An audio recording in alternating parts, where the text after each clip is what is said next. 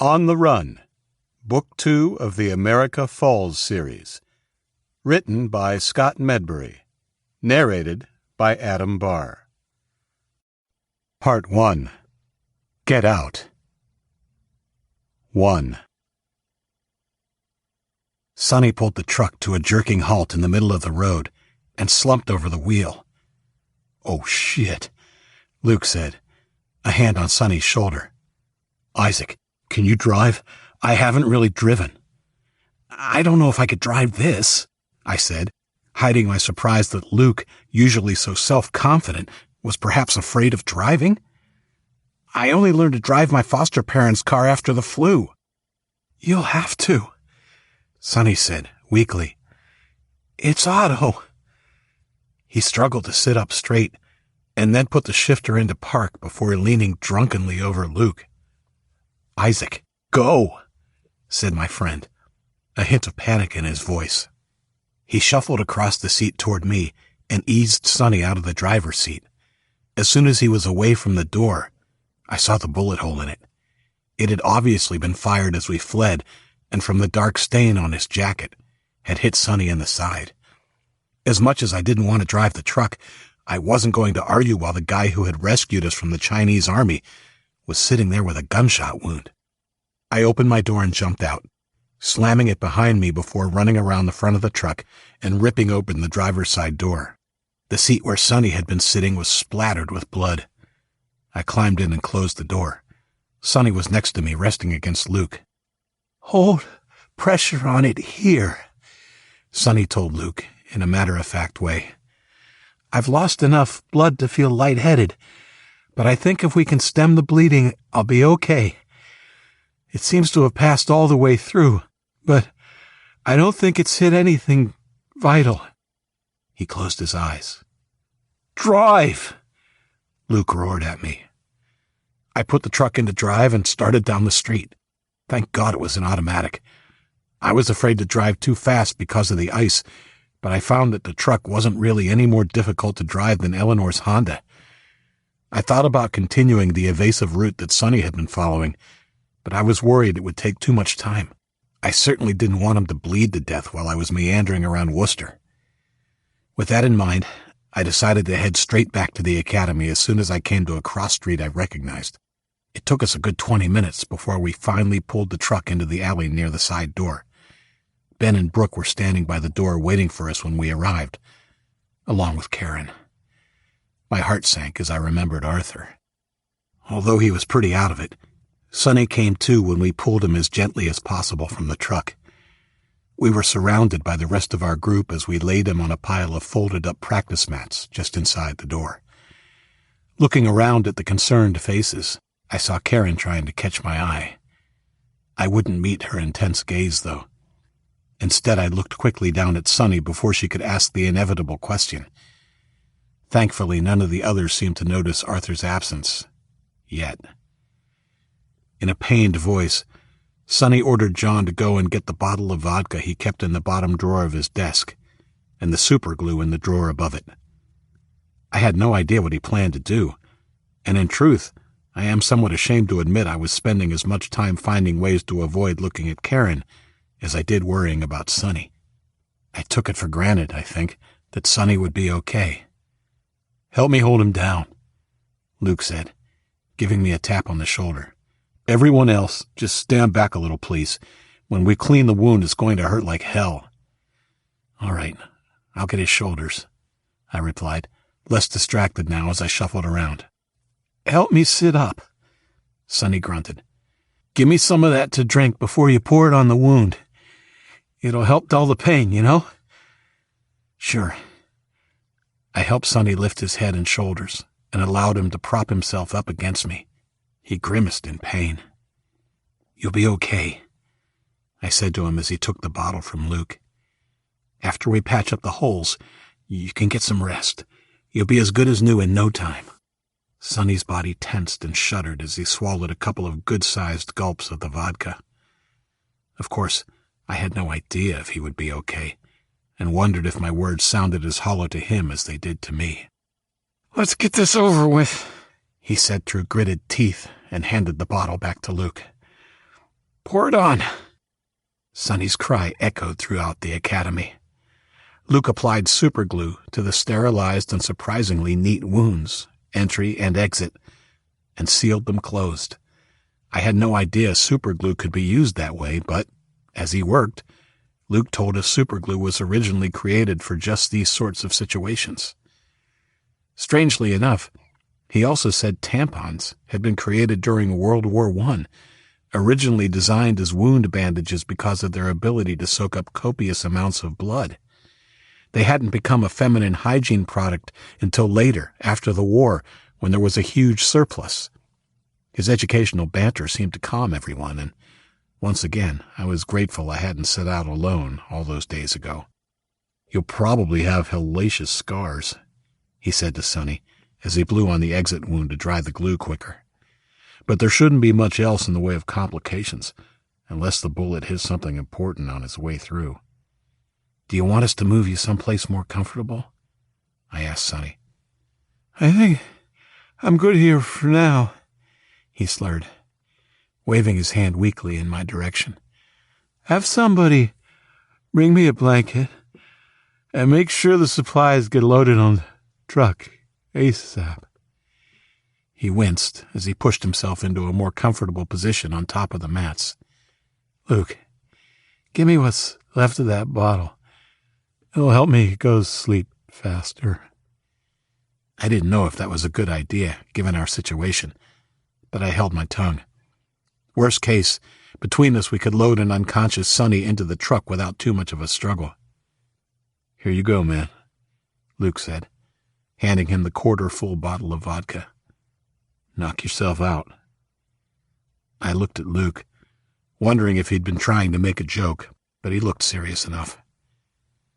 Now that Sonny was out of action, I took charge again. Time was all important. We only had a small window in which to make our escape. Okay, Ben, why don't you, Brooke, and Allie start loading up some food, while John and Samara gather blankets and bedding. Luke, you and Mark set up a mat for Sonny in the back of the truck. Shouldn't we wait till he's recovered? Mark asked. Isn't the plan for him to drive, so in case their soldiers see us, we'll have a Chinese man driving? Well, he's in no shape to drive, as you saw, and we can't afford to wait.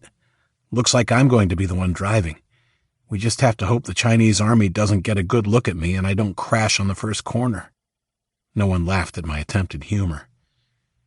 I looked around at every single one of them, my eyes lingering on Karen for a moment before I moved on. If what Sonny's contact told him is correct, we need to get out of here by tomorrow. And with the Tiger stirred up, time is even more vital, whether Sonny's in condition to drive or not. I paused for a moment longer, and then told them about the conversation I overheard the night before. So, what do you want me to do? Indigo said. You gave everybody else jobs, but not me. I was hoping you would stay here and watch over Sonny, I said, turning to look at her. Make sure he stays warm and comfortable. All right, I guess I can handle that, she replied. Thanks, I said, before turning my gaze back to Karen. I felt a lump in my throat and sick to my stomach, but I knew what I had to do. Karen, can I talk to you for a sec up in Sonny's office? Privately? It's Arthur, isn't it? Just tell me what happened. He's dead, isn't he? She blurted. With the subject broached, the questions came fast and furious from her mouth, and the others in the room began to disperse, discomfort clear on their faces. Please, Karen, let's just talk in the office. Tears welled in her eyes, and her shoulders slumped in resignation. We didn't talk as we took the long walk from the alley door to Sonny's office at the other end of the building. How am I going to tell her?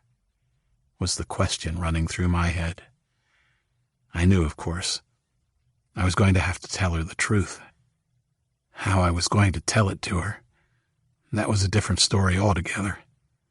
What I was really asking myself was, what form of the truth was I going to tell her?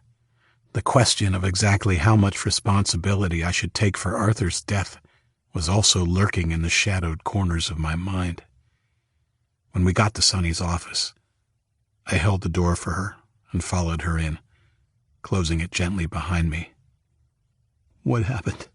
Her voice trembled slightly, and a solitary tear ran down her cheek. As used to losing people as we had become, the pain was never any less severe. There was a long silence as she wiped the tear away and looked at the floor, trying to contain her grief. Karen, I'm sorry. So sorry, I said softly. He had just saved my life, and he was fighting to the very end, but one of the tigers snuck up on us and shot him from a distance. It killed him instantly. What happened to the tiger who shot him? Her voice still trembled, but now I was having trouble distinguishing whether it was from grief or rage. Dead, I said. I killed him. How? I don't think. How? I shot him in the head. Good, she said simply, and walked out. 2. The word spread about Arthur's death, and considering the tears and shock, especially of those in Sonny's original group, everyone did an excellent job getting all the supplies stowed away. It took about 2 hours to get the truck loaded, and we left plenty of room for those that would be riding back there. When we had finished loading the truck, I called everybody in for a meeting in the main practice room. Sonny was sleeping, but seemed to be okay. So I asked Indigo to join us as well. I looked at each of them. John, Karen, Allie, Samara, Mark, Luke, Ben, Brooke, and Indigo. I thought of Arthur and wondered if we would lose any more of them on our trip north to the sanctuary promised by the coded message. I knew it was very likely. I wanted to talk to you all about leadership, I said. As long as Sonny is down, I think it would be a good idea for us to elect a new leader. Someone who can make decisions for the entire group, especially if and when the shit hits the fan. Well, you seem to have put yourself in charge, what with calling this meeting and all, and telling us what to do when we were loading the truck, Mark said. It was said in a matter-of-fact way, not meanly, but I felt my face flush anyway. When he finished speaking, a confusing babble of voices rose as everybody started talking all at once. Guys, Luke said, raising his hands. One at a time. What's wrong with democracy? John asked. I think we should all get a vote before we do anything as a group. Normally I'd agree with you, I replied. But there may come a time, sooner or later, when we'll have to make a decision fast, and there won't be time for a vote. That's why I want to take a vote now. So when the time comes, we can all agree on whose lead to follow. Why don't you be the leader, Isaac? Brooke asked. I mean, after all, you're going to be the one doing the driving. It would be logical for you to be the one to make any quick decisions while we're traveling. No, I won't just take the lead. I'll accept responsibility if I'm voted leader, but I'm not going to just claim the position, I said. In truth, the very thought of being leader scared me. I wasn't certain I was the right man for the job, and being responsible for the well-being of a group of 10 was not something I was totally comfortable with. Why don't we just wait until Sonny wakes up? If he's too weak to lead us, maybe he has a preference for who should lead us in his place, Allie said. After all, before you guys showed up, Arthur was his second in command. Arthur's not here, Karen said, her voice retaining an edge of the cold rage I had heard earlier. And for all we know, Sonny may never wake up either. And even if he does, we have no idea how out of it he's going to be. Isaac's right. I say we vote on a new leader now. Sonny's going to be okay, right? Samara asked, with a slight quaver in her voice. I realized she had not yet contemplated the possibility that our makeshift medical job might not prove up to the task of saving him. Sure he will, Mark said, putting a comforting arm around her shoulders, casting a wicked glare in Karen's direction. We'll have to wait and see, I said. But I'm almost sure he will be fine. Right, Luke? Yeah, said Luke. I don't know how the bullet managed to go through him without hitting anything vital, but I'm pretty sure it did. There was no major bleeding, and if it had hit bone, I'm pretty sure he would have been in a lot more pain than he was. I'd say he has a decent shot of recovering. Right.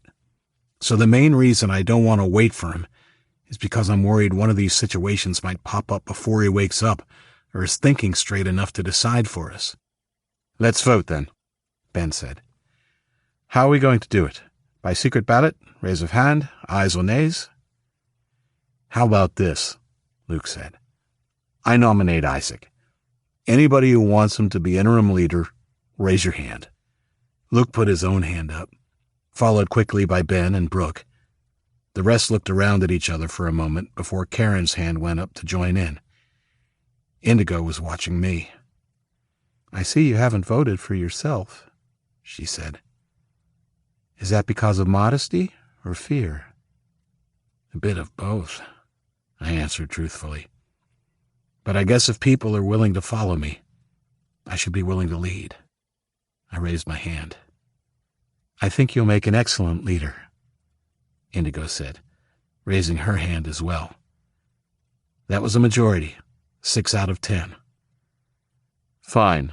Isaac can be the temporary leader until Sonny is up and healthy again, John said, shaking his head and putting up his hand. I still think this is bogus, Allie muttered, but raised her hand anyway. Looks like it's official. You're the boss, Luke said, giving me a broad smile. I caught myself wondering if he had nominated me so quick to make sure nobody would put him in the mix as well. Luke was universally well liked by the people of the academy, as well as by the twins and myself. Fair enough. Thanks, guys. Well, my first suggestion is that we try to get some rest, I said. Sonny was planning on leaving about noon tomorrow, but I think we should get started earlier than that. I'm going to go back and check on Sonny, Indigo said. Now that the leadership issue is settled, I think the meeting is pretty much over, right? Yep, I said. I'll go with you. I ignored Luke's knowing snigger as I ran to catch up with Indigo as she headed for the exit. I did want to check on Sonny, but I was also eager to spend more time with Indigo. I figured our wounded leader would sleep most of the night after his trauma and the vodka, so we would probably get the chance to talk a lot more. I was embarrassed later, when Luke told me the only person who thought I was doing a good job of hiding the crush I had on Indigo was me.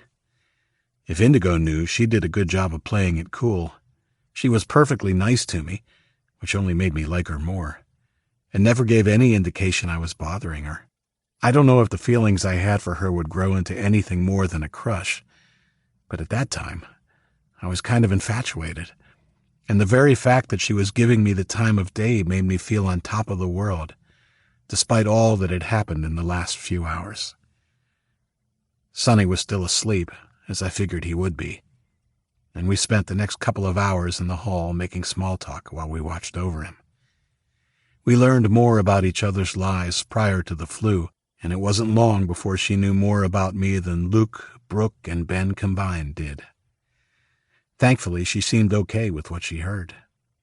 I really don't know how I would have handled being rebuffed at that point. Eventually, we decided Sonny was just going to keep sleeping.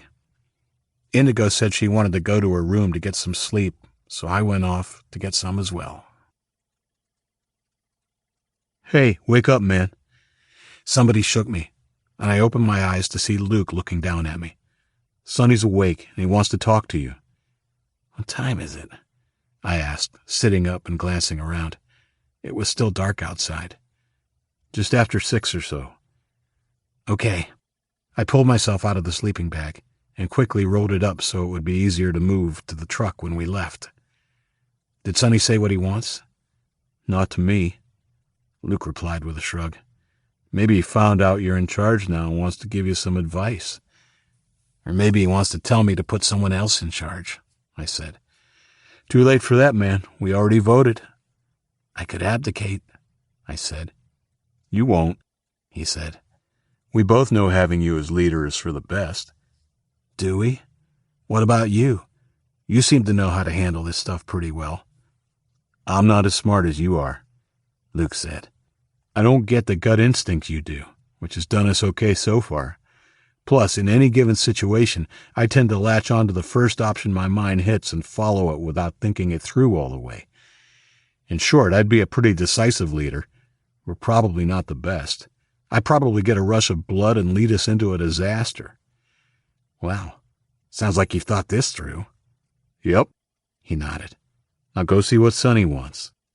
I grunted while I stretched my muscles, and then headed toward the hall where we had left Sonny the night before. I thought about stopping to check on Indigo on my way, but decided letting her sleep a bit longer would probably be appreciated, not to mention less stalker-like. I found Sonny sitting up and alert, although clearly weak, with Allie by his side. "Isaac, good job last night," Sonny said as I walked up. "I know it's not ideal, but you'll have to drive when we leave. I'm not up to it." "Yeah, I figured as much. Are you feeling better?" "To be honest, it hurts like hell, but I may be up to driving the second half of the trip to New Hampshire. Listen, I have a plan to help prevent this," he pointed to his bandaged wound, "from happening to you." I nodded and squatted next to him. "What is it?"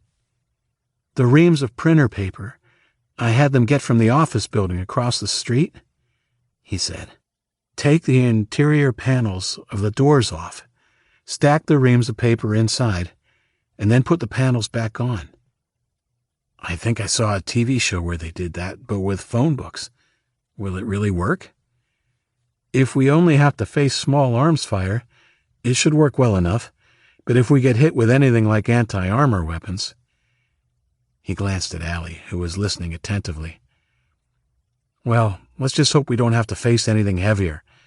You won't be able to roll the windows down once you get the paper in there, but it's so cold I don't suppose that's a problem." "Yeah, I don't think it'll be a problem for anyone," I said. "I'll get right on it.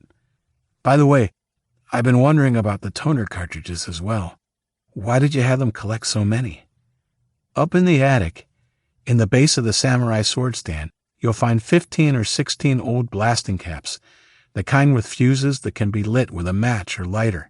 By themselves, they can't do much damage, but I figured if we taped each one to a toner cartridge, we could make some fairly effective ink bombs. Detonate one of them on a pursuing vehicle's windshield, and the driver would be in trouble." "Where did you get the blasting caps?" Never mind. It doesn't really matter. I'll have Luke grab some tape and the toners and begin making the bombs while I see to the truck doors. By the way, I know you planned on leaving around noon, but I'm thinking we might want to be out of here a bit earlier than that." "Anytime you're ready to go," Sonny said. "Allie told me about the vote, and I approve. You're leader now for as long as necessary. Just until you get back up and on your feet." "We'll see," he said, patting me on the shoulder. "Maybe you'll turn out to have a natural talent for leadership." Surprisingly, a fog had blanketed the city while I was sleeping, and the alley and streets around it were cloaked in a thick, white mist, so heavy even the far end of the alley where it opened into the street was difficult to make out. This could be handy, I thought. The fog could help cover our escape. It took me about an hour, maybe a little longer, to finish armoring the doors of the truck. By then, Luke and John were nearly finished making the ink bombs. I began to think we might be out of there as early as 9 a.m. As I was heading back in the side door to grab my sleeping bag and the rest of my stuff, I heard a loud banging. It came from the front of the building, and with adrenaline racing through my system, I dumped the gear and ran into the hallway as Ben came hustling in from the reception area. "Isaac, it's the Tigers," he said breathlessly.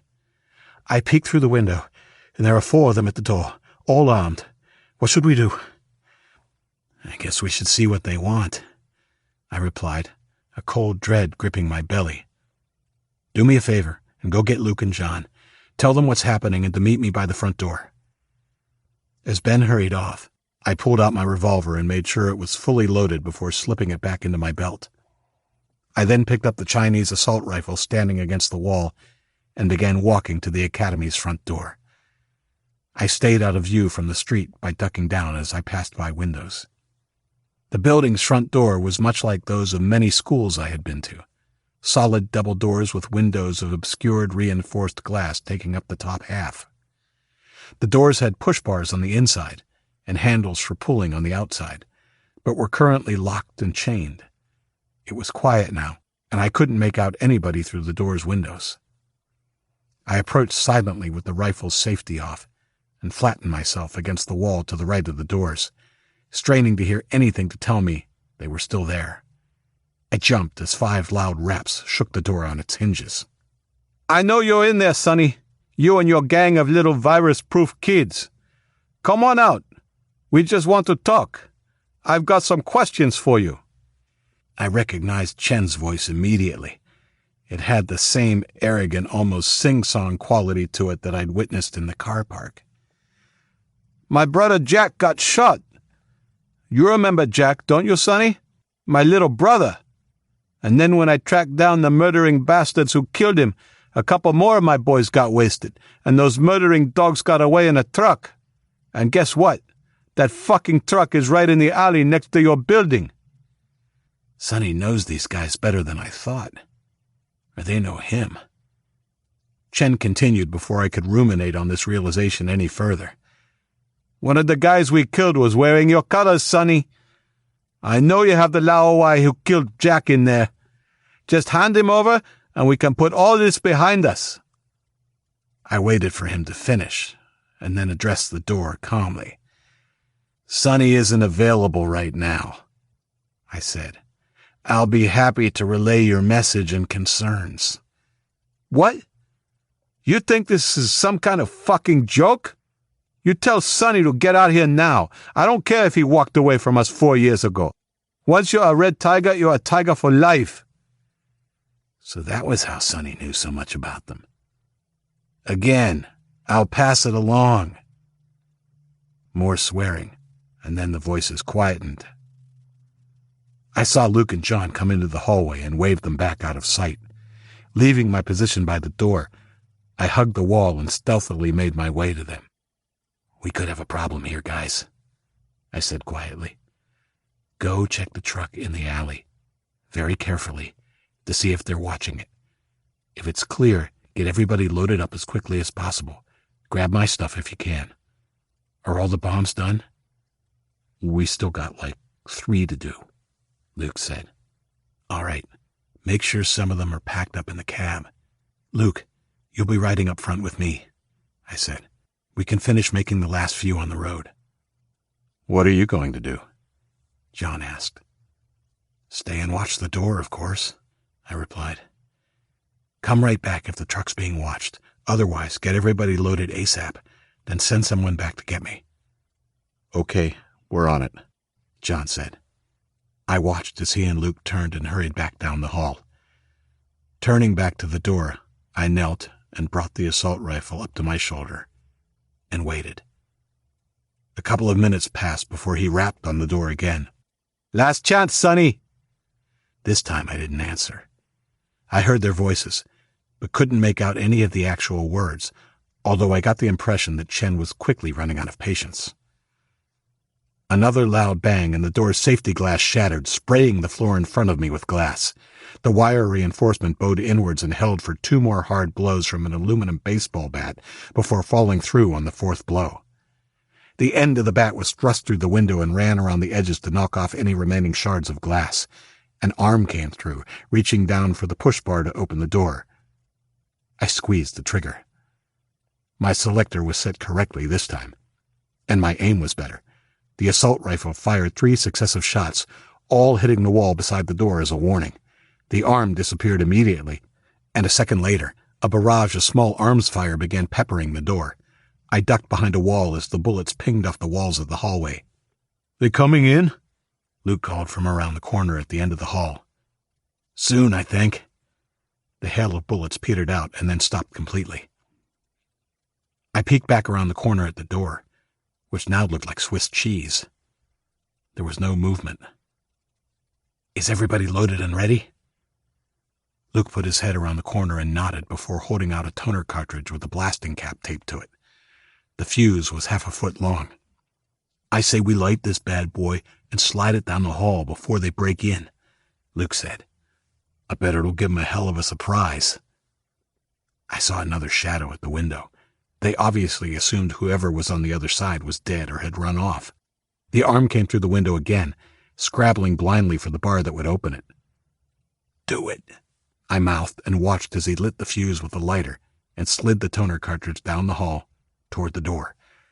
It whizzed by me and came to rest in the broken glass a few feet in front of the doors, the lit fuse sputtering like those on one of the bombs from a Looney Tunes cartoon. I left my position and ran down the hall past Luke. "Come on!" I yelled. He followed right on my heels. We were about halfway to the side door when we heard the ink bomb go off behind us with a loud bang. We had no way of knowing if it had hurt or even slowed down any of the tigers, but the sound of the explosion gave my heart a quick jolt of excitement. I felt a strange elation and suddenly understood the term adrenaline junkie. 3. The cloying fog still lay thickly about the alley as Luke and I hurried to the truck. Sonny confirmed that there had been no sign of the tigers. It surprised me. Obviously they knew the truck was here. Chen had specifically mentioned it. Maybe he didn't expect Sonny to run. Whatever the reason, it didn't matter. It just made our life a little easier for a minute or two. Luke and I checked the back to make sure everybody was inside and ready. They had done a good job of packing. Boxes of gear had been stacked up and strapped against the side walls. It would offer little protection in the event of an all-out attack, but might protect against a stray bullet here and there. Someone had the good sense to hang ropes from the metal meshing that lined the roof of the cargo bay, and Sonny was directing everybody to wrap the ropes around their wrists and grip them to offer some stability against the movement of the truck. I gave him the thumbs up before we pulled down the door and secured it. Luke and I rushed to the cab where Indigo was already waiting for us. Being a local, she had volunteered to navigate us out of the city in place of the injured Sonny. She moved into the middle, and Luke and I climbed in on either side of her. She looked nervous, gripping the revolver I had given her tightly, as if she was ready to use it at any second. "I haven't spotted anyone," she said, indicating the end of the alleyway in the distance. "But that might be because of the fog. You better hurry." I started the truck with the intention of letting it warm up for a few minutes, but my hand was forced when a figure materialized out of the fog in the alley. He took one look and then ran out of sight, presumably to go and tell Chen of our impending escape. I gunned the engine and the truck lurched forward. I'm embarrassed to say I took out a few garbage bins along the way, and at one point, the wing mirror on the passenger side scraped along the brick wall as we picked up speed and barreled down the alley. I didn't know whether there would be tigers waiting for us at the end of the alley or not, but I knew I wouldn't be stopping if they were stupid enough to try and block our escape by standing in the way. I slowed only slightly as we approached the mouth of the alley. "Turning right is the quickest way to get to a freeway," Indigo said, her voice tight with tension. "I know, but that'll take us right past the front door," I replied. "They'll shoot at us for sure, and from that range they won't miss." "Left then, and around the block," she suggested. I nodded and took my foot off the brake pedal. The truck was speeding up again when a figure appeared out of the fog to the right. It was Chen. His right hand and the sleeve of his jacket were covered in black ink.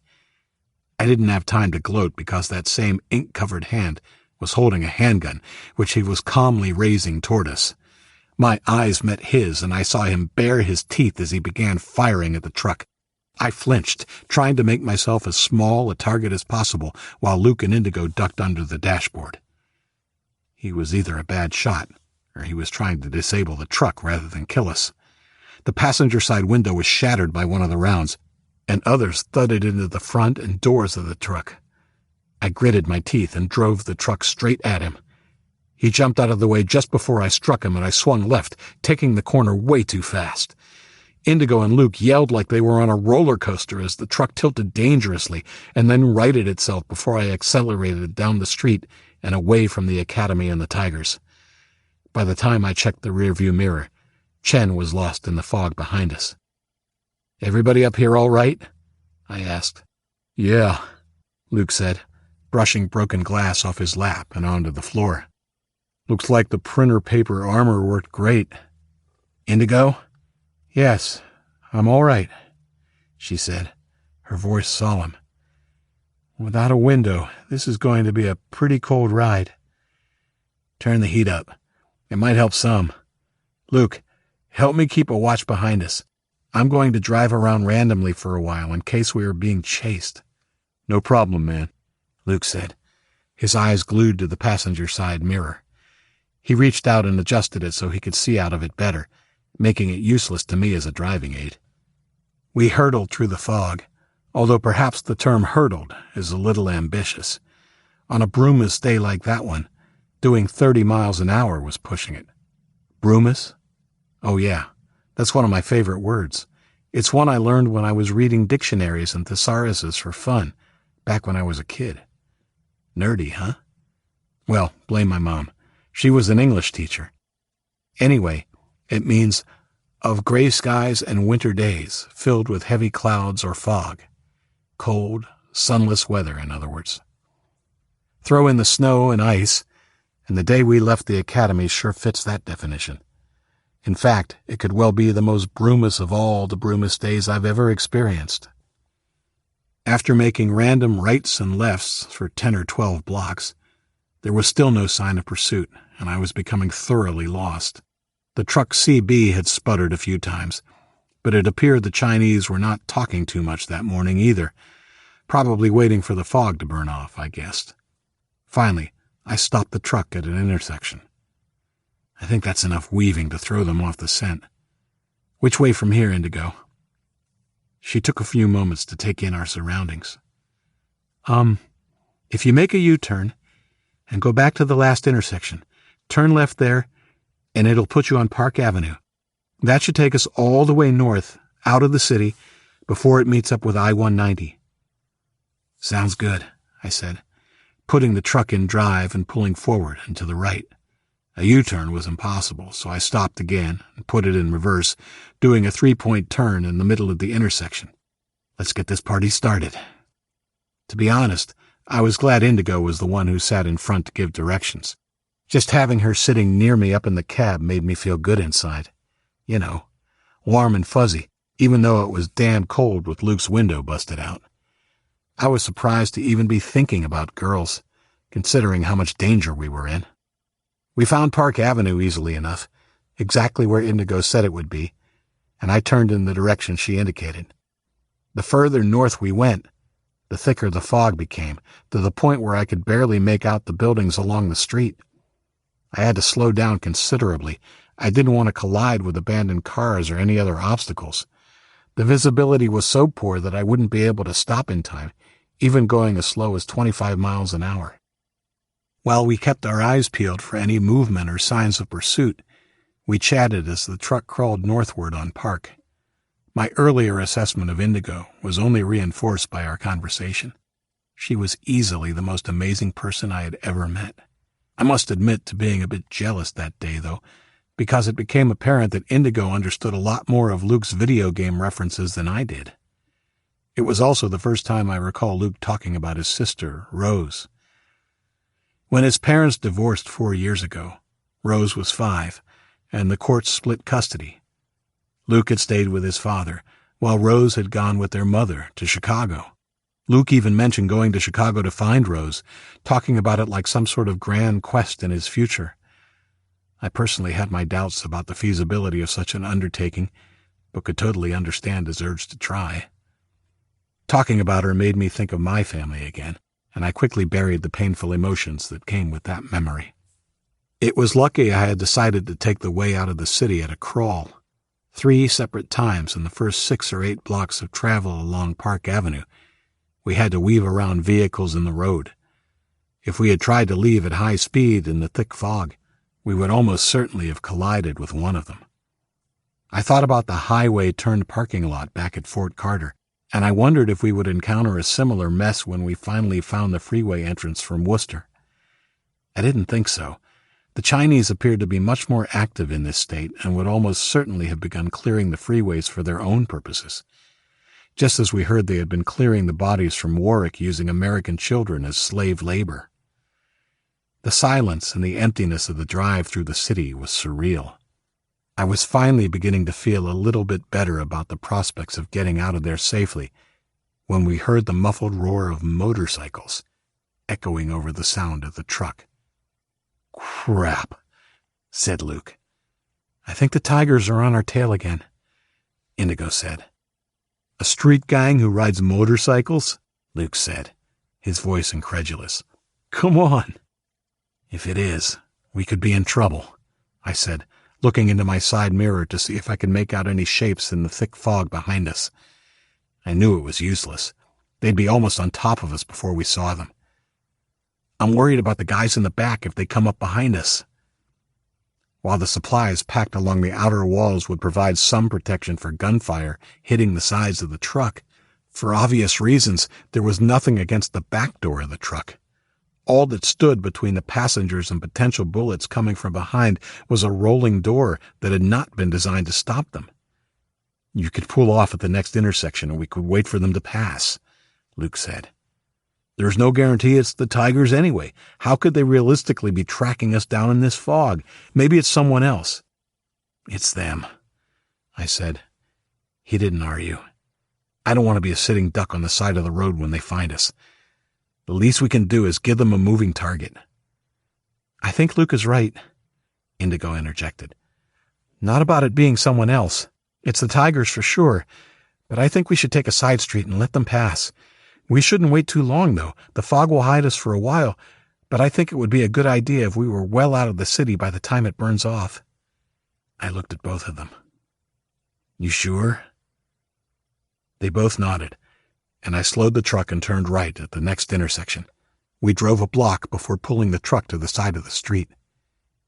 "Did anyone notice the name of the street we're on?" asked Indigo. "I lost my bearings a little in the fog." We hadn't.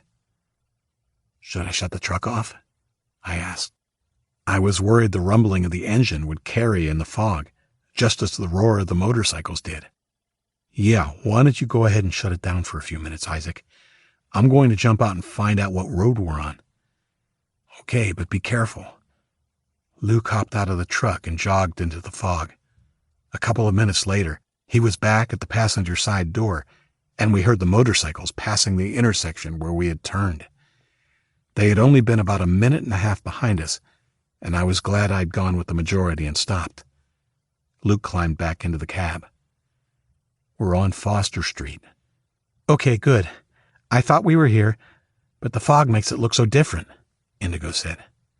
"If we go another block and then turn left, we should be on a street that leads back onto Park." "I like the sound of that," Luke said. "We don't have to sit here and wait. I'd rather get moving again right away." "That's the sort of enthusiasm I like to hear," I said, switching the truck back on as the sound of our pursuers faded into the distance. "Enthusiasm nothing," Indigo giggled.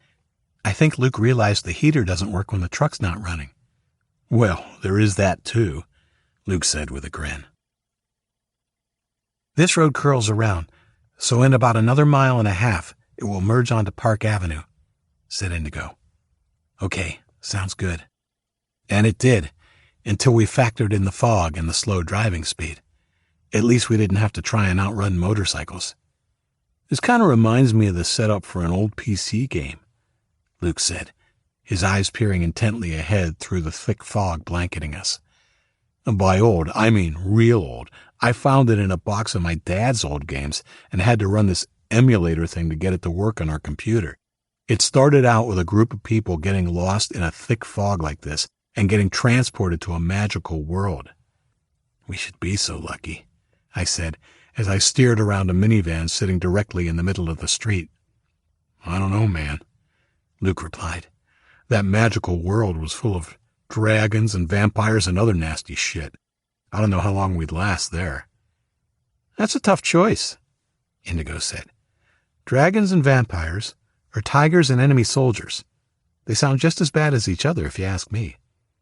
Yeah, I'd probably take a vampire over Chen. He kind of looks like he wants to rip my throat out anyway, I said.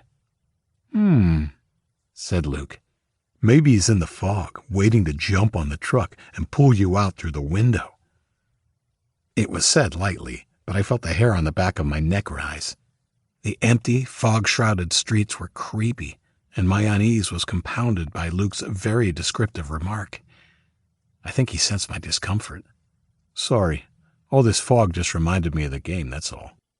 No worries. Was it a good game? I asked. It was pretty good, considering it was ancient and the graphics were pretty crap. It seemed my pensive mood was contagious, and all of us were silent as we crawled 2 more blocks. There was a question in my mind, but I wasn't going to raise it in our current situation. The question of why we hadn't seen any dead bodies in the streets, except for a handful in snow-covered cars. Probably because the virus, the Pyongyang flu, was pretty slow-acting on an individual basis. If Alan and Eleanor were any guide, the infected adults had gotten ill up to 24 hours or so before they died. If so, it figured most of them would have died indoors, tucked up in bed as their children tried to care for them. And the children? One had to assume that the younger ones were probably still locked inside with their dead parents, and the older ones, like us, were holed up waiting for help or wandering around trying to make their way in this new world. That, or they were already slaves to the Chinese. A fresh wave of hatred for the Chinese government washed over me. Hatred for what they had done to the people of America. All so that they could have room for their ever-increasing population. It wasn't about race. China might have operated like a capitalist society over the last 20 years, but it was, without a doubt, a ruthless totalitarian regime. And as Huiyan had intimated, no one had a choice once the leaders had decided to attack America. I made a silent promise to make them pay whenever and wherever I could. I noticed a bright spot overhead. The sun was wrestling the weather for dominance of the day, and it appeared it would be just a matter of time before the thick, cloying mist began to dissipate. Will we make it out of Worcester before that? I wondered. There were some good things about it, I guess, Luke said, breaking the silence. It took me a moment to realize he was talking about the game again. If you could get past the antiquated graphics, some of the quests and dialogue options were pretty fun. Tell us about it. I thought Luke's prattling might be a good way to relieve some of the increasing tension in the cab of the truck. Indigo was sitting stiffly in her seat, her hand gripping the dash, obviously on edge. As best as I can recall, you created some people to be your adventurers, and when the game started, you were guardsmen of a kingdom sent to investigate a mysterious fog. Guardsmen in a kingdom? I thought you said the fog transported you to a magical land in the game, I said. I did, but you sort of started in one as well. The mist moved you to a different magical land because when the fog lifts, you're in a desert city with Egyptian-style monuments rather than the European-style medieval setting the game started out with. Ah, I see, I said. In truth, I wasn't really paying much attention.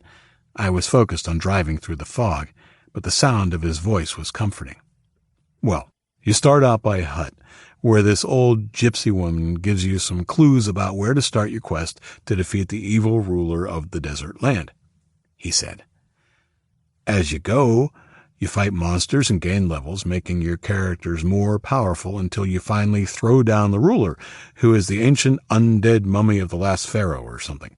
Along the way, you have to answer a sphinx's riddle, rescue some people, and explore the catacombs beneath the temple.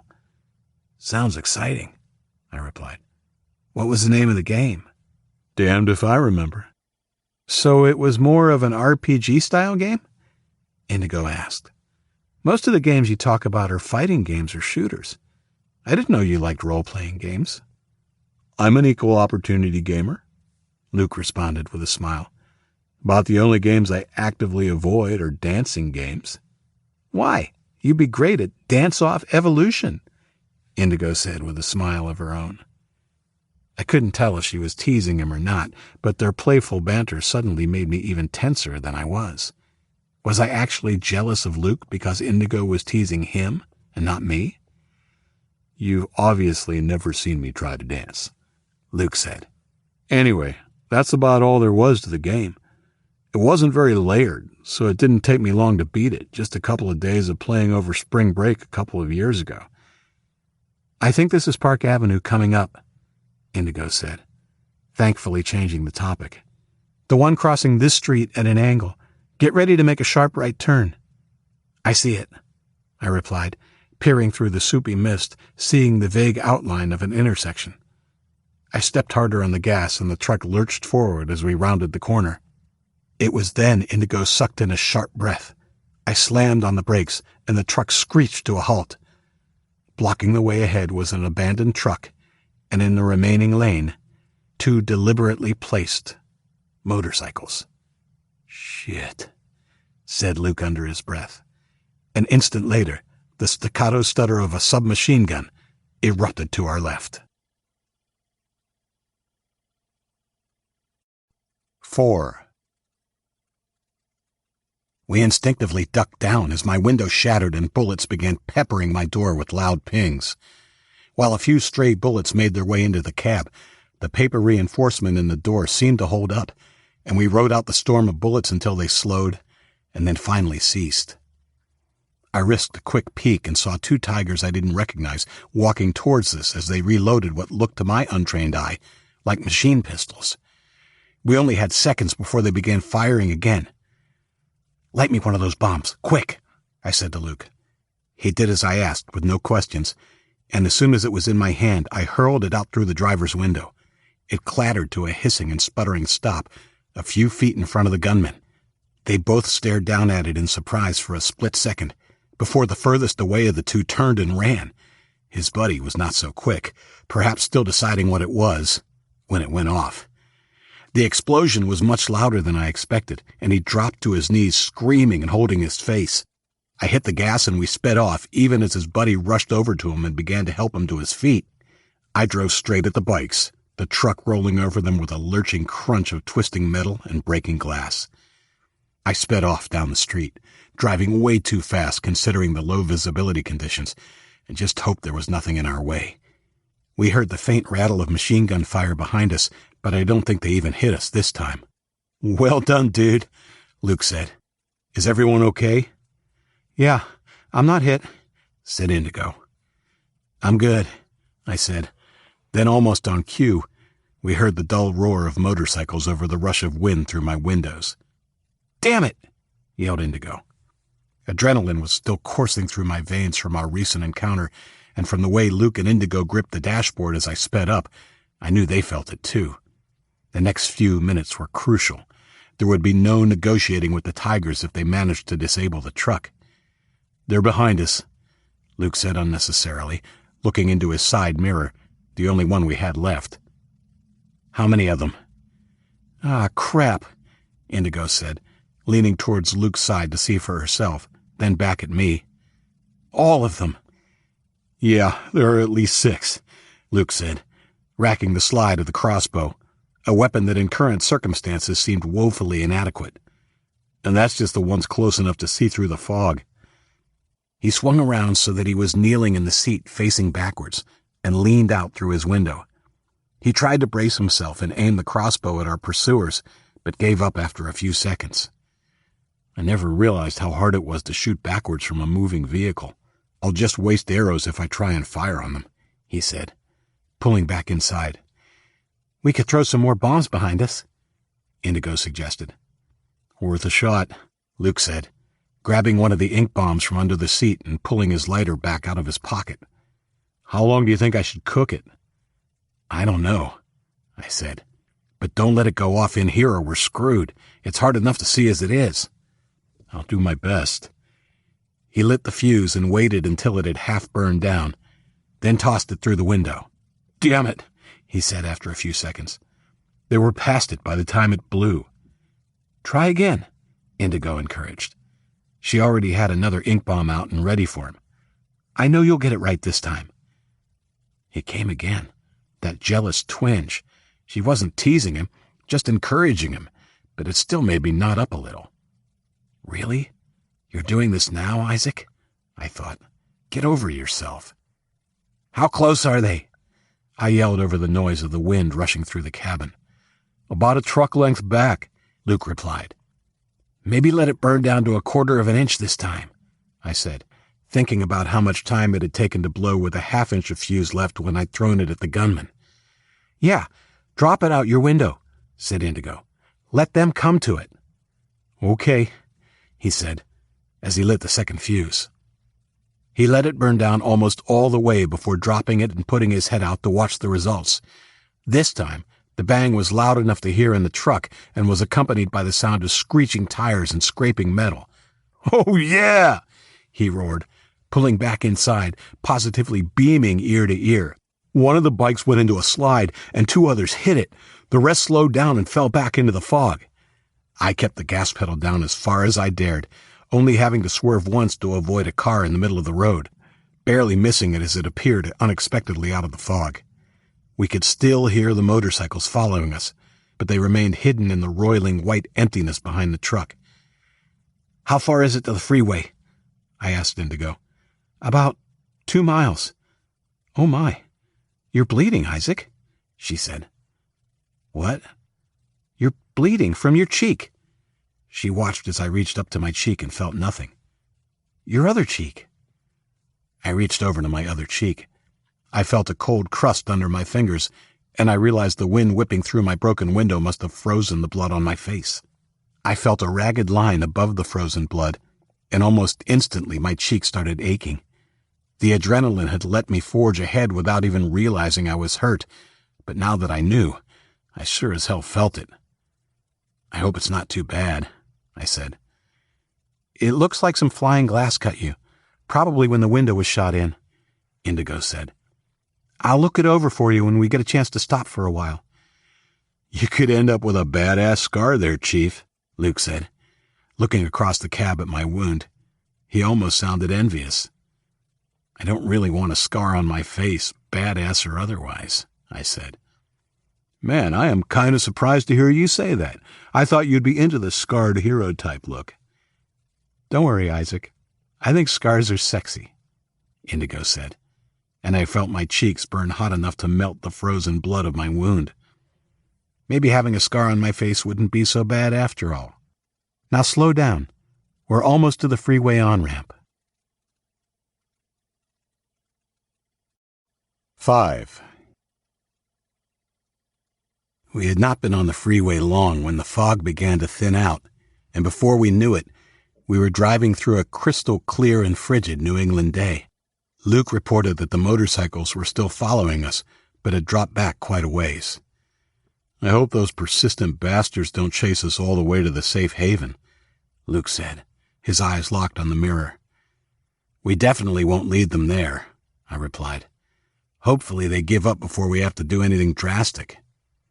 We rode in silence for a few minutes, our light mood at the temporary reprieve from our pursuers suddenly dampened by what we were witnessing. The freeway was clear of vehicles, but not through any stroke of luck. There must have been an almighty gridlock at one point as people tried to escape the city, but now the vehicles were piled and heaped to the sides of the road, as though a petulant child had swept his toy cars off a track in a fit of rage. That wasn't the worst. There were bodies, too. Some hanging out of cars, some half buried in the snowdrifts that were building on the wrecks. I glanced at Indigo and saw tears in her eyes as she took in the horrible sight. Bitter tears stung my own eyes. I didn't try to comfort her. We would probably see plenty worse than this before we reached the safe haven. The Chinese had cleared the freeway, and one had to assume they were doing the same to all the major roads between cities to ease their takeover and repopulation of the conquered continent. It only made sense. Luke looked into his mirror. They're still stalking us. I'm just glad their little convoy of motorbikes hasn't brought the Chinese down on us, he said. Yet, I said pointedly. Yeah, yet. That reminds me. I haven't heard... Oh, crap. I glanced at him and then down at the CB radio on the dashboard, and my stomach did a flip-flop. One of the bullets that had come through my window had torn through the side of it. We've been driving deaf for at least a half hour now. The whole damn Chinese army could be waiting around the next bend for all we know. Oh, well, said Luke. It's not like we have anybody who speaks Chinese up here anyway. Brooke is in back. Indigo gave him a look. Hey now, sorry, I didn't mean... I wasn't complaining. He looked mortified that she might think he was taking a swipe at her, and I found myself taking a perverse enjoyment out of his discomfort. I hope the others are okay, Indigo said, and I remembered the sound of the 9mm bullet slapping into the side of the cargo area. We can't stop to check on them as long as the tigers are stalking us, I said. Luke, grab your atlas. See if there is a way we can lose them up ahead. Will do, he said, no doubt happy the awkward moment had passed. He reached under his seat where he seemed to have stored everything but a kitchen sink. A few seconds later, he was opening his atlas to Massachusetts. Indigo, we got on here, right? He asked, pointing to a spot on the map. Yeah, that's the place, she said. I think I see a way, Luke said. Take the next exit and turn left off the end of the ramp. That should put us on Highway 12, and we can follow that up to the 140 and then take the 140 back to I-190. I've been that way before, Indigo said. It won't take us too far out of the way. All right then, maybe we can lose them on the way. I saw the exit coming up and slowed to take it, and as I did, the motorbikes closed some of the distance between us. Glancing back over my shoulder, I saw about 8 bikes, some of them with 2 tigers on. We were still well outnumbered, as 10 or 12 Chinese gangbangers were not something we were equipped to fight it out with, not even if everybody in the back was in good shape and ready to rumble. We just didn't have the firepower. The tigers would easily outgun us. My attention snapped back onto the ramp ahead of me, and I pulled us off of the freeway. The off-ramp was forested on either side, but almost as soon as we turned onto Highway 12, we passed an Ace Hardware and a grocery store. I would have liked to have stopped and looked for more supplies in both places, but with the tigers on our asses, it wasn't an option. Continuing up the highway, we passed a CVS pharmacy, and after that a couple of strip malls and an RV dealership as we left the outskirts of town. Worcester was finally in our rear-view mirror, but unfortunately, so were the tigers. With the fog lifted, I could open it up a little more, but I didn't get above 50 or so. That seemed to be the speed at which the truck began to protest by shaking and whining. I knew there was no way that a rental truck was going to outrun the tigers' motorcycles. Not for long, anyway. We need to get far enough ahead so we can find a place where there's a corner to hide the truck. Hopefully they'll zoom on by and we can go the other way, I said. I don't know if that's going to cut it, Luke said, looking back. These guys are hardcore, and they're not letting us out of their line of vision. I can't believe that wasting a couple of them pissed off enough to risk the Chinese. Yeah, about that, I said. You remember the guy I killed in the alley, back when we saved Indigo? Seriously, dude? You're asking if I remember the guy you gunned down in front of me? Yeah, well, he was... What? Luke and Indigo asked at the same time. The younger brother of Chen, the leader of the tigers, I said, not looking at them and keeping my eyes on the road. Really? Luke asked. What did I tell you? I said. If it wasn't for bad luck. Well, I don't care who he was. I'm glad you did it. You guys are my knights in shining armor, even if your shining armor is a stained parka, she said to me, and then to Luke. And your sword, a crossbow. So are they going to hunt us to the ends of the earth now, or what? Luke asked. I hope not, I replied. But back at the parking garage I came face to face with him and he looked mad. No, more than mad. He looked psycho. I'm pretty sure he will keep coming after us until one of us is dead. Either him or me. Since we've turned off, have we gained any ground? No. In fact, they've started creeping closer again. The road swerved to the right, and I could see we were coming up to a long bridge over a stretch of water. "Just on the other side of this bridge, you want to turn left. It'll take us back toward the freeway." "It's a big lake," I said when the trees to the side thinned out as we approached the bridge. I realized I could only see part of the lake as it stretched to my left. There were places where it bent around, forming large coves. "That's the Wachusett Reservoir," Indigo said. "My uncle used to bring me and my cousin fishing here sometimes when we were little." There was a sign that proclaimed the bridge prone to ice in the winter, but I ignored it and kept up my speed as we hit it. I could hear the motorcycles again, and the roar of their engines were getting louder. It occurred to me they meant to take us while we were crossing the lake. I got my revolver ready and lay it on my lap in case any of them pulled alongside, and saw Luke was likewise preparing his crossbow for action. "They're coming," Luke said, looking in his mirror. I nodded grimly. The roar of bikes told me that they were getting very close now. "Oh, no," moaned Indigo as we crested the bridge and started descending to the other side. In front of us was our worst nightmare, a roadblock manned by Chinese soldiers at the other end of the bridge. 6. Wooden barricades were placed across the end of the bridge, and an armored vehicle, topped by a wicked-looking cannon, and 4 Humvees were parked behind them. Standing at the barrier, watching us come toward them, were at least 8 Chinese soldiers, and I could see more behind the vehicles. We were trapped between the Tigers and the Chinese army, with no way out. "You gotta be shitting me," Luke said. "Figures, doesn't it?" I said, through gritted teeth. "What are we going to do?" Indigo asked.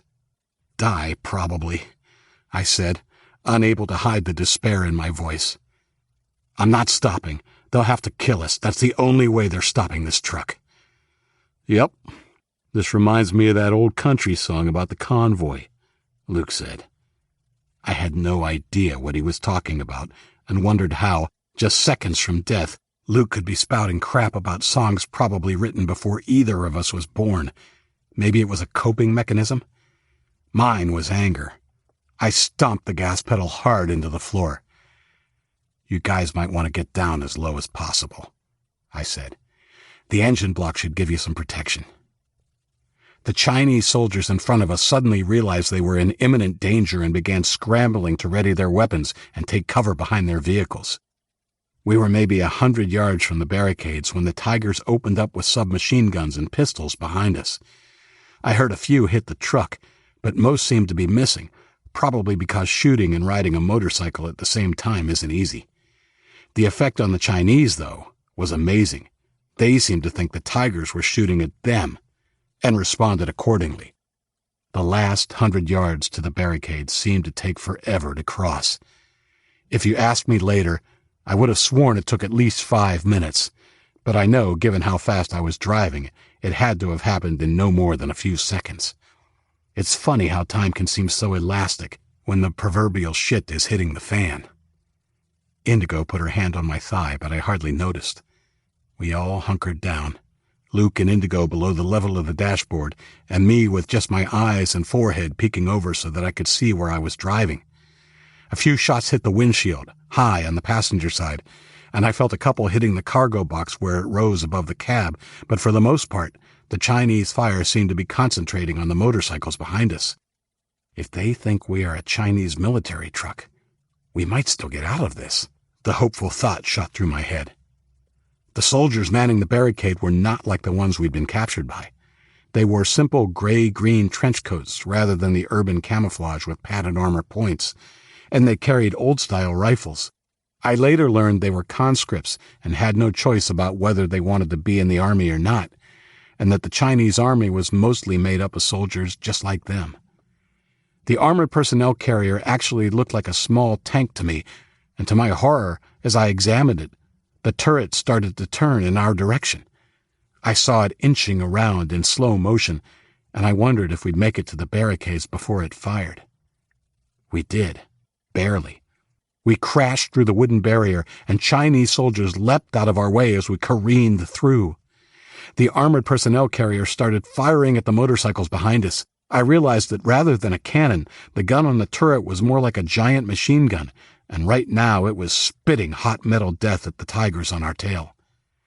The truck was heading straight for a Humvee, and I slammed on the brakes and turned the wheel hard to my left. We skidded sideways, sweeping up 3 Chinese soldiers who hadn't jumped out of the way quickly enough. They were crunched between us as I sideswiped the personnel carrier, causing both vehicles to shudder. The truck slewed back to the right and stopped in the center of the intersection with a screech of tires. Still alive. "Are you okay?" I asked the other 2. Indigo nodded, and a shaken Luke risked a glance through his window as I took stock of our situation. "Damn, the tigers are getting massacred, man," he said. "We should get the hell out of here while the Chinese are distracted." I peeked over my shoulder and out of the window. Luke was right. The tigers were being slaughtered, but not all of them. Well back on the bridge, far enough that the fire of the soldiers' machine guns was ineffectual, an all too familiar figure straddled his bike. Chen, with the last 2 of his crew on their bikes flanking him, stood sentinel and looked down upon the destruction of the red tigers. I knew it was impossible, but I felt like Chen was staring right at me, and I shivered. Finally, as the turret on the armored vehicle began to whir and slowly raise its muzzle toward them, the remaining Chen and his men gunned their bikes and spun around, racing from the scene. I snapped out of my trance. It was only then that I noticed movement to my left. "I think it might be too late," I said, glancing out my window. A group of 6 Chinese soldiers were approaching from the rear of the truck on my side, waving their hands and shouting, although their words were lost in the roar of the gunfire going on around us. "Indigo, hand me the rifle behind you," I said, sorry that her hand would be leaving my thigh. I slid the revolver back into my parka pocket. 3 soldiers, 2 with rifles and 1 armed only with a sidearm, approached the cab of the truck, while the other 3 stayed by the back corner. I ducked down as they approached. The soldier with the handgun, I think he might have been an officer of some sort, shouted something in Chinese just outside the driver's side door. I tensed as the door handle twitched and was yanked open. There was a look of surprise on his face when he saw me scrunch down there with the assault rifle aimed straight at him. At least I tell myself there was when I think back. In reality, everything happened too fast for me to notice. At this range, I couldn't miss, and my chest shot went straight through the officer's body and into the soldier behind him. Both crumpled to the ground. The 3rd soldier began to bring his own assault rifle up as I swung my weapon towards him. I wasn't going to be quick enough. I heard a soft spitting sound next to my head, and the soldier, wearing his own look of surprise, dropped one hand from his rifle and scrabbled in a futile attempt to remove the crossbow arrow embedded in his larynx. He dropped to his knees and slowly fell forward, squeezing his trigger as he fell. 1 bullet pinged into the metal of the dash right by my head, another into the floor, and the last of the 3-round burst triggered by his death spasm slapped harmlessly into the roadway beneath the cab. Reeling, I saw Luke rack another short arrow into the crossbow. I shook my head to clear it, and leaned out of the door to see one of the soldiers by the back of the truck aiming his rifle my way. There were 3 flashes, and the open door jerked behind me. I brought my own rifle around and returned fire. 1 of the 3 rounds found its mark, and the soldier fell, grabbing at his thigh. Behind me there was another spitting sound, and I heard a body hit the asphalt. Luke pulled back from his window. "Go!" he yelled. I slammed the driver's side door and tried to restart the truck. It had stalled when we'd skidded to a stop. Despite my sense of impending doom, the truck turned over on the 2nd try, and I slammed my foot on the gas and turned left.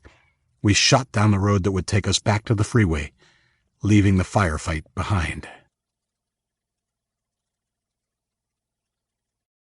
Part 2. Decisions.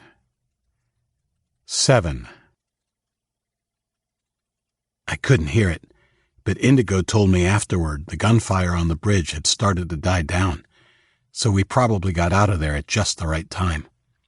The truck wobbled just as we were losing sight of the Chinese checkpoint. It felt as if a gust of wind had caught the side of the cargo box, but then we were clear. My head hurt from the roar of the gunfire and constant adrenaline, but I knew the others were feeling it just as much as I was. "We need to stop and check everybody in the back is okay," Indigo yelled over the cold wind howling through the broken windows. I kept my foot planted on the accelerator. "We will, just not yet." Stopping this close to the checkpoint didn't seem like a good idea. "We need to do it soon," she insisted. I nodded. I drove 15 minutes at full speed, which actually didn't seem very fast in the damaged truck, but at least there had been no signs of pursuit. "There's the on-ramp," said Indigo, pointing into the distance. "Still no one on our tail?" I asked Luke. "No." There was a boarded-up old gas station with a large garage behind it 1/4 of a mile before the on-ramp. I slowed the truck. "We'll stop here," I said. I turned into the driveway without further consultation, but I hadn't slowed enough, and the truck pitched dangerously. For just a brief second, I thought it might roll onto its side. Indigo gave a short squeal as she slid hard into Luke, squashing him against the door. I braked with a jolt, and we were all propelled forward in our seats. "Dude, what the hell?" yelled Luke. "Sorry," I said, looking sheepishly at them. I put my foot carefully on the gas again and eased the truck around behind the gas station to the garage behind it. The doors of the bigger building were open, and it was pretty much empty apart from a few old barrels and assorted machinery. I drove the truck inside and pulled up. Luke and Indigo and I looked at each other. Their faces mirrored what I felt, relief mixed with worry about our passengers. "Come on." We jumped out and ran to the back of the truck. Indigo went to the cargo door of the truck as Luke and I shut the big doors of the garage, concealing the truck from prying eyes. Turning, I got my first look at the cargo box of the truck, and my stomach lurched. The back door of the truck, remarkably, only had a few holes in it, but the sides were pretty chewed up. Did the packed food and gear protect them? I wondered doubtfully to myself. There was a line of 5 holes near the back on the driver's side. They were much larger than the other bullet holes, as were the matching set of exit holes on the passenger side. I remembered the truck shuddering as we were escaping the checkpoint, and my mind flashed to the turret-mounted weapon on the personnel carrier. Luke told me that the weapon it had mounted was most likely a 25mm autocannon, firing armor-piercing rounds. Luckily, the sides of our truck would have been like paper to those puppies as they passed right through it. We were very lucky to have made it out of there with the truck intact. Luke and I moved quickly to join Indigo at the back of the truck. Luke banged on the door with his fist. "Is everybody all right in there?" he called. "I'm going to open it up." There was no response, not that we could hear anyway, and I moved to stand next to him as he readied himself to push up the roller door. He looked pale. I didn't blame him. I was even more afraid of what we might find when we opened the door now that I'd seen the damage to the truck. Luke undid the latch and pulled the door up. It clattered noisily upward and revealed the cargo bay of the truck. It was a mess. Supplies had tipped around and now lay strewn across the floor. Our people looked dazed as they struggled to move boxes and rise off the floor.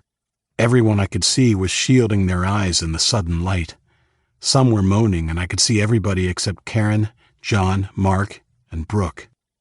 The ride must have been hell on 4 wheels for those in the back, what with crashing through the barrier and into the armored personnel carrier, not to mention autocannon fire ripping through it. "Are you all okay?" I asked, looking around and desperately trying to spot the missing. "Most of us are just a bit bruised and battered," Sonny said. "I think." He winced as he shoved the box containing extra bedding off of his legs. Sonny still looked weak, but, miraculously, much better than he had been the last time I'd seen him early that morning. "Where's Brooke?" Ben's voice caused me to glance in his direction. "She was standing right next to me." "Let's get this stuff moved and look for anybody who is missing," I said. "Just pile it all out and to the side of the truck. We can repack it later." I motioned for Luke to join me, and we climbed up into the back of the truck to help people out. Ben stayed inside to help while the others limped down from the truck. Ben found Brooke quickly. Her hand emerged from a pile of debris, and she waved quite calmly, leading him to her. She was fine, apart from a twisted ankle and a sore knee.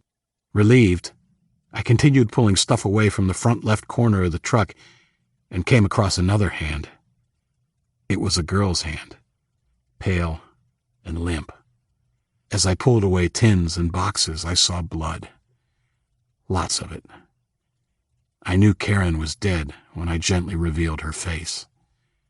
Thankfully, her eyes were closed. I felt sure they would have stared at me accusingly if they had been open. There was a bullet wound in her chest, and it was obvious she had been killed instantly. I finished uncovering her, tears of rage stinging my eyes, and then turned to help Luke. We had to make the living a priority, and it was possible that Mark and John were still alive. They were. I think Mark had been hit by a round from the personnel carrier's cannon. He was gravely injured, and his left arm was barely hanging on by a few threads of tendon and skin. He was unconscious, but the bleeding wasn't as bad as I would have thought. Both Luke and Sonny explained that the autocannon probably had tracer rounds mixed in, which may have partially cauterized Mark's wound on its way through. John had not been hit by gunfire, but was in a bad way as well. The falling supplies had crashed right on top of him, and his leg was caught under a large bin of canned food. It was clear the shin bone in his right leg was broken.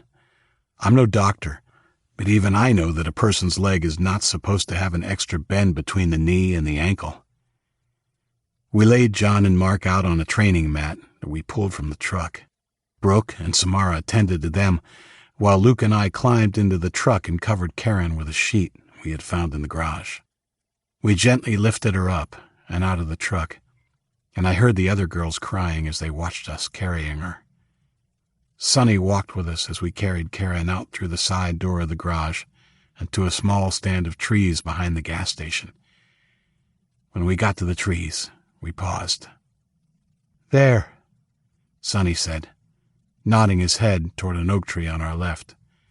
The earth had eroded away from the base of the trunk, leaving a cavity underneath framed by exposed roots. "That'll make a good resting place for poor Karen."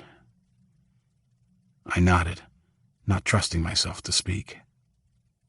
We carried her over and placed her inside.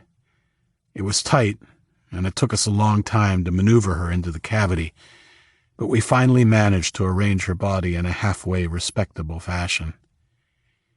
When we were done, both Luke and I sat back on our heels, catching our breath. "She's with Arthur again," Sonny said. "Hopefully, both of them will be happier for it." I grunted a non-committal reply. My doubts about the existence of God had also led me to question the notion of an afterlife. Death is strange in this new world. Before the flu, we had such a fear of it. It was always hidden and behind the scenes. We talked about it only in neutral terms. He passed away, or she had gone to a better place. We sent our dead away to be prettied up, made to look better than they had when they were alive, just so when the funeral came around, everybody could remember a perfect image of their loved one. Then we locked them away in a box underground, or burned them to a small pile of ashes and hid them away, where they would be forgotten most of the time, only to be remembered on rare occasions or special dates. But now, in this new world, death is ever present, and it is everywhere. The reminders of death are impossible to avoid, just like death itself. The thing that surprises me is how quickly we all became used to it. Even then, while Sonny, Luke, and I laid Karen to rest beneath the oak tree, I knew I had become numb to the idea of death. It was simply a fact of life and would continue to be so. I had no illusions that it would ever be otherwise again, at least not for a long time. And I was suddenly angry again. I didn't want to be used to death. Didn't want to get to the point where it meant nothing. We should go back to the others, Sonny said. No, wait. Can you go and get the others, Luke?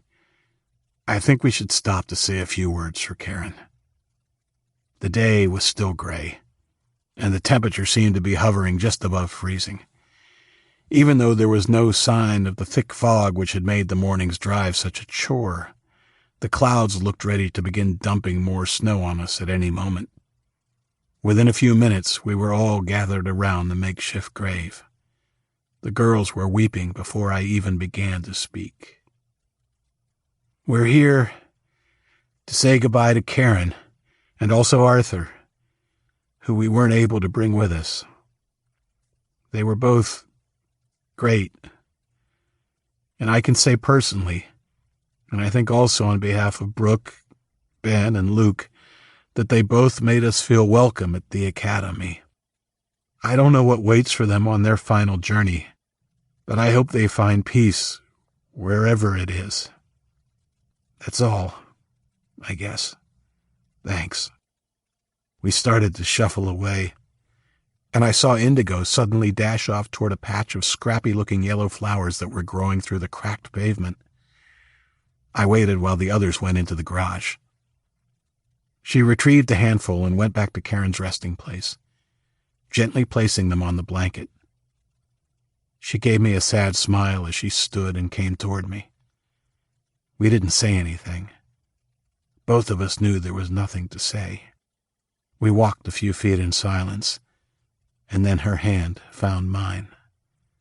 My heart nearly stopped, but I told myself it was just one human comforting another, even as I hoped it was a sign of something more. After the injured and dead had been removed from the truck, we re-entered the garage, pulled the doors closed, and started repacking it again. When we were nearly done, I walked out through a side door a little way into the overgrown yard and examined the gray sky, listening for the sounds of helicopters or vehicles. Sonny emerged from the garage, joining me.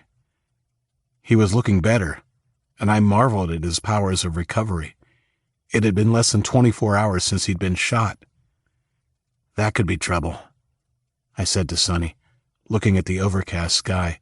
If it snows and the Chinese army is looking for us, it'll be easy to follow our trail in fresh snow. Yeah, it could create a problem, Sonny replied. And they will be after us for sure. But there's no reason to worry about it. We've got enough things to worry about that we can control, or at least influence. Weather isn't one of them. Nor are the Chinese. I guess that makes sense, I said. We headed back into the garage in silence, lost in our thoughts. I can't speak for Sonny, but I was thinking about what he'd said, about only worrying over the things we could control, and my mind had gone straight to the problem of who would be coming with us. Mark was in a bad way, and it wasn't a stretch to think we might be bringing him out to lie next to Karen before the day was through. He was still unconscious when we got back inside, but Samara reported his heartbeat was strong. Still, he was in no condition to travel. Nor was John. I knew I was soon going to have to make a decision, one way or another. It was one I didn't want to make. The thought of leaving anyone behind killed me. I had all afternoon to think it over, so I decided I would put it off as long as possible. Why was it my decision anyway? Yes, I had been voted leader, but how long did I have to be the one making all the decisions? Sonny was back on his feet now, albeit sore and limited physically, but it seemed even he was deferring to me. I decided not to think too deeply about it, but I wasn't sure I wanted to continue making the big decisions. We got everything back in place and shifted it around a bit, so maybe it'll be harder to shake loose next time, boss, Luke said, coming up to me. Indigo brushed all the broken glass out of the cab, too. Good, I replied. I'm hoping Sonny can drive so I can ride in the back for a while. You and me both, bro, Luke said, following me to the main doors. I pulled them open just an inch or so and peered at the gas station through the narrow gap. Glancing at him, I could see he looked just as exhausted as I felt. It was the stress and the constant stream of adrenaline, I think, leaving us feeling drained. He also looked dirty and scrappy, his patchy, ginger-colored adolescent beard adding to the look. "Man, you need a shave and a shower," I joked. "Stuff that. When we leave this place, I plan on curling up in a sleeping bag on a mat in the back of the truck and sleeping. Just sleeping. And you ought to talk, by the way." My hands went to my own face and felt the light fuzz of my own boy beard before lightly running my fingers over the wound on my cheek. It had crusted over and thankfully didn't hurt, apart from a faint throb. I must have looked a sight. But what can I say? Priorities tend to change when you're in the middle of an apocalypse running for your life. "You can get some sleep now if you want," I told him. "I was going to see if you wanted to come with me and check out the gas station for any supplies, but I can take Ben or Indigo with me instead." "I doubt we'll find much there," he said, eyeing the station. "That place looks like it has been closed since long before the current mist started. But I'll go with you. Ben is busy worrying about his sister's ankle, and Indigo is already sleeping in the back of the truck." "All right, you and me then," I said, rising to my feet. I patted the pocket with the revolver in it, feeling its welcome weight. "You might want to grab a gun, just in case." "Nah, I've sworn off firearms. I'll get my crossbow. Be right back," he said, and headed to the truck. I fought the urge to argue with him, knowing if it came to a confrontation with military, the crossbow would be of limited value. He returned a moment later, holding the weapon loosely in his hand. The way he carried it called up images in my mind of old-time movies like Robin Hood, except in those it always seemed to be the bad guys who had the crossbows. This time, they would be carrying semi-automatics. "Let's go, man," Luke said, pushing the door open and breezing past me with a self-confident air about him. I shook my head and smiled to myself. My friend would have fit right in with a group of medieval outlaws. I pulled the door closed and followed him across the gravel expanse between the garage and the station, maybe 10 yards across at most. With every step, I worried a Chinese patrol would come rolling down the road. 8. We made it to the back of the cinder block building without incident. The window was boarded over, and the door was locked with a chain and padlock. "Let's try the front," said Luke.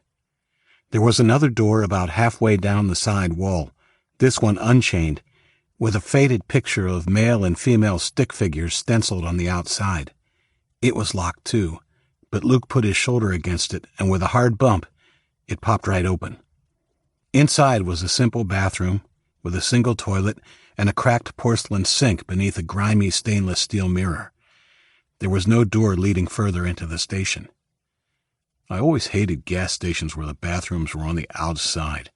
They were always filthy like this, Luke said, turning away with his face etched with disgust. But you know what I hated more than that? What? I asked, as we continued along the wall to the front.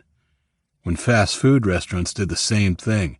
You remember the Hefty Burger back in Fort Carter? They were set up that way. Yeah, I said, with a nod of my head. A real pain in the ass. If only things like that were all we had to worry about. The glass doors at the front were also chained and clasped with a padlock. We need something to cut the padlock, I said, grasping the chains. Yep, Luke said. Sonny brought some bolt cutters. I helped him pack them up. Be back in a flash. He ran off toward the garage before I could answer. I heard the faint hum of a helicopter in the distance, back in the direction of the bridge where we had encountered the Chinese. But I couldn't see it, and it didn't seem to get any closer. Still, I was glad I thought of checking for the bolt cutters rather than trying to shoot the lock, which was the first idea that popped into my head. If they were searching for us in this direction and were close enough, a gunshot might lead them right to us. When Luke returned with the heavy bolt cutters, he cut through the padlock and I yanked the chain out from between the pull handles. Other than the padlock and chain, the front door was unlocked. I took another glance up and down the road in both directions. It was still clear, but I wondered how much longer before we saw some sign of the Chinese. I pulled the door open and we slipped inside. It was dark. The boarded-over windows only allowed narrow cracks of light to seep in around the edges. Luke pulled a small LED flashlight from his coat pocket and tossed it to me before pulling another out for himself. "I hope we're not draining the batteries down for nothing," he said, shining his little light along the counter to the right of the door. "What size do they take?" I asked him. "What?" "What size batteries do they use?" "AA, I think," he replied. "Why?" "Here." I reached down and picked up the unopened pack of AA batteries by my foot and tossed it over to him. "Now we don't have to worry about it." "How long do you think these have been lying there?" he asked. "Don't know. At least a year, maybe longer," I said, as I shone my flashlight around the station's interior. The place had been abandoned, but you could tell that when it closed down, the owner hadn't quite gotten everything out. Various convenience store-style sundries still sat on their racks. Most of the bags of chips and nuts had been gnawed into by rats or mice.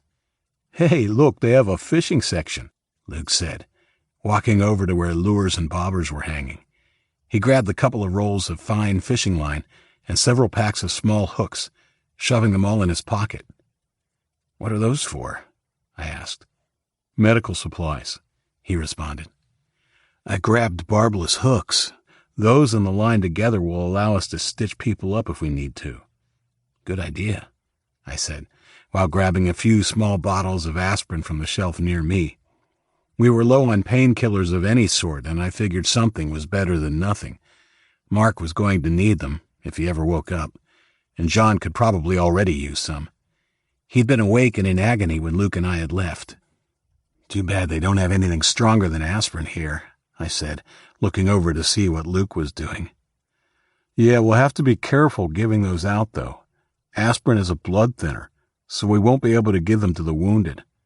I got 3 unopened cases of soda here," he said. "I take back what I said about this place not being worth checking. It's a gold mine." I went behind the counter to see what I could find. There were dozens of packs of cigarettes, and a few full cartons as well, but none of us smoked, and this didn't seem like the ideal time to take up the habit, so I ignored them. The till on the register was open and was empty of everything but a handful of pennies, which I left there. Coins were almost as useless as cigarettes. In a cupboard under the register I found a stack of porno magazines, which would have left me giddy 6 months before, but now were just junk to be tossed out of the way. Under them, I found something much more valuable to us. A revolver. I whispered a triumphant, "Yes." "What did you find?" Luke asked. I picked up the revolver from under the counter, stood up and placed it on the countertop to show Luke. "There you go, man, the mother lode," he said, beaming. He picked up the new weapon and examined it as I pulled my own out to compare the two. "Awesome. It's a different make to yours, but it's a .38 too, so it'll use the same bullets. You can be the two-gun kid now." "Is that from some old West video game?" I asked sarcastically. "Nope, he's a comic book hero from the 50s and 60s, Luke replied. "It was my dad's favorite comic." Replacing my revolver in the pocket of my parka, I checked the cylinder of the handgun I had pulled from under the counter and found it was empty of bullets. I checked it for rust and tested the action to make sure that it worked smoothly. It was fine, and I fished 6 rounds out of my pocket and loaded it up before slipping it into my belt. I decided to continue my search behind the counter. If this keeps up, I'm going to need to get a gun belt and some holsters, I thought to myself. I approached what appeared to be a fire safe built into the counter a few feet down from the register. The safe was unlocked and open a crack, which led me to believe that, like the money in the till, any cash that had been in there was long gone. Not that it would do us any good anyway. American currency was now worth less than the paper it was printed on. I had no idea what the Chinese even called their money, but I figured it would soon become the currency of North America. Knowing that there might be a chance of something more useful than money in there, I reached down to open it. I caught a flurry of movement in my light beam, and a large squealing rat erupted from the safe, I stumbled backward, falling on my backside as I struggled to get away from it. It was as big as a cat, and its squeaks became a hiss as it darted toward my legs. I kicked at it, missing badly, and watched as it darted past me and scurried under the counter. "Are you okay, man?" Luke asked, glancing over from where he was standing by the empty drink coolers. He had a grin on his face. "Yeah." I was blushing, but happy that I hadn't screamed. I never would have lived that down. It was just kind of freaky. I've never really liked rats. There was a shelf inside the safe. It contained a few old ledger books, some yellowed papers, and scattered coins. I shuffled the papers out of the way and my eyes widened. I had uncovered a box of .38 caliber ammo, hollow points, which I picked up and opened.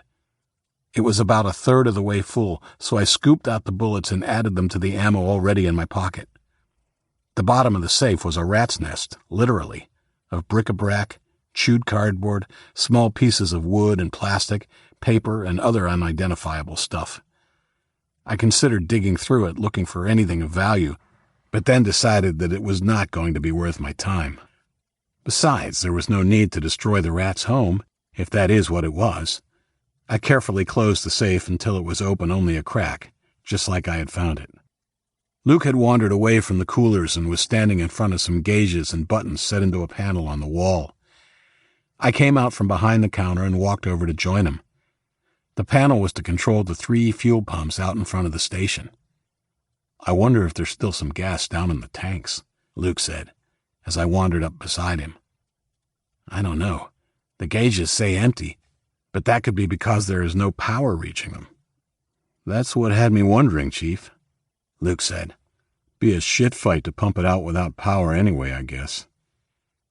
As he finished speaking, we both caught the sound of tires crunching on the frozen gravel in front of the gas station. We clicked off our flashlights at the same time and scurried over to one of the boarded-up windows. Peeking through a crack, we could see a Humvee had pulled into the lot, and we watched as 4 Chinese soldiers got out of the vehicle. A jolt of adrenaline shot through my system. 3 wore the trench coats which marked them as conscripts, while the last was wearing urban camouflage and carried a modern assault rifle like the one that I had left back in the cab of the truck. I could see the driver was still in the Humvee. "Balls," Luke cursed quietly. "What if they go and check out the garage?" "If they do, we need to make sure they can't report in," I whispered back. "That means we have to take out the guy in the Hummer first." "That's not going to be easy," Luke said. "Look again. There are 2 men still in the Hummer." "Damn," I said. Luke was right. I don't know how I missed it the first time, but there were 2 in the Humvee, the driver and a conscript. The conscript was standing, his upper half coming up through the vehicle's roof as he manned a ring-mounted machine gun. "That's going to be hard to sneak up on," Luke said. "If he sees us, that thing will tear us a new one. Shit." The camouflage soldier waved 2 of the conscripts toward the building behind the gas station and led the other one toward the front door we had just broken into. We were sitting ducks. Things only got worse as we heard the sound of a helicopter in the distance. Luke had his crossbow up, focused on the door, eyes narrowed. I moved away from the window to crouch behind the end of the counter, a revolver in each hand. This 2-gun kid was ready to go out in a blaze of glory if need be. With a bit of luck, we would be able to take out the 2 coming through the door before we had to worry about the soldiers in the Humvee. I didn't even want to think about the other 2. The sound of the chopper got louder, and through the grimy glass of the doors I saw the officer stop and turn. The building began to shake, and it was clear the chopper was landing. We were cooked, well and truly. Luke lowered his crossbow. He waved me back over, and I joined him. He had a better view from his vantage point, and we saw the soldiers we had been about to engage, plus the 2 who had been headed to the garage, come back to watch the helicopter land. The camouflaged officer walked toward the aircraft as dirt and debris started swirling in the yard of the gas station. The chopper set down about 30 feet behind the Hummer, and the passenger door opened. A woman in a sleek black uniform jumped out with another similarly dressed male. What happened next happened so quickly it's still a blur, even though I witnessed it firsthand. Ducking to avoid the rotors, The woman approached the officer from the Humvee. If he saw her take the pistol from the pocket of her black overcoat as he raised his hand in salute, he didn't have a chance to react. She aimed and shot him through the face, then walked forward with purposeful strides and shot the other soldier through the throat as he struggled to bring his weapon up. Her companion began firing at the two who had been about to check the garage. He managed to wing one, who fell to the ground screaming and clutching his thigh. The other turned and ran, but another shot took him in the neck. He collapsed, dead before he hit the ground. Behind the black-clad killers, the driver of the Hummer sat straight up in his seat and began screaming at the soldier manning the machine gun turret. The woman's companion walked calmly to the soldier he had winged and stood over him before coolly shooting him through the eye. I recognized the woman now. It was Huiyan. I began to yell a warning as the turret on the Humvee swung toward her, but my voice was drowned out by the rapid fire of heavy machine guns. The helicopter's weaponry had been brought to bear on the ground vehicle. The Humvee jumped and quivered as it was torn to pieces by the armor-piercing shells and forced forward against the gas pumps of the abandoned station. The hellfire ended after only about 30 seconds, but there was no movement in the smoking pile of twisted and chewed metal. Huiyan gave a thumbs up toward the helicopter, and I looked over to it as two men dressed in urban camouflage uniforms opened the side door of the chopper. They unloaded a black motorcycle, then got back in and slid the door closed. Huiyan's black uniformed companion approached her and they had a brief conversation before he ran back to the chopper and climbed in beside the pilot. The rotors started turning faster again, and the chopper rose into the air, turning a tight arc before heading back in the direction from which it had come. Huiyan watched it go, and then walked over to the motorcycle and kicked the stand up before pushing it into the shadows at the side of the gas station. She cast a glance back at the garage and then started walking directly toward us. Luke started to raise his crossbow, but I put my hand on his arm and shook my head. He lowered the weapon, but I could tell he was tense after what he had just witnessed. I had the .38s in my pockets with my hands on them when she pulled open the door and stepped into the darkened interior of the gas station. She spotted us immediately and her hand dropped imperceptibly toward the pocket where she had deposited the pistol she had so recently used against her countryman. She stopped, but made no move to draw it. She looked both of us over in a quick and matter-of-fact way that I found somewhat unnerving. I could see she was assessing what, if any, threat we were to her. Even more unnerving was how she seemed to dismiss us right away. "I must speak with Sonny," she said. "You follow him?" "Actually, it's the other way around at the moment," I said. "Sonny got hurt, so I'm in charge until he's feeling better." "Hurt? What happened to him?" she asked. There was no effort to hide the concern her voice held. "He was shot when we went to get the truck you left for us," I replied. "The bullet didn't hit anything vital, but he lost a lot of blood." "But I called the surveillance teams away from there," she said, surprise in her voice. "Too bad you couldn't do the same with the Tigers gang," I said. "They're the ones who shot him." "Damn it. I told him to be careful," she said. "I'm Isaac, and this is Luke," I said. "Luke, can you run and get Sonny for Miss Huiyan here?" "Sure thing," Luke said, looking Huiyan over much as she had looked us over. I couldn't help but do the same. Although she was unmistakably an adult, she wasn't much taller than me, standing maybe 5.5 feet tall, and her shoulder-length black hair fell straight from beneath her tight-fitting black cap. Looking at her black uniform, I could see very few insignias except for the epaulettes on her shoulders. Each had a single gold star, the Chinese Army designation for the rank equivalent to a major. She was thin, with small breasts, but there was nothing weak-looking about her, and she moved with the easy grace of a cat getting ready to pounce on a mouse. "How do you know my name?" Her raised eyebrow and the way her eyes drilled into me told me she was reassessing her first impressions.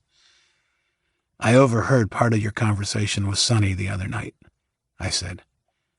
"Why are you here now?" "As soon as word of the incident at the bridge came across the radio, I thought that it might be Sonny and his followers," she replied. "I came to see if I could throw them off your scent again." "By killing a whole patrol?" I asked sarcastically. How did you know that we were here? I'm glad you came, but you must admit, it looks suspicious. I knew you were here, she said with a slight shrug. We intercepted real-time satellite data of the bridge incident and its aftermath. I saw the truck pull into this filling station before our technician corrupted the data and passed it along to the proper department. Who is we? We are the group that tried to stop this whole tragedy from happening in the first place, and having failed in that, we are now working to make amends as best we can. We are the Shadow-Cloaked 7. Seriously? That's what you call yourselves? I asked, one of my eyebrows arching slightly. It sounds better in Mandarin, she replied, with a hint of irritation at my light-hearted taunt. For the barest of moments, I thought I saw her aura of supreme confidence slip a little. Why you?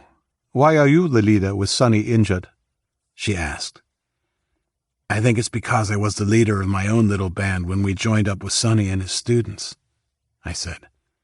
After Sonny went down, we held a vote to see who would be the one to make the decisions when they needed to be made. We knew we wouldn't always have time to form a consensus. I was chosen. Although right now, I wish they'd chosen somebody else. Why is that? 2 of our people are injured too badly for us to safely transport. We have to get out of here soon or risk being discovered. No offense to you for helping us, but your little massacre out there only makes things worse. It's just a matter of time before they're missed. We have to move now, and I don't know what to do with Mark and John. You should leave them behind, she replied. It's harsh, but sometimes as a leader you have to make hard decisions for the good of the group. Whatever you do, you need to do it as soon as night falls. That's as long as my group will be able to delay action in this quadrant. And believe me, I didn't have a choice about the massacre. It was them or you. There is no way I could have explained calling them off. Leave your 2 injured people. If they do not fight back when the soldiers find them, they will not be killed. In fact, they will probably have their injuries tended to. I looked at her dubiously. I had a feeling that when the Chinese army arrived and found what was left of the patrol, they would not be kind to survivors. But I had no option but to trust what she said was true. We had no way to care for the critically injured, but the very fact I would have to rely on our enemy ate at me. So they'll be tended to and then shipped off to be slaves? I asked, not concealing the look of disgust on my face. In the short term, yes, she said. But one thing my group is trying to do is to get the government to recognize the freedom and rights of the children of America. It is too late to save the United States, but if we are successful, its descendants will be able to live as free and equal citizens of Greater China. Jesus. Greater China? Seriously? I think the definition of freedom that American kids know is a bit different than what you people offer, I said, bitterly. I saw the hurt in her eyes, and I softened my tone. Look, I know that you mean well, but you have to understand, your government murdered our country, killed nearly everyone in it, and there are still kids dying. Babies. What did you think would happen when you killed mothers and fathers? China gave a death sentence to everyone who wasn't old enough to look after themselves. I can't speak for anyone else, but I'm never going to forgive that. I understand you're angry, but we're not all against you. In time, things will get better, but for now, resistance is futile. You have to try and avoid capture and adapt to survive. Things can never go back to the way they were. Huiyan, what are you doing here?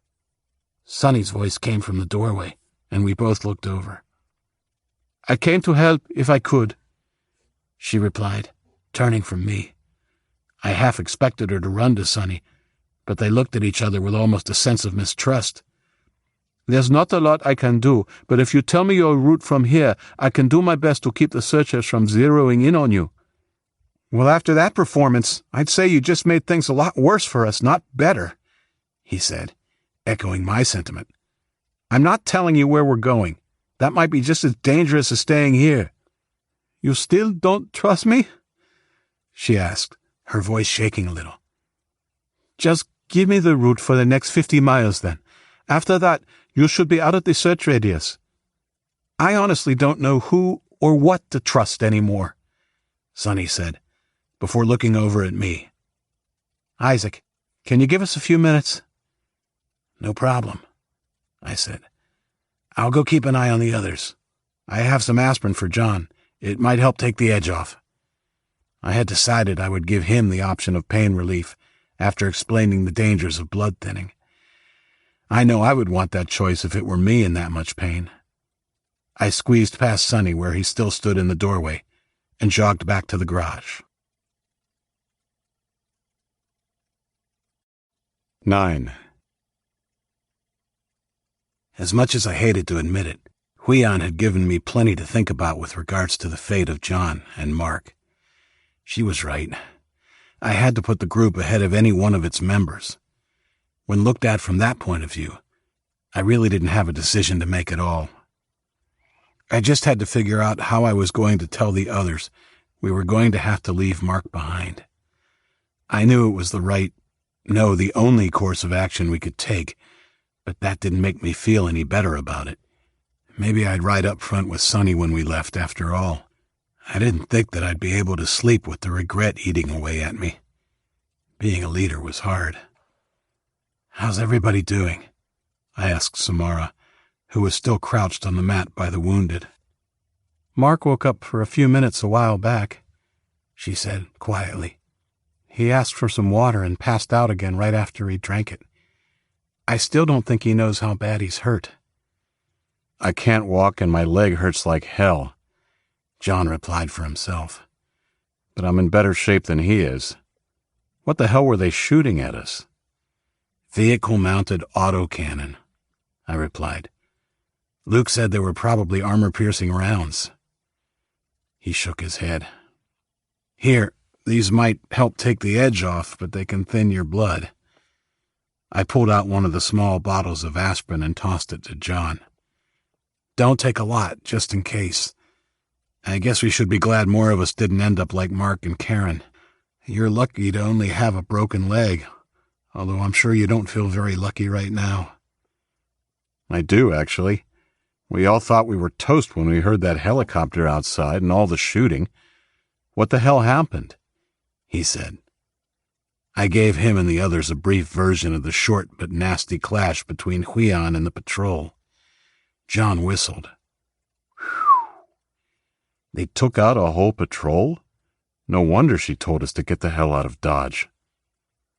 While Luke and I had been searching the gas station, Sonny had straightened John's leg as best he could and duct-taped a couple of 2x4s to each side of the brake, a makeshift splint to keep it straight. It would probably work for now, but the brake had looked really bad, and if he didn't have any other problems, like internal bleeding or infection, I doubted he would ever walk again without a limp. It had looked to me like the type of brake that would require rods and pins to hold the bone together. I decided I'd give him a choice. Stay, so maybe the Chinese would fix his leg, or come with us and remain free, but at the cost of maybe never walking properly again. It was a choice that the unconscious and more gravely injured Mark wouldn't get. John chewed a couple of the aspirin and washed them down with water. I glanced through the open back door of the truck and saw Indigo and Allie were both curled up in sleeping bags on top of the raised mat we had set up for Sonny. They were sleeping soundly, so I decided to leave them for the time being and continued around the truck. Near the front of the truck, I found Ben and Brooke. Brooke was seated on a small wooden crate, one of the many things lying around the garage. Ben was sitting cross-legged on the floor next to her. Brooke looked up and smiled as I approached. "How's the ankle?" I asked. "Oh, it's feeling much better since Ben taped it," she replied. "Not going to be running sprints any time soon, but I can walk on it with no problem. I think I just turned it, not even a sprain." "Good to hear," I said, nodding. "How about you, Ben? How are you holding up?" "What's that term you Americans say? Keep on trucking? Well, I'm trucking," Ben said, glancing up at me. "We're not bugging out of here until nightfall," I said. I explained quickly what had happened outside. I was surprised by Ben's lack of response. He was clearly emotionally and physically exhausted. Why don't you both try and get some rest in the meantime? It looks like Allie and Indigo are already asleep in the back of the truck. I'm sure they wouldn't mind if you two joined them. What about you? Brooke asked. You look like you need rest as much as we do. I plan on trying to get some sleep when we leave, I mumbled, trying not to think about Mark. How would I be able to sleep knowing what had to be done? I had a feeling that even when I got to rest, sleep would be a long time coming. Something's wrong, Ben said. He was looking at me keenly, suddenly more alert now that he sensed the friend's distress. There's something you're not telling us. I felt my shoulders sag as I leaned against the fender of the truck. The metal was dented and scraped from the collision with the Chinese vehicle back at the bridge. I opened my mouth to speak, but didn't know how to start. Well, spit it out, Ben said. It's Mark. He's hurt too badly for us to look after him, I said, looking at the dirty concrete floor instead of meeting their eyes. We are going to have to leave him behind, and John too if he wants, in hopes that the Chinese will find them and provide any needed medical treatment. That makes sense to me, said Ben. If Brooke or I were too injured to carry on, that is what I'd want you to do with us. As long as there is life, there's hope, even for a prisoner. Just because it makes sense doesn't make me feel any better about it. I feel like a bastard for even considering it. The Chinese aren't known for their sense of compassion. It could be a death sentence. I shook my head. I don't think Luke will like the plan. Luke's the one who convinced everybody to make you leader, Brooke said. He'll keep following you, even if you make a decision he doesn't agree with. He's not a wanker. I've heard that word before, but I'm not really sure what it means. What word, wanker? Brooke asked, with a giggle. Yeah. Well, at the risk of sounding like I'm an expert, you better let me answer this, sis, interrupted Ben. A wanker is like someone who, you know. He made a vague pulling movement with his hand. I didn't mean it that way, though, said Brooke, her face glowing red. It's the same as what you Americans mean when you call a person a jerk. Ah, I got it, I said, smirking. Wanker. I like that word. Who's a wanker?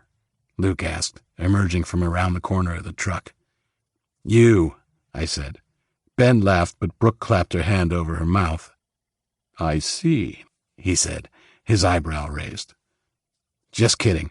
Ben and Brooke were giving me an English lesson. Okay, so they're teaching you the cool words first, then. I smiled and put my hand on his arm. We should talk about Mark, I said, my tone serious. You're probably not going to like this, but he won't be able to come with us. I told him my plan. His face darkened while I spoke, and the deep frown on his face told me I was right about him not liking it. But so was Brooke when she had said he would accept my decision nonetheless. In the end, with some dissent, the others in the group also agreed leaving Mark behind was the best for the good of everybody, especially him, although nobody particularly liked the idea. Samara decided to stay too. She wanted to remain behind and watch over him, despite the fact we all tried to talk her out of it. Much to my surprise, a pained John also decided to stay and allow the Chinese to capture him in hopes of having his leg treated properly. It's too painful, and who knows, if they fix me up, maybe I can gather some information that can be used in the future. I know roughly where I'll be able to find you guys if everything works out. I felt better about leaving Mark, now that John had elected to stay, although I didn't hold out much hope that I would ever see any of them, ever again. Indigo and Brooke tried to talk Samara into coming, but she was adamant, and I could tell that it wasn't only for selfless reasons. It was clear she was tired of running. We unpacked some food and water to leave with them while they waited for the Chinese to find them, and I left the other small bottle of aspirin with John as well. I offered to leave them a weapon too, but it was declined.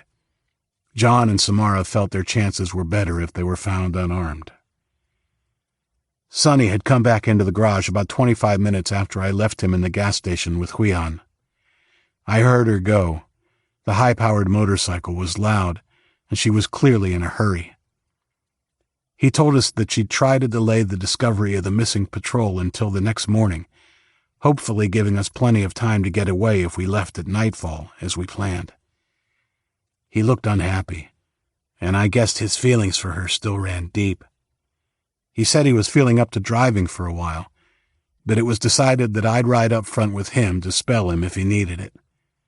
Now that the decision about who would stay and go was made, I felt bone-tired, and knowing I had a long night ahead, I finally managed to lie down and fall asleep for a few hours. 10. Luke woke me at sunset. I rose slowly, stretching my sore muscles. The sleep had done me good, but I was still groggy, and there was no way it had been as much sleep as I needed. The stress of the day was wearing on me in ways I had never imagined it could. I don't like stress, but I knew I was in for a lot more of it, at least until we arrived at the safe haven. Here, you look like you need this more than I do, Luke said, handing me an energy drink from his stash. I don't know where he kept them. I never saw him pack or unpack them, but he always magically seemed to be able to produce energy drinks as needed. You still going to ride shotgun tonight? Yeah, that's the plan, I said, taking the can from him and cracking it open. Unless somebody else really wants the spot. Not me, he said. I'm going to sleep from here until whenever we stop again. I'm bushed. I don't even think another round with the Chinese would wake my ass up once I go down for the count.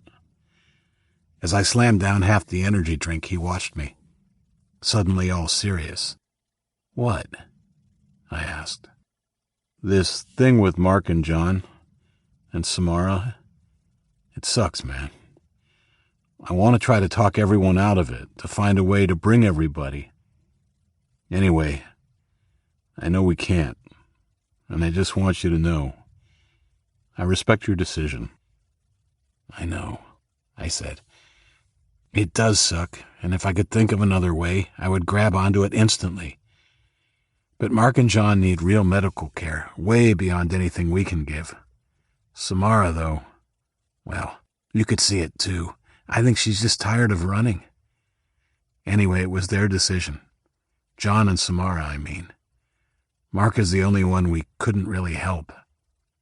What about the safe haven we're headed to? Luke asked with a hint of hope in his voice. I found it infectious and almost gave into it myself before cold, harsh reality won out in my mind. Even if we get there and find that the safe haven is real, there's no guarantee that they'll be able to provide the medical help to save Mark, or John for that matter. I shook my head. In this case, I think we just have to accept that the possibility of medical care from the Chinese is better than a gamble that there is actually a safe haven. You think we're on a wild goose chase? No. I'm hopeful it's there and that we'll find it. But I'm pretty sure that at some point in the next few days we're going to be on foot again. It's going to be a hard slog even for those of us that are fit and healthy. I didn't think of that, Luke said. He bowed his head.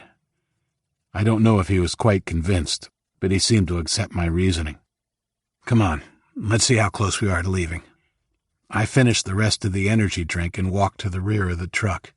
The rest of the crew was packing the last of the goods Luke and I had scavenged into the rear of the truck. I found Indigo in the cab of the truck. Riding up front again? I asked her, hopeful. Of course, this is where the action is, she responded with a playful smile. Her hour or so of rest seemed to have done her a world of good, but then I thought she looked good even when she was about to collapse from fatigue. Can you shoot? I asked her. Yeah, a bit, she said, with a far-off look. My dad taught me. I took out the revolver I had found in the gas station and handed it to her, along with a handful of extra rounds for it. You keep this. I already have one, I said. 2 of them take up too much space in my pockets. Thanks. She looked it over and then held it out and lined up the sight. Where'd you get this one? In the gas station, when Luke and I went and checked it out. Cool. I'll keep it handy, she said, sliding it into her coat pocket. Is everybody else all ready to head out? Pretty much, I replied.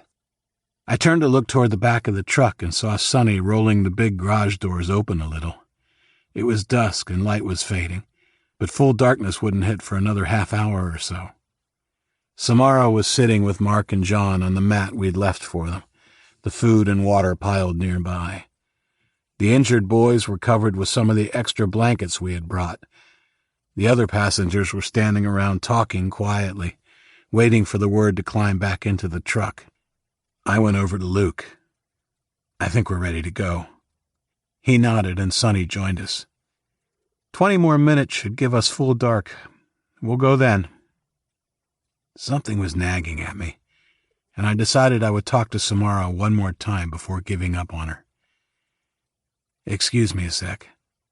I walked over to the corner of the garage. Mark was still out of it, laying on his back, dark circles under his eyes, and John was laying with his head on Samara's lap. He wasn't asleep, but looked pretty exhausted. You won't talk me out of staying, Isaac, she said, as if reading my thoughts. I've tried, Isaac. She won't listen to reason, John said in a resigned tone. Perhaps sensing my sadness, Samara put her hand on my knee. Please don't take it personally. It's got nothing to do with you. I'm glad they made you leader while Sonny was down. You've been great and did well to get us this far. I'm just sick of hiding and running, and I don't like the idea of leaving 2 injured friends behind to fend for themselves, but I understand why it had to be this way. Plus, if I'm here, at least they'll have someone to tend to them.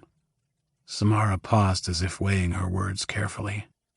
Besides, maybe it won't be so bad with them in charge, you know? In another time and place, I might have argued with her, but I could see that John was right. Samara had persuaded herself it was the best thing to do.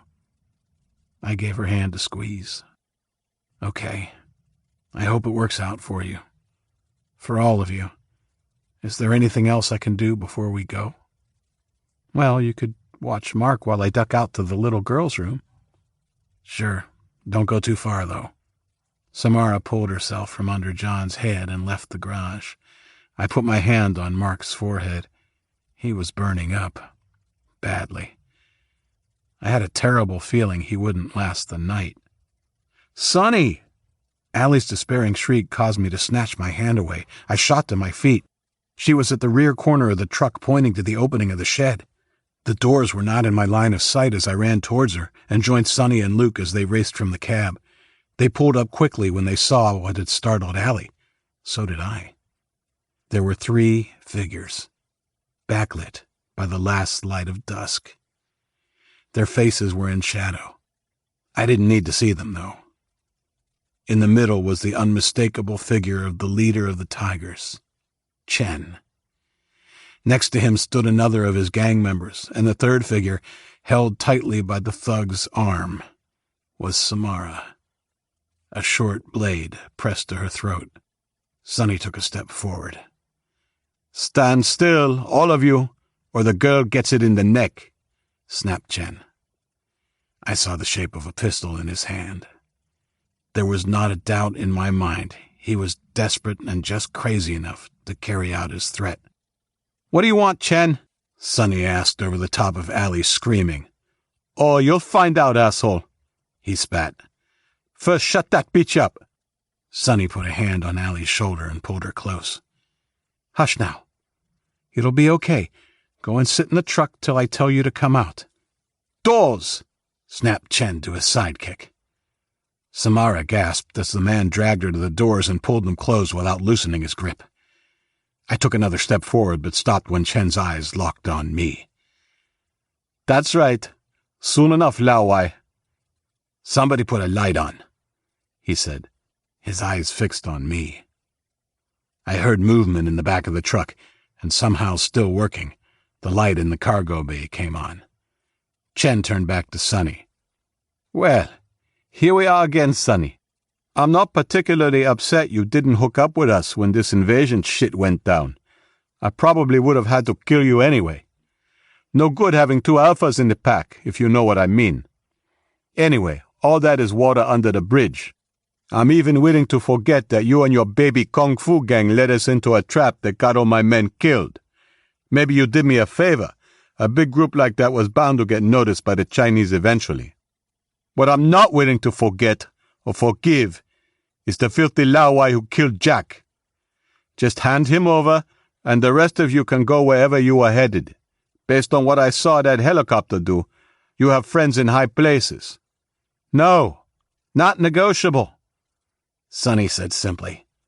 Your brother got what he deserved, Indigo yelled as she jumped fearlessly out of the truck and came around to face Chen.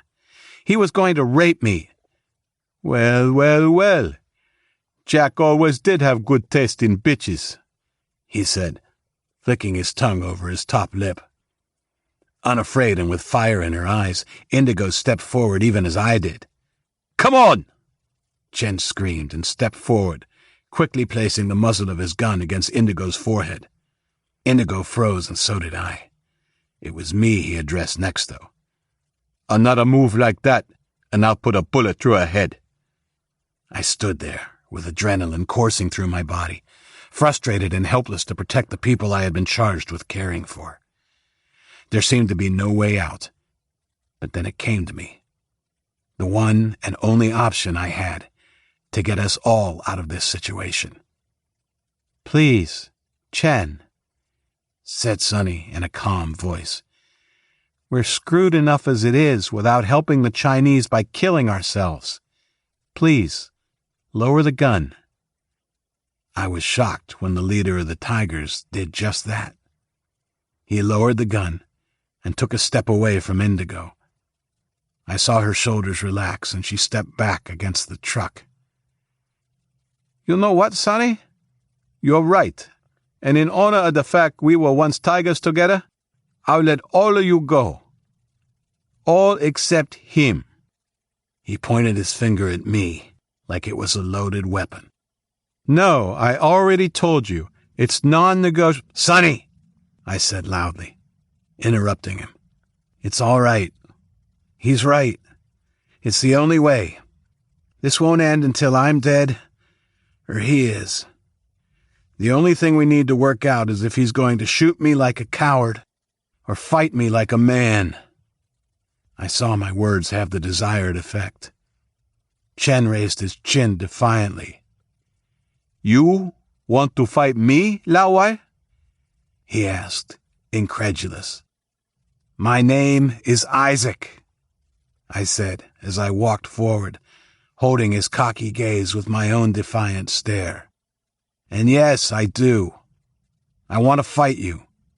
Hand to hand. No weapons. Chen laughed hard. My gaze didn't waver. Finally, he stopped laughing and looked at me, unsmiling as he used the muzzle of the gun to scratch his chin. Geez, I don't know, Isaac. You speak of cowards, but I seem to remember you shot my brother with a machine gun. He was armed, and in the middle of raping a girl. Like a coward. Chen's eyes flashed angrily. He would have shot me too if he'd had the chance. Chen paused to consider the situation. All right, Isaac, he said after a few seconds. Just the satisfaction I get beating you to a bloody pulp before I kill you will make it worthwhile. He looked at his heavy-set partner. Zhao, if anyone makes a move while this is on, cut the girl's throat and take out as many of them as you can. Yes, boss. Isaac, you don't have to do this, said Sonny, stepping between us and holding his hands up like a traffic cop. Chen, I'll fight you. Chen looked down at Sonny's blood-soaked t-shirt, then back into his eyes. As much as I'd like to kick your ass for the trouble you've given me, it wouldn't be a fair fight. But if you really want a piece of me, I'm happy to give you a shot. You'll just have to wait your turn. It's all right, Sonny. I know what I'm doing. Conflicted, Sonny looked at me for a few seconds, then nodded, stepped up to me, and lowered his head. "Any means," he whispered. I nodded, and Sonny went back over to the truck, where the others watched on with apprehension. I looked at Indigo and was strangely pleased by the concern etched on her face. When I looked back to Chen, he handed his gun to Zhao and pulled his t-shirt over his head. He was impressively muscled, not an overblown bodybuilder type, but the kind of ropey, hard muscle that comes from years of martial arts training and fighting. His abdomen looked like it was carved from stone, its only blemish a small scar that looked like it was the result of a knife wound. A tiny seed of doubt sprouted in my mind, but I quickly stomped it underfoot. My short time working with Sonny had revived my kung fu skills, and his insistence on the any means principle made sense in this new, savage world. Basically, he had drilled into me the need to use any means, fair or foul, to disable an opponent, to disregard all sense of fair play, to kill or be killed. I knew this would be my first or last test. I turned my back on Chen and walked away from the truck into the center of the big shed. Chen followed. The garage was getting colder and our breath plumed in the air as we faced off. I took off my jacket but left my t-shirt on.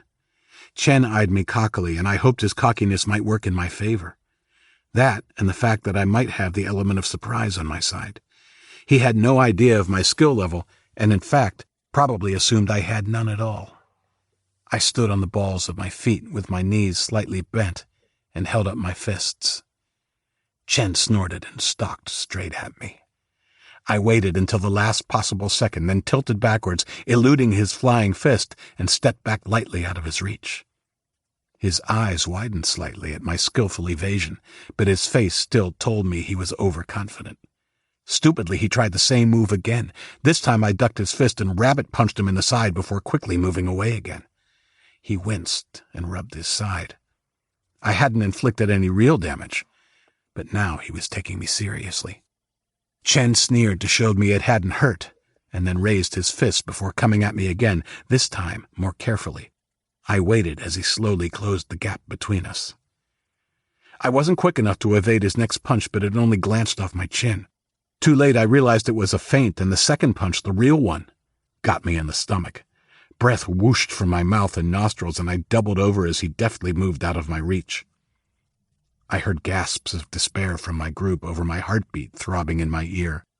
His retreat was unnecessary, as I was in no condition to counter. Instead of pressing his attack, he took the opportunity to gloat, raising his arms and nodding like a victorious prize fighter. The audience was unappreciative, but his strutting allowed me time to regain my breath. I didn't need to, but I remained doubled over in an attempt to stoke his overconfidence. It worked. Without warning, he stopped his prancing and took 2 steps before launching a vicious roundhouse kick at my head. I rolled under the kick, not quite fast enough to evade it completely. His heel grazed my cheek, right on the crusted-over wound, but didn't halt my momentum. My roll continued, and I punched him hard in the groin as I rolled under him. He fell to the floor, swearing and holding his jewels. Dazed from the blow to my cheekbone, I climbed to my hands and knees as warm blood flowed down my face. I watched Chen warily as he also struggled to rise. Score 1 each, I told myself. I made it to my feet as he struggled to his knees. I waited. "Attack him, Isaac!" yelled Sonny. Even though it felt wrong, I knew Sonny was right. I had to take advantage of him while he was down. Hadn't he done the same to me? I thought of him putting the gun against Indigo's forehead and channeled the rage. I rushed forward and aimed to kick at his head. Perhaps not quite as incapacitated as I thought, he grabbed my foot mid-air and twisted it viciously. I groaned in pain, but allowed myself to fall the way he twisted, avoiding injury. Unfortunately, I fell hard and the side of my head smacked against the cold concrete of the garage floor. I know it sounds cliché, but I saw stars. I struggled again to rise and, to my horror, saw Chen had now made it to his feet. Worse, his eyes screamed murder. I was in pain. the agony of my cheek cutting through the concussed fog in my brain. He waited again, seeming to enjoy my drunken struggle to get to my feet. He knew he had me now. As soon as I made it upright, he danced around me just out of my reach. He bounced on the balls of his feet and pushed his head forward as though daring me to hit him. I jabbed at him. My attempted blow was sluggish. I knew the second I launched it that it wouldn't strike him, and the spry, smirking gangster, apparently recovered from the blow to his groin, ducked under it easily and rabbit-punched my ribs. His strike sent fresh ripples of pain through me, and I teetered a little. Once again, he had skipped out of my reach without pressing his advantage. I didn't fall. I knew if I did, it was over. He came for me again, and I knew this was it. The steely look in his eyes made it clear he was ready to finish things now. I just managed to dodge the first punch, and when the follow-up to my ribs came, I sidestepped it and trapped his arm under my own. He tried to disengage, but I had him pinned. Chen rained blows on the top of my head with his free hand. Luckily, I have a hard head, and I was able to weather the blows. Sonny's words echoed in my mind. Any means. While he was trapped against me, distracted, trying to bash my brains in. I grabbed his jewels through his jeans and twisted them savagely.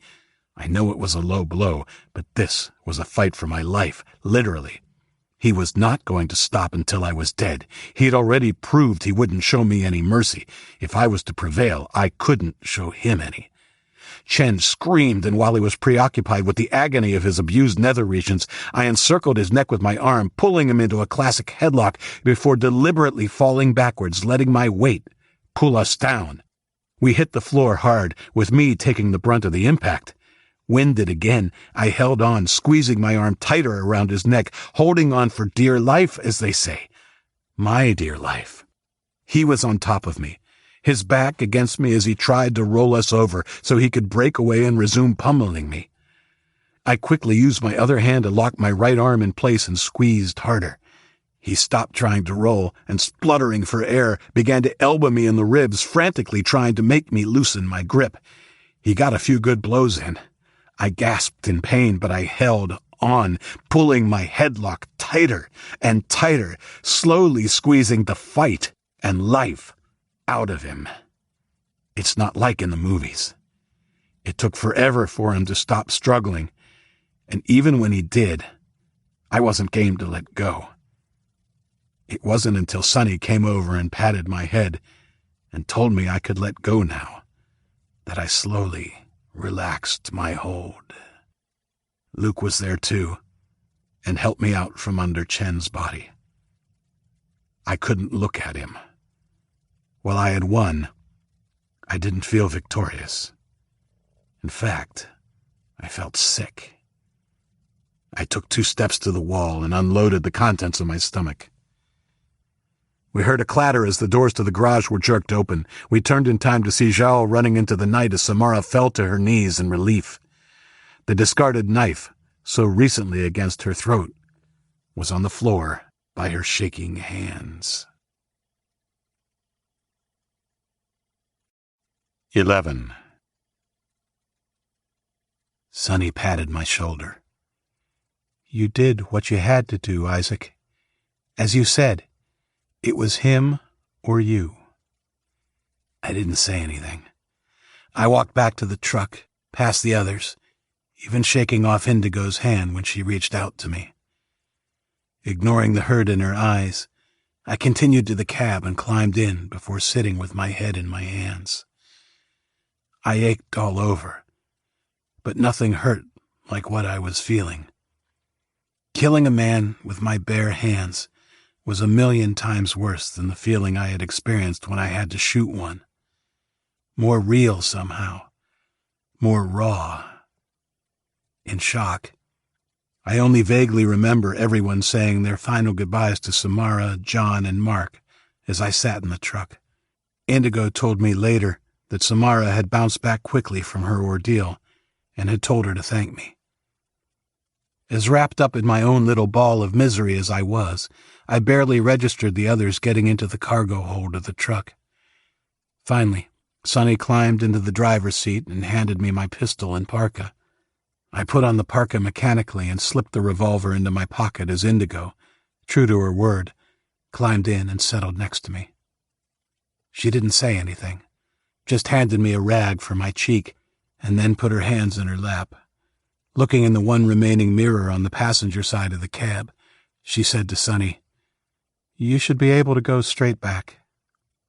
"Okay," he said, putting the truck in reverse and gently pressing down on the gas pedal. He made it on the first try and turned the truck around in the gas station's lot, stopping at the exit before glancing at me. "The freeway is to the right?" I knew he was trying to distract me, and I was grateful. "Yeah, left would take us back to the bridge, and we don't want to go there," I said. "Beyond that, I'm going to be fairly useless. Luke and his atlas are what I relied upon for navigation."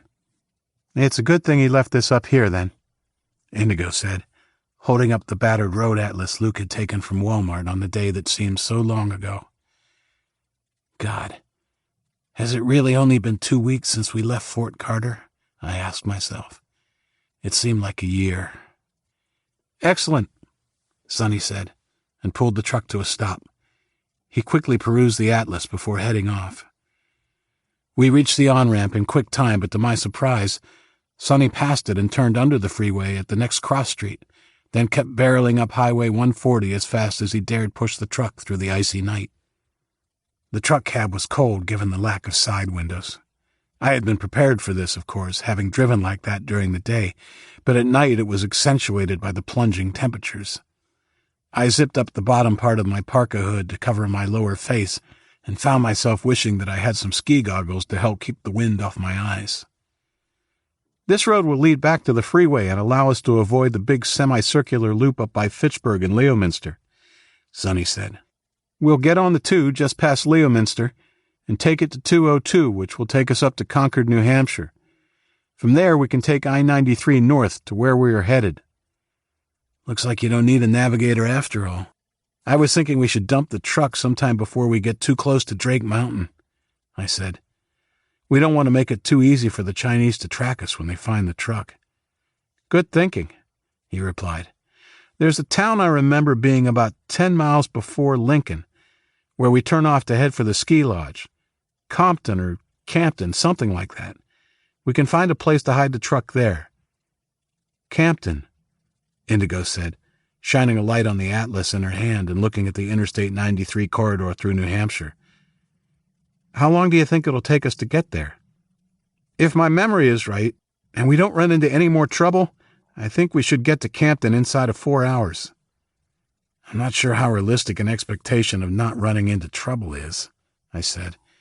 "Concord is a decent-sized town, so we should probably plan on there being a Chinese military presence based there. That means they could be in the area." "You're probably right. We probably shouldn't count on getting to Campton until well after daybreak. Damn, it's cold riding up here," he said after a few minutes of silence. "I should have told you I was still too weak to drive." "It's colder now than it was this morning," I acknowledged. "But at least you have gloves. I drove without them today and my fingers are still freezer burned."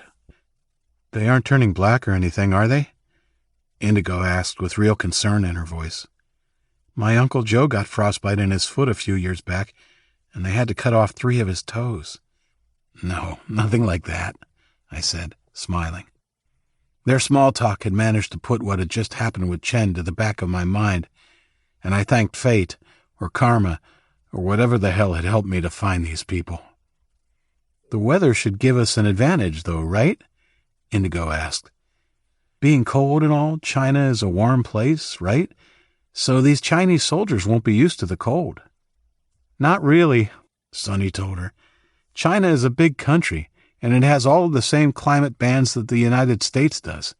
While soldiers from South China might not be acclimatized to the cold, those coming from Manchuria will find that the weather is very similar to home at this time of year."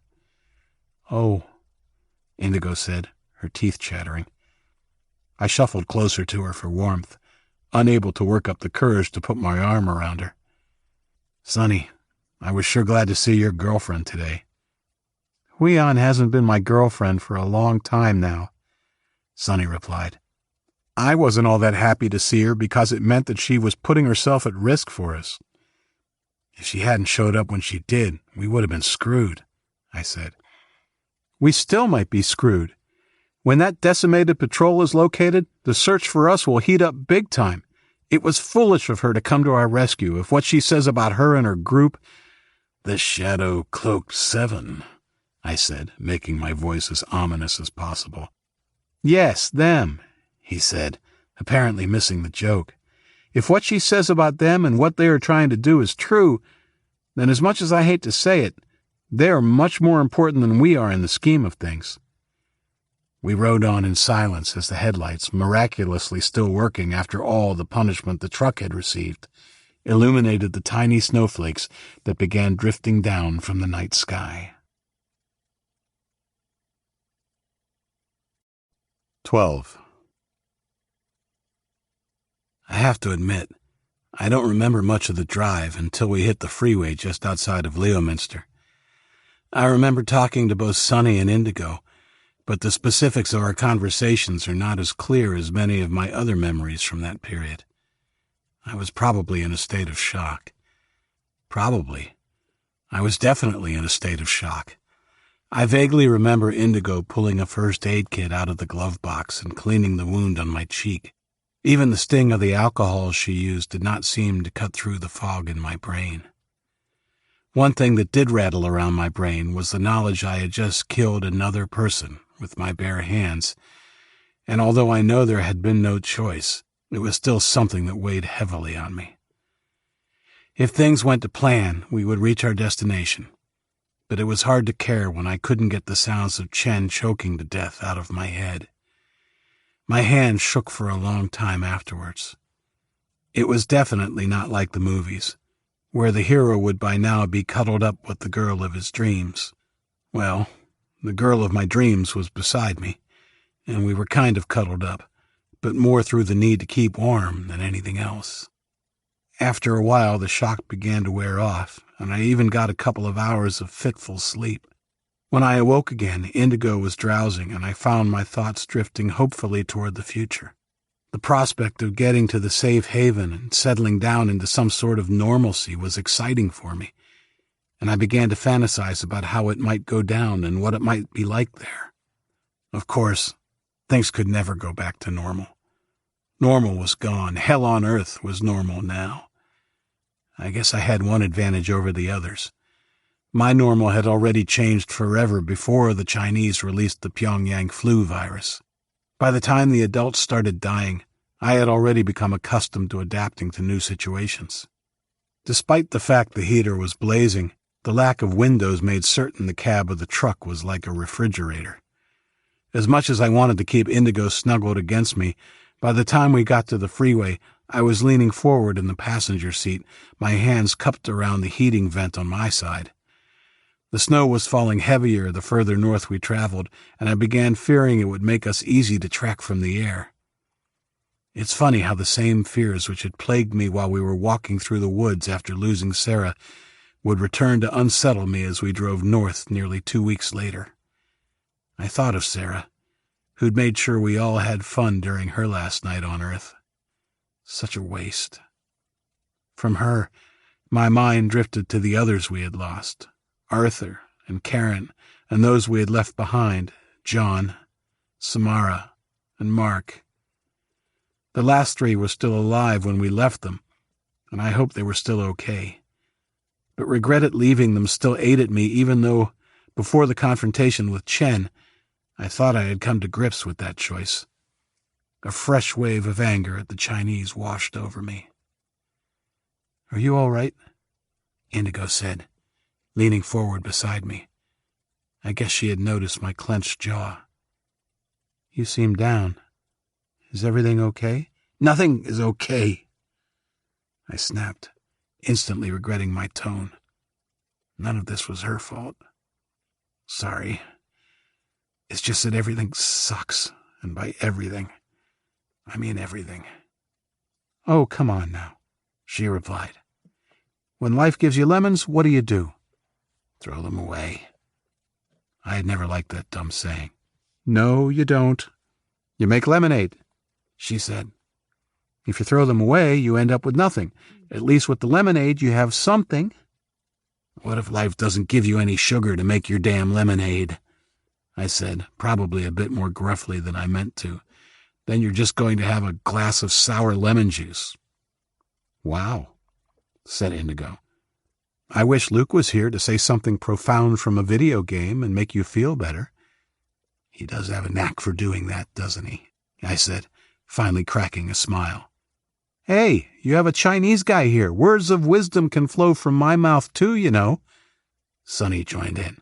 Lao Tzu, Confucius, fortune cookies, pick your poison. What's bothering you, Isaac?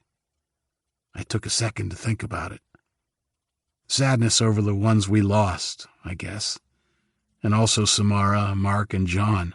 Oh, and not to mention killing someone with my bare hands. That about sums it up, I think. Look, I know it doesn't help, but you said it back at the garage. Chen wasn't going to quit until one of you was dead, and I, for one, am glad you came through. Me too, said Indigo, as her hand found mine. Sonny glanced at us, and I felt myself blush before he quickly looked back to the road. All right, how about this for words of wisdom, then? Give sorrow words. The grief that does not speak whispers the o'er-fraught heart and bids it break, Sonny said. We were all watching the road. The headlights lit up the snow as it drifted to the ground, and I was thankful that it wasn't me driving. Luckily, it wasn't too thick on the road, though. Who said that? Confucius or Lao Tzu? Indigo asked. Neither one, Sonny laughed. It's from Shakespeare. It means that you should talk about what's eating you up inside before it consumes you. I told them about Sarah then. Both of them had heard me talk of her before, Indigo more so than Sonny because I had told her of Sarah's death during one of our long conversations. But this time I told the whole story. From the first time Luke and I had seen her, held captive by the looters, until she had been killed by the pack of feral dogs. I didn't know whether it was the stress of what had happened earlier, or whether it was just plain exhaustion. But by the time I had gotten to the dog attack, I was on the verge of tears, and they started to flow as I described our group tending to her in front of the fire. None of it was your fault, Indigo said, putting her arm around my shoulder. I know it hurts to lose people, especially those people you feel responsible for. But sometimes, especially now, bad things happen, and it's not your fault. I nodded and took my hand away, and she put hers into her lap. What about Karen? I asked her. I don't just feel responsible for her. Being the leader, I was responsible for her, and yet she's dead as well. I glanced over at Sonny. Because of my decisions, I endangered all of you in the back of the truck, and we're lucky that only one of us was killed by the fire from that roadblock. Everybody in the truck, front and back, knew that we were going to be at risk when we left the academy, Sonny said. Karen more than most, because her boyfriend had just been killed. She told me she didn't think we were going to make it, and sadly in her case it turned out to be prophetic. He took his eyes off the road for a moment to look at me. Instead of thinking to yourself that your actions cost Karen her life, you need to understand that those same actions saved the lives of the rest of us. But she trusted me to keep her safe. You all did. No, don't you see? That's where you're wrong, Sonny said. We trusted you to try. Nothing more. We accepted the risk when we loaded up into the truck. We could have stayed at the academy if we chose to, but if we had, we'd be dead now at the hands of the tigers or the Chinese. About that, I said, running my coat sleeve across my cheeks to dry up the tear tracks, which were quickly icing over. When Chen was trying to get into the academy, he said you owed him and honor demanded you uphold your vows to him. You were a tiger once, right? Not really. But when I first moved to Worcester, I befriended a couple of them who were interested in the martial arts.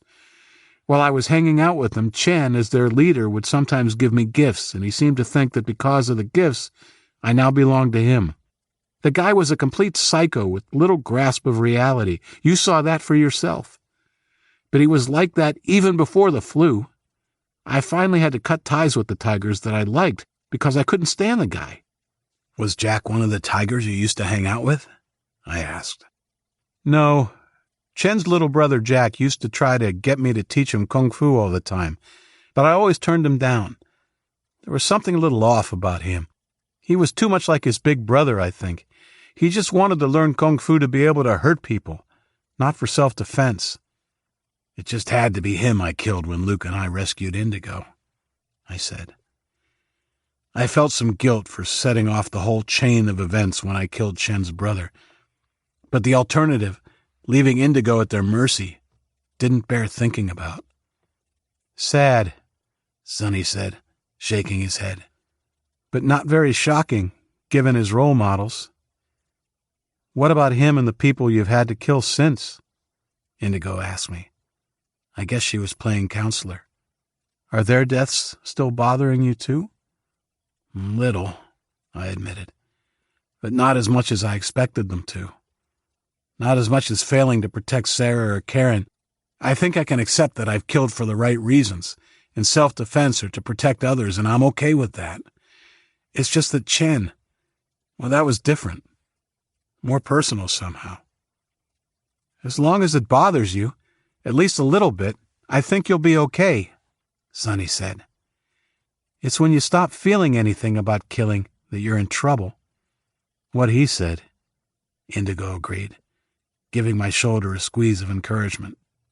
From my point of view, I'm glad this Jack guy, and his brother for that matter, are no longer in the world. Well, one good thing came out of it. I got to meet you, I said to her, managing to crack a true smile for the first time since we'd left the gas station. And that's that, Sonny said. What's what? Indigo and I both asked at the same time, and my smile grew. We just passed the sign that says, "Welcome to New Hampshire," Sonny said. We made it out of Massachusetts at last. Well, that's something, I said. Thank God for small victories. I agree, though perhaps we shouldn't be popping open the champagne just yet, Sonny said. But we've made it further than I actually expected us to when we left. If things keep breaking our way, we might just make it to Drake Mountain to see if there really are survivors there. You have champagne? Indigo asked, teasing. Sonny said. You're right. There's a long way to go. Not to mention we aren't 100% sure there really is a safe haven waiting for us. We shouldn't get our hopes up, I said. Since I've met him, Captain Grumpy Pants here has shown he is pretty down on the whole notion of hope, Indigo said, motioning toward me with her head. Captain Grumpy Pants. Do you have any wise words that might help him overcome his fear of hope, Sonny? I don't know. Let me see. How about, hope is like a road in the country. There was never a road, but when many people walk on it, the road comes into existence. That comes from Lin Yu Tang. Who's that? Indigo asked. I've never heard of him. Lin Yu Tang was one of the most influential Chinese writers of the 20th century, Sonny said. Well, Ben Franklin, an influential American, once said, "He that lives on hope will die fasting." It doesn't matter how many roads are made if the people making them are never going to get anywhere, I said, still smiling though. I see that you can make some claim to knowing the profound thoughts of those who have come before as well, Sonny said, with a short laugh. Not so much, I replied. I wrote a report about witticisms from Poor Richard's Almanac in my English class last year, though, so I can pull a handful of those out if I need them, but that's about it as far as my famous quoting goes. Ah, well, perhaps someday you'll be able to match my profound wisdom, Sonny said, smiling. I'm going to have to slow down. The snow's falling so much harder here. I think there's a rest stop coming up pretty soon now. Do you think we should stop to stretch our legs and let those in the back use the facilities? Not just those in the back, Indigo said. I could use a pit stop myself. Yeah, we'll stop, I said, looking out at the blowing snow. But we can't stay too long. We'll stretch, use the bathrooms, and then get on the road again." "Sounds good to me," Sonny replied, moving over into the far right lane so he could exit when it came up. No more than 5 minutes later, he was pulling off. The rest stop had a small gravel parking lot, 2 cinder block restrooms, and a snow-covered picnic area. There were 3 picnic tables and a covered brick barbecue. Sonny pulled the truck up in the parking lot close to the restrooms. As soon as he turned the engine off, I opened my door and ran around to the back of the truck before pounding on the door. "We're at a rest stop," I called. "Anybody who has to use the facilities or just wants to stretch is welcome to do so."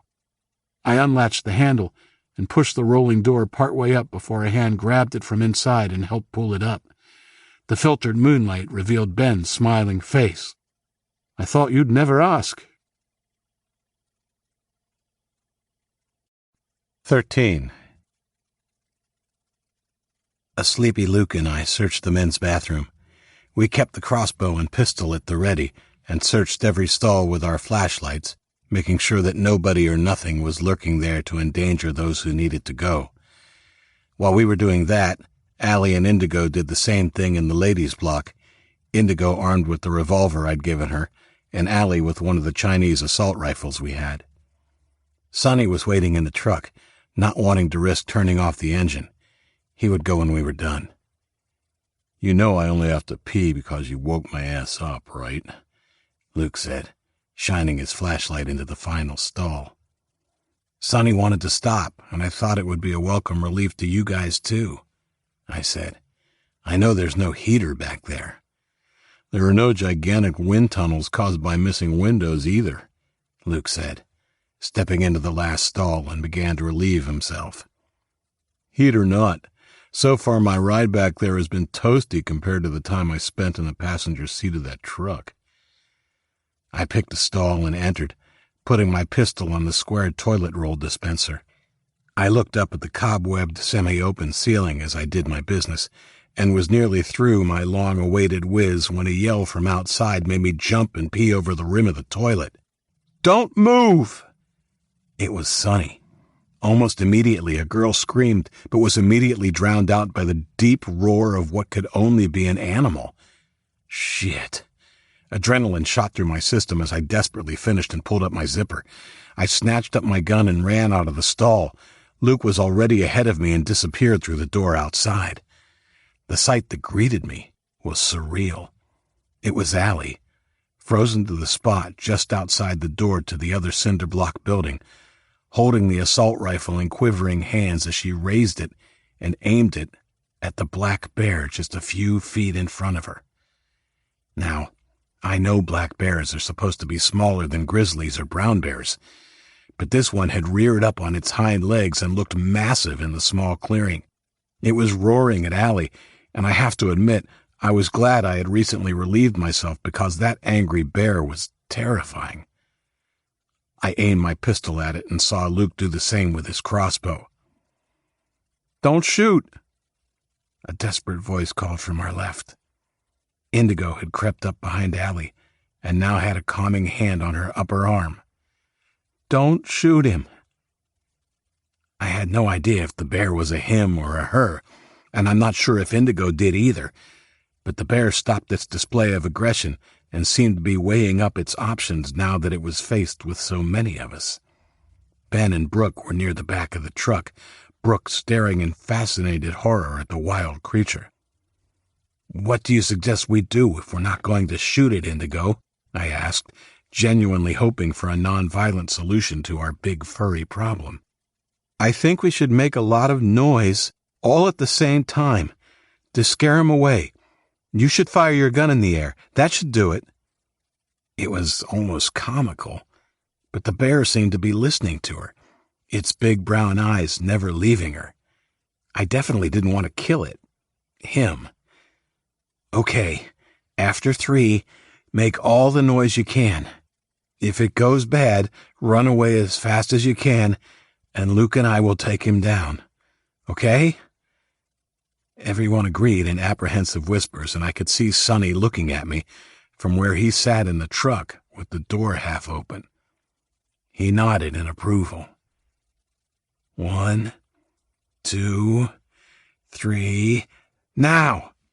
Everyone roared, sang, and yelled at the bear. Next to me, Luke was doing some crazy American Indian dance and hopping from one foot to the other as he waved his crossbow wildly over his head.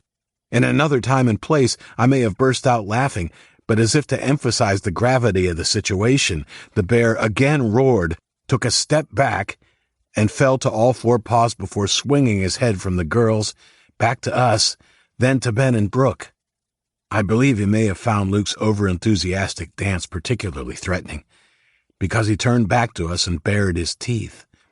I knew instantly he was going to charge, and I fired my gun over his head at the exact moment Sonny punched the horn of the truck. The next 2 seconds were the longest of my life.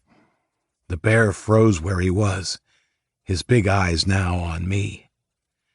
I lowered my gun until it was pointing at his forehead. Time seemed to slow, and I could hear my heartbeat in my ear. I began to squeeze the trigger as the horn continued to blare in the cold night. Then it was over.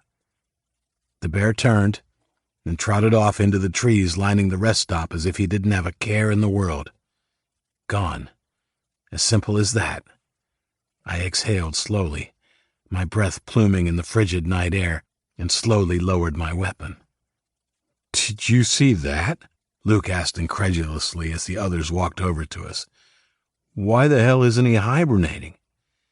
"He is winter walking," said Indigo. "They do that sometimes." "Thank goodness," said Ben. "Well, I don't know if it was the gunshot or your silly dance that got the better of him, but I think we dodged a bullet there."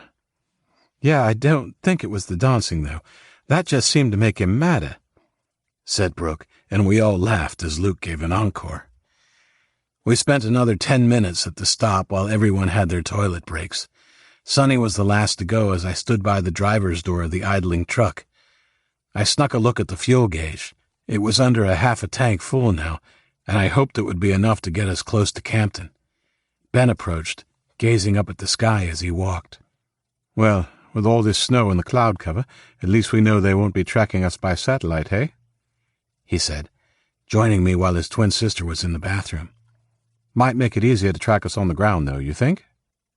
"If it keeps snowing like this, there's a decent chance that it'll cover our tracks by morning," I replied. "God willing," Ben said. "Yeah, as if God cares." "Are you planning to stay up front?" "Unless somebody else really has a burning desire to replace me up there," I said. "It's cold and miserable, but does have the advantage of having windows to look out of." "I plan to keep my place in the back of the truck," Ben said. "Brooke mentioned the same. The supplies are secured better this time, and hopefully there will be no careening off military vehicles and barricades in this next portion of the trip." "Well, Sonny actually has a driver's license, so there's a better chance of avoiding such things. Better than with me behind the wheel, at least." "Don't beat yourself up about it, mate. You were doing the best you could, yeah? And you managed to get most of us out of there alive and in one piece." "Thanks, Ben. That means a lot to me, knowing how you all feel. People keep telling me I'm being too hard on myself." "You are, but that's part of who you are and what makes you a good leader," he said, clapping me on the shoulder. Brooke emerged from the female toilets and began limping toward us. Ben glanced over his shoulder. "I'm going to help Brooke back to the truck. Talk to you later, mate," Ben said, as he walked over and offered her his arm to lean on. I could tell she was still troubled by her twisted ankle, and I worried it might cause some complications later in the night or the next morning when we finally abandoned the truck. It made me conscious of my own injuries, apart from my stinging cheek, which Indigo had put Band-Aids over, and some general stiffness and sore ribs. I felt surprisingly okay. Sonny returned from his toilet break after a few minutes, and I made sure everybody was back where they belonged and ready to roll. I pulled the roller door down and latched it. Sonny and Indigo were already back in the cab, so I clambered up into the passenger side seat and closed my door. As the truck started and the headlights came on, I thought about the falling snow and how it seemed to bring bad luck to me ever since leaving the Foster's residence. Where would I be if I'd stayed there? Captured by looters? Or the Chinese? Dead? Perhaps. Who could say? "Did you get any encouraging words from Luke?"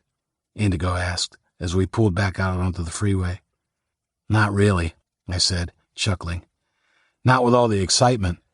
I'm pretty sure he thinks I'm not without hope, just a cynical pessimist. I can see that, she replied, smiling as she put her arm back around me and leaned in close for warmth. You think I'm a cynical pessimist? I wouldn't like you so much if you were, she replied, snuggling closer to my shoulder. Someone once said there is nothing more pitiful than a young cynic because they have gone from doing nothing to believing in nothing, Sonny said. I knew he was teasing, but his comment stung a little. That saying was from a world much different to the one we now lived in. Well, there's one good thing about my outlook, I said, deciding not to take it to heart. When good things do unexpectedly happen, I get a pleasant surprise. Like the bear? Asked Indigo. Yeah, that was good and definitely unexpected. All jokes aside, said Sonny, you both did really well back there. You two make a good team. Our eyes met, and Indigo smiled before looking back to the road ahead. After a few more miles, the two sides of the freeway merged together and, with no median between them, became more like a 4-lane highway. Soon we saw roads and even driveways coming directly off of it. We continued traveling north at a speed of about 30 miles per hour. It was all the speed Sonny dared, given the swirling snow and limited visibility. It took us nearly half an hour to get to the town of Hillsborough, New Hampshire. Here, the highway we were following merged with another and turned east toward Concord. We were mostly quiet during that leg of the trip. Sonny was concentrating on the road ahead, and Indigo snuggled against me with her eyes closed. At one point she began to snore, surprisingly loud for such a sweet girl, so I nudged her a little bit. She squirmed around and continued sleeping, but at least the snoring stopped. About 5 or 7 miles further up the road, we were going to come to another freeway. Do you think we should stay on the highway or take the freeway in and through Concord? Sonny asked as we were leaving Hillsborough behind. I think there's good and bad about taking the freeway, I replied. The fact that they have limited access means we have fewer directions danger can approach from. True enough. But on the other hand, that advantage can turn into a disadvantage because if we do meet trouble on the freeway, there are fewer opportunities for escape. Also true. We're taking a freeway out of Concord, no matter what road we take in, aren't we? That's the plan. Then maybe it would be easier to get on here, assuming this freeway connects to one leading north. That way we won't have to hunt for freeway entrances while we're navigating through the city. We just skirt around it. Sounds like a decent plan, but what if the Chinese have occupied Concord? It seems likely to me that they'd be watching the freeways more closely than the side roads, Sonny said. Risk versus reward, I guess. Every decision we make has to take those aspects into account. By not taking the freeway, we risk running right into a Chinese patrol on one of the streets of the city with nowhere to run. Let's take the freeway. You're really starting to sound like one sometimes, he replied, glancing at me with a small smile. Starting to sound like what? A leader. Less than 10 minutes later, we were approaching the on-ramp to the freeway, and Sonny pulled the truck to a stop. At first, I didn't realize why. He was staring at the freeway as it stretched into the distance with an incredulous look on his face. What? I began, before it hit me like a slap in the face. We could see the freeway stretching into the distance because the row of streetlights running along it were blazing, the light reflected by the snow. The freeway glowed, a white ribbon in the middle of a dark night. On this section of road, at least, the Chinese had turned the power back on. Indigo stirred between us and opened her eyes. Lights. Yep, I said. Maybe sticking to the side roads and going through the city would be for the best after all. Part 3. Bloody Nose. 14. We continued on Highway 202. It followed the freeway close enough that we could see its lights blazing through the trees. This went on for maybe 4 miles before the freeway veered off to the southeast, and we continued on toward the heart of Concord. Reaching the outskirts of the city, we saw the freeway was not the only place where streetlights were working, although none of the houses or buildings we passed seemed to have any lights on. The snow was still falling, even thicker now, with the large flakes clumping together in the air. Concord was eerie, the streetlights illuminating what was essentially a ghost town. If the electricity is on, I'd bet $100 that the Chinese have troops here, Indigo said. I'd say so, but there's not much we can do about it if we want to get to Drake Mountain, Sonny said. Maybe you should turn the headlights off, I said. The snow is reflecting enough light from the streetlights that we don't really need it. He followed my suggestion. The road was still plenty visible in the ambient glow of the streetlights, and hopefully we'd now be less noticeable. Should we stop and ask the others their opinions about this new development, or should we just keep pushing on? I asked. I think push on, said Indigo, with a frown creasing her face. Like Sonny said, there isn't much we can do about it, short of scrapping the trip altogether, and do we really have anywhere else we can go? Could we turn back and loop around, avoiding this city? I asked Sonny. Probably, he said. But it would use up a lot of gas to do that. The roundabout way is long, all the way through Vermont and back. I looked at the gas gauge on the dashboard. It now read a little over 1/3 of a tank. Darn it. This thing gets horrible mileage. What do you expect? It's a rental truck, Sonny said lightly. Look, throw in the fact that we don't know if any other way we go is actually going to be safer than this way or not, and I think it's better we stick with this route. He paused at a traffic light which was blinking red. I was thankful we were the only ones that appeared to be out on this cold night. Maybe we could get some gas, Indigo said. If the lights are working, the pumps might be too. We just need to find a gas station. No, Sonny's right, I said, shaking my head. It would be too dangerous to stop and try and get fuel. I guess we stick to the plan unless we come across a real threat. Okay, we push ahead, Sonny agreed, pulling through the intersection and continuing his drive deeper into the city. Street signs indicated that if we continued down the highway, we'd eventually reach Interstate 93, the freeway that should take us north to Lincoln. From there, we could join the road leading to Drake Mountain Resort. According to Indigo, who was examining the atlas, it was about 30 miles or more to Campton, where we planned to ditch the truck, and another 5 from there to Lincoln. Sonny said from Lincoln to the ski lodge, where we assumed the safe haven was another couple of miles, so it looked like we'd be walking at least 7 miles. I desperately hoped it would stop snowing by then. The drive through Concord was eerie, the emptiness only highlighted by the illumination of the streetlights. I couldn't help looking at the rows of darkened houses, wondering how many dead Americans were entombed in the snow-topped buildings. I shuddered. Indigo saw it first.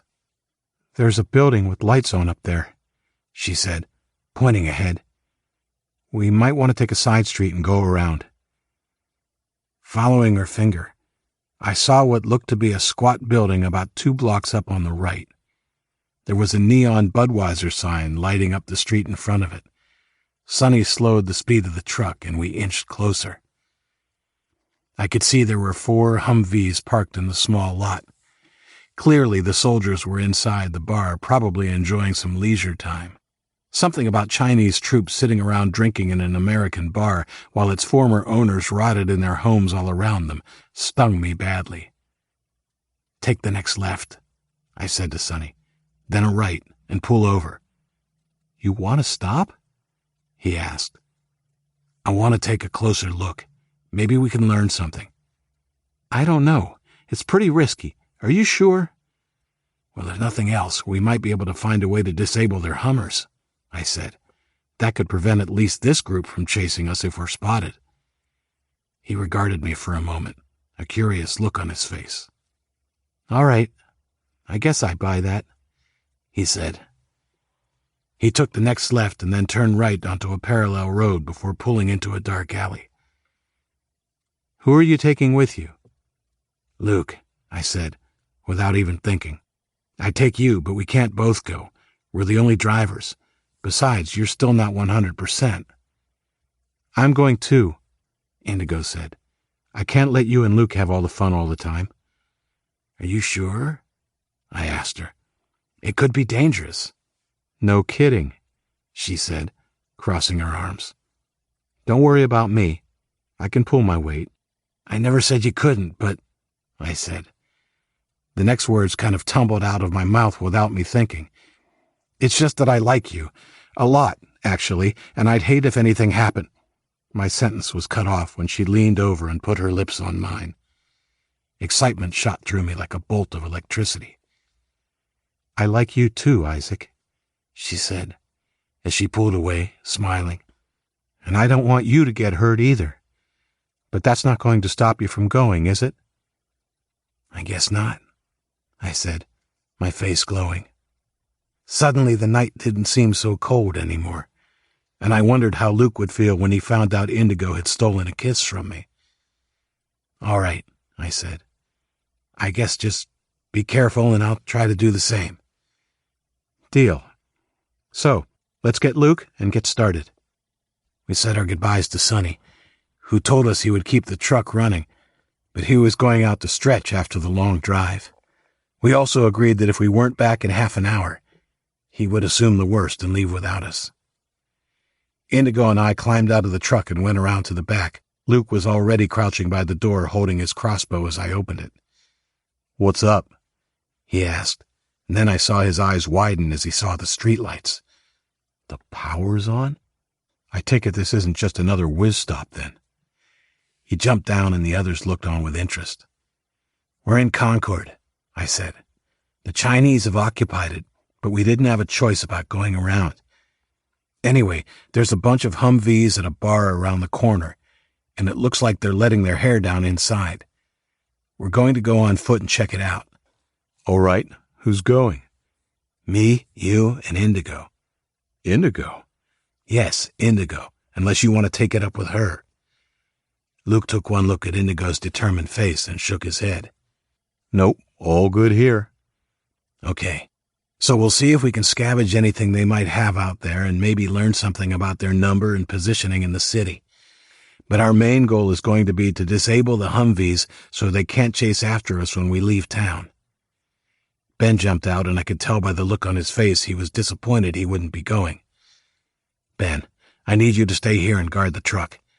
If we're not back in 30 minutes, you and Sonny will be continuing without us." "Okay. Just make sure you're back," he said simply.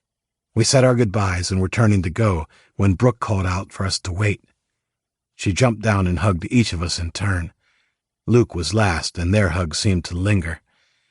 He avoided eye contact as we walked to the corner, but his red face and the knowing look Indigo had shared with Brooke said it all. I guess I didn't have to worry about him trying to impress Indigo after all. We stayed in the shadows as much as possible as we made our way around the block to the bar. I gave Luke a whispered account of our trip since the encounter with the bear, only leaving out the part where Indigo had kissed me. The fresh snow was already nearly 4 inches deep here, and it was resting on a half-inch of older, compacted snow beneath it, and our boots made squelching noises as we walked. Reaching the corner of the main road, we could hear the beat of music and laughter even though the bar was still another block away. There didn't appear to be anyone guarding the vehicles in the parking lot. Why would there be? What exactly did they have to guard against? Hopefully, we could take advantage of their complacency. "We should cross the street and sneak up along the front of those buildings," Luke said. "We don't want to be exposed in the street when we get close to that place." "Good idea." I looked both ways to make sure we weren't being observed before ushering Luke and Indigo across the street. We moved carefully in the snow and gathered under the awning of a drugstore on the other side. I'm glad you remembered to look both ways, Indigo said. I wasn't looking for traffic, I started, then realized by her cheeky smile that she was ribbing me. Well, Mom always told me you never can be too careful. Their faces told me immediately that my attempt to continue the banter had fallen flat, and I made a mental note not to mention moms to people who have recently lost theirs. The window of the drugstore was intact, and I could see the shelves were still fairly well stocked. If we'd had more time, we probably could have raided it for supplies. We crept as stealthily as we could towards the bar, in a vain attempt to prevent our boots from making too much noise. The snow was still falling just as hard as before, but now a cold wind had begun to pick up, blowing straight down Main Street. We were close enough to make out the music now. It was country and western. Luke raised a hand, bringing us to a stop. Are they really listening to country music? Are we sure these are Chinese soldiers? Who else would they be? I asked. As silly as it was, even that one little question planted a seed of hope in my mind. Could it be Americans who had switched the power on? Had the flu been stopped before it wiped out the whole country? Well, there's only one way to find out, Indigo said. Let's get closer. We're still half a block away. Luke started forward again, and we followed single file, our backs against the front of the buildings that lined this side of the street. We stopped at the corner opposite the bar and watched it from the shadows. The Grand Slam Bar and Grill looked as lively as it had probably been before the flu. Now that we were closer, we could see there were 2 more Humvees parked back where we couldn't see them from further down the highway. Humvees which clearly displayed the Chinese flag. I swallowed my disappointment, even though deep down I had known it would be the case. 6 Humvees.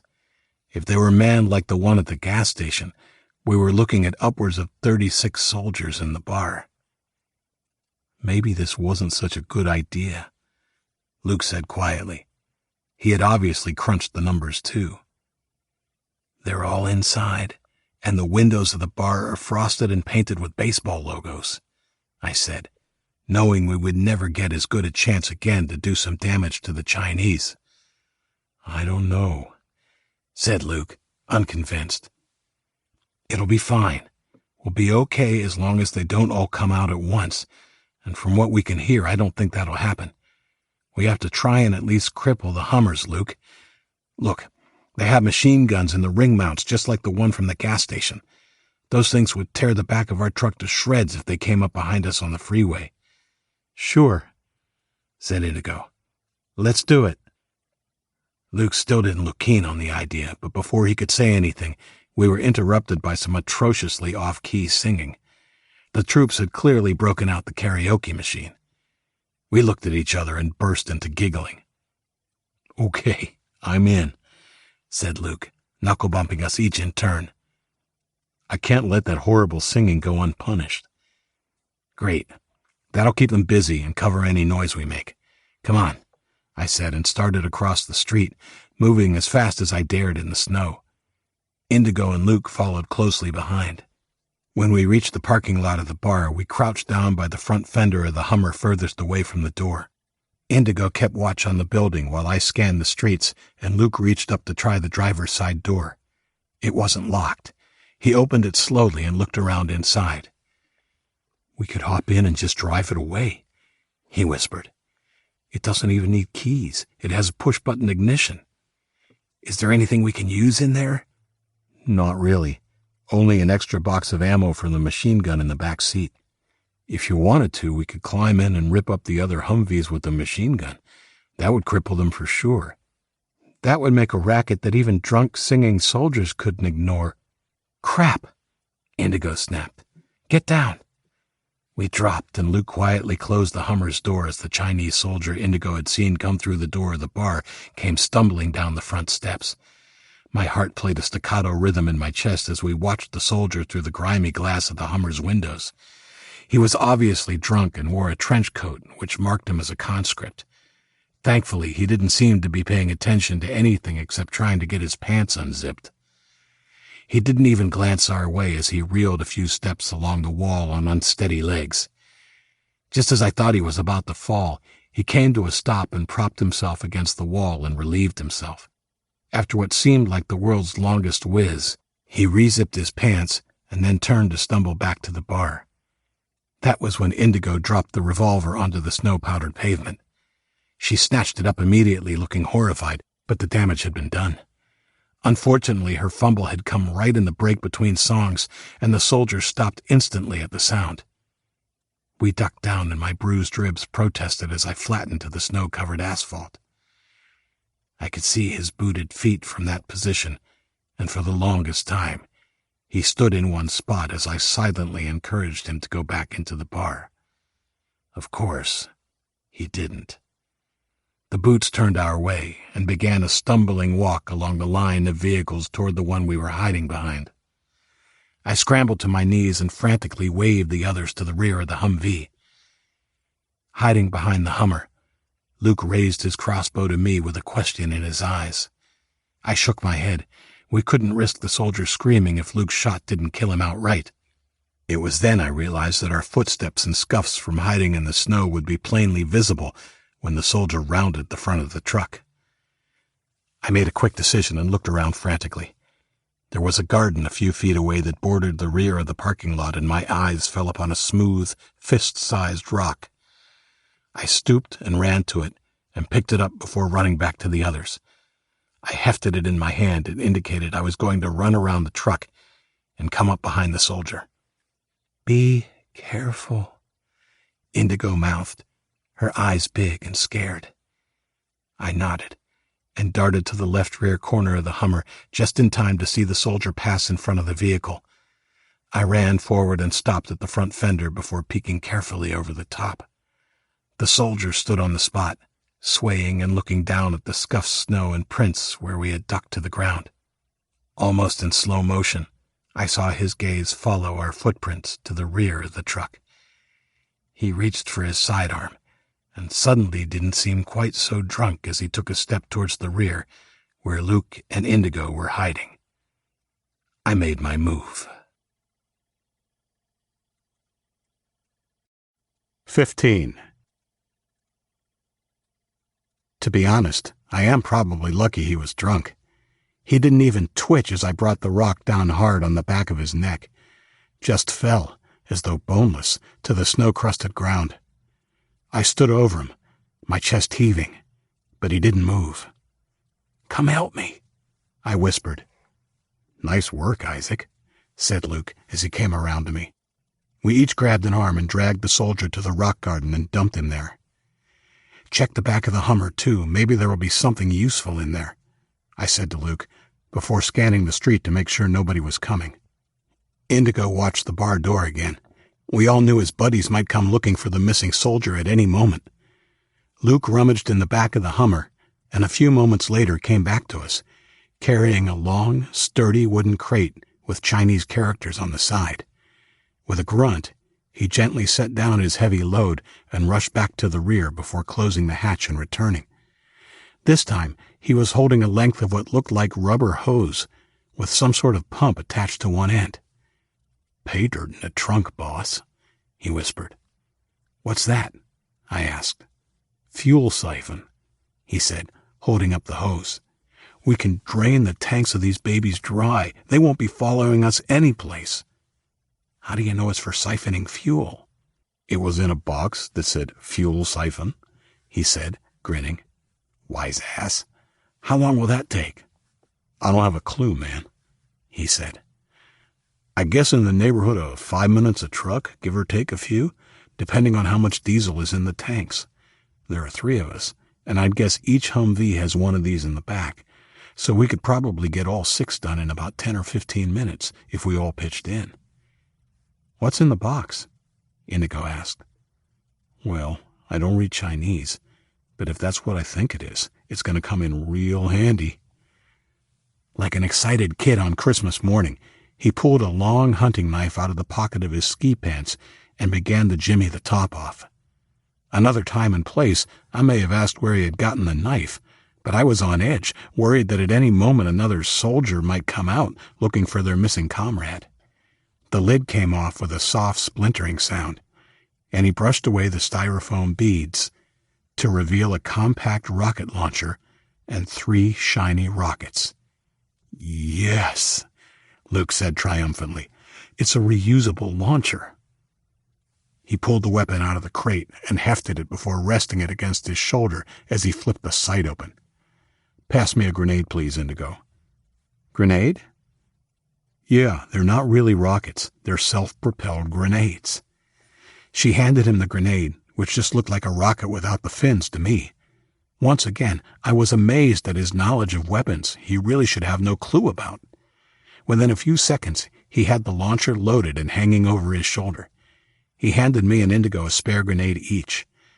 As I looked down on the deadly package in my hand, an idea began to formulate in my head. "Screw the siphoning. We don't have time," I said.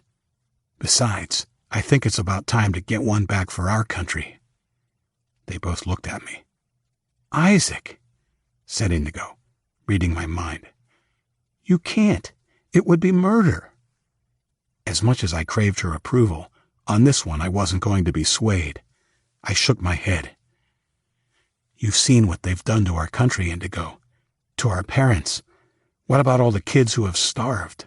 The babies who died starving in their cots as their parents rotted in the same house. That was murder." I saw a tear run down her cheek, and even though I was confident I was right, I felt like a low bastard for making her cry. She nodded and wiped her tears away with the back of her hands. "Fine. You're the leader." It was clear it wasn't fine, though.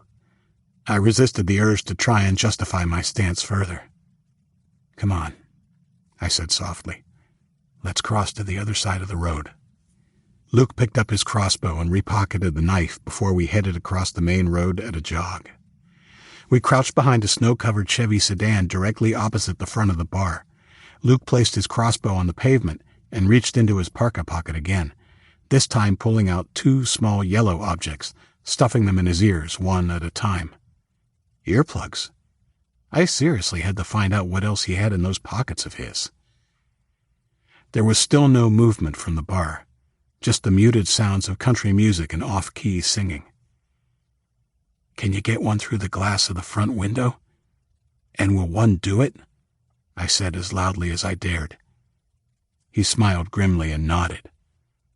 "These things are designed to stop tanks," he said, propping the rocket launcher against his right shoulder.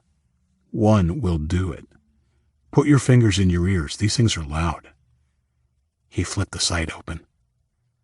"Ready?" he asked. I nodded. I took a deep breath and held it.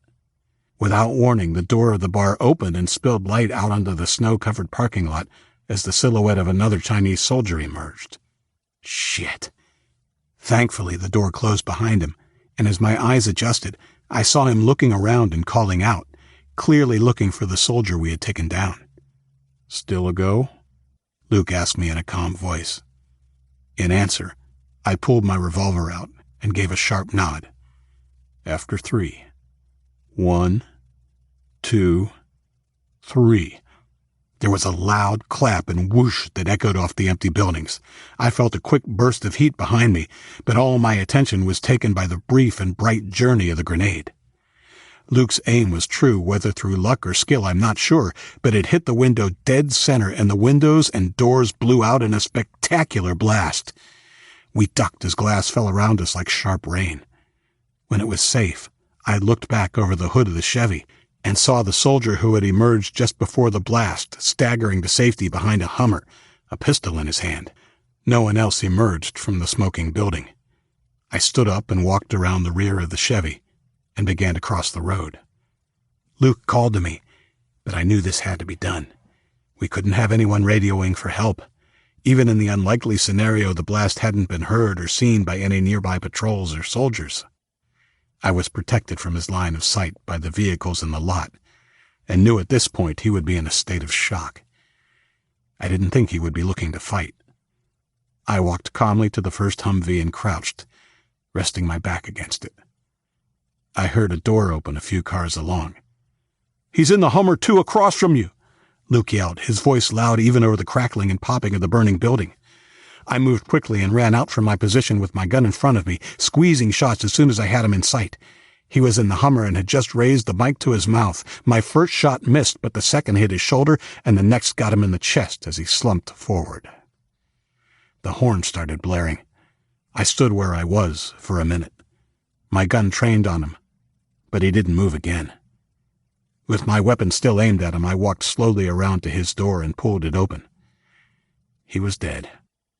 I pocketed my gun and used 2 hands to pull him away from the wheel. The horn cut out into a silence interrupted only by the crackling of the fire. There was a semi-automatic rifle on the floor of the cab under his feet. I grabbed it. I had a feeling we would need all the firepower we could get in the next few hours. I ran back to Indigo and Luke, who were ready to roll, and we headed back to the truck as fast as we could in the icy conditions. The others had obviously heard the explosion. They surrounded us when we got back, their looks of concern turning to relief. All except Sonny. "What the hell happened?" Sonny asked. A little taken aback by his sharp tone, I brushed past. "We need to move," I said. "I'll explain when we're on the road. Everybody, back in the truck." Indigo asked Luke if they could swap places so she could go in back. She was withdrawn, and I knew she was upset with me. It was strange to think that just 20 minutes ago she had kissed me on the lips, and now we weren't even talking. I have to admit I was kind of relieved when she got in the back, both because I would have Luke up front, but mainly so I could avoid discussing what had happened with her. In just a couple of minutes, we were moving again. From the corner of my eye, I saw Sonny glaring at me. "Well?" "We just took out a whole platoon with a rocket launcher," Luke blurted, clearly excited at the evening's events. "Sounded like it, too," he said bitterly. "Haven't you guys ever heard of stealth?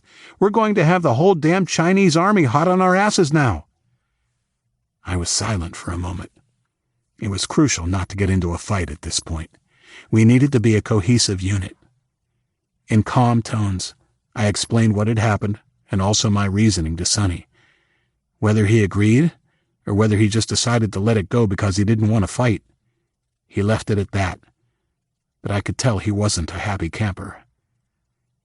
We continued along the back roads a few blocks before turning onto the main street again. It would turn into the highway once we left Concord.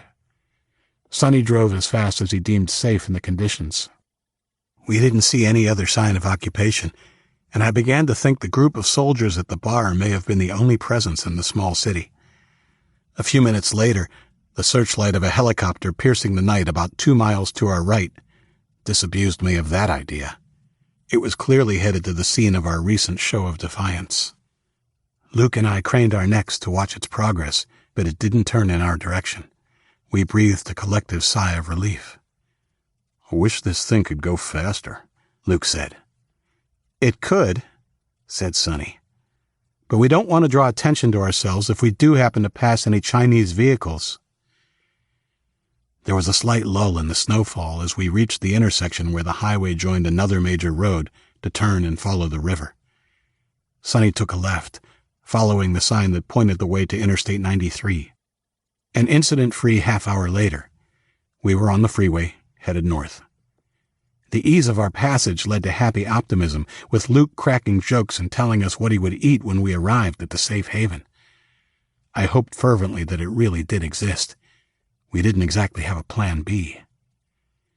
We didn't see the vehicle that had come up behind us until I saw the headlights in the passenger side mirror, barely 100 yards back. "Crap," I said. "We have company." 16. We were only 5 minutes beyond the outskirts of the city. I felt the buoyant mood in the cab dissipate like smoke. Sonny swore under his breath. "What do we do?" I asked, scowling into the mirror as I pulled my gun out again. "We just keep driving, nice and steady," Sonny said, placing his hand on my gun. "You two get down in the footwell." Luke and I awkwardly climbed down onto the floor. I somehow ended up on top of him, my elbow accidentally poking him in the butt as I tried to keep my gun hand free. "I didn't know you cared." he cracked, and in my adrenaline-wired state, he almost brought a giggle from me. The laugh was choked from me when the car following us moved into the center lane and came up alongside the truck. I watched Sonny from my vantage on the floor. He stayed focused on the road ahead, but when it was clear the occupants of the vehicle had slowed to the pace of the truck, he looked down at them and waved. They didn't pass us, though, and just as I was thinking the game was up, he put a hand to his ear and made a strange face, as though trying to understand something. I heard him make an ah sound, and he reached and flicked the lights on, waving gratefully to the SUV. They tooted their horn and after a few worrying seconds, sped up and passed us before shooting off. "They're gone," Sonny said. Luke and I struggled back into our seats. My bad with the headlights. Maybe they would have just passed if I hadn't made the call earlier to switch them off while we were driving, I said.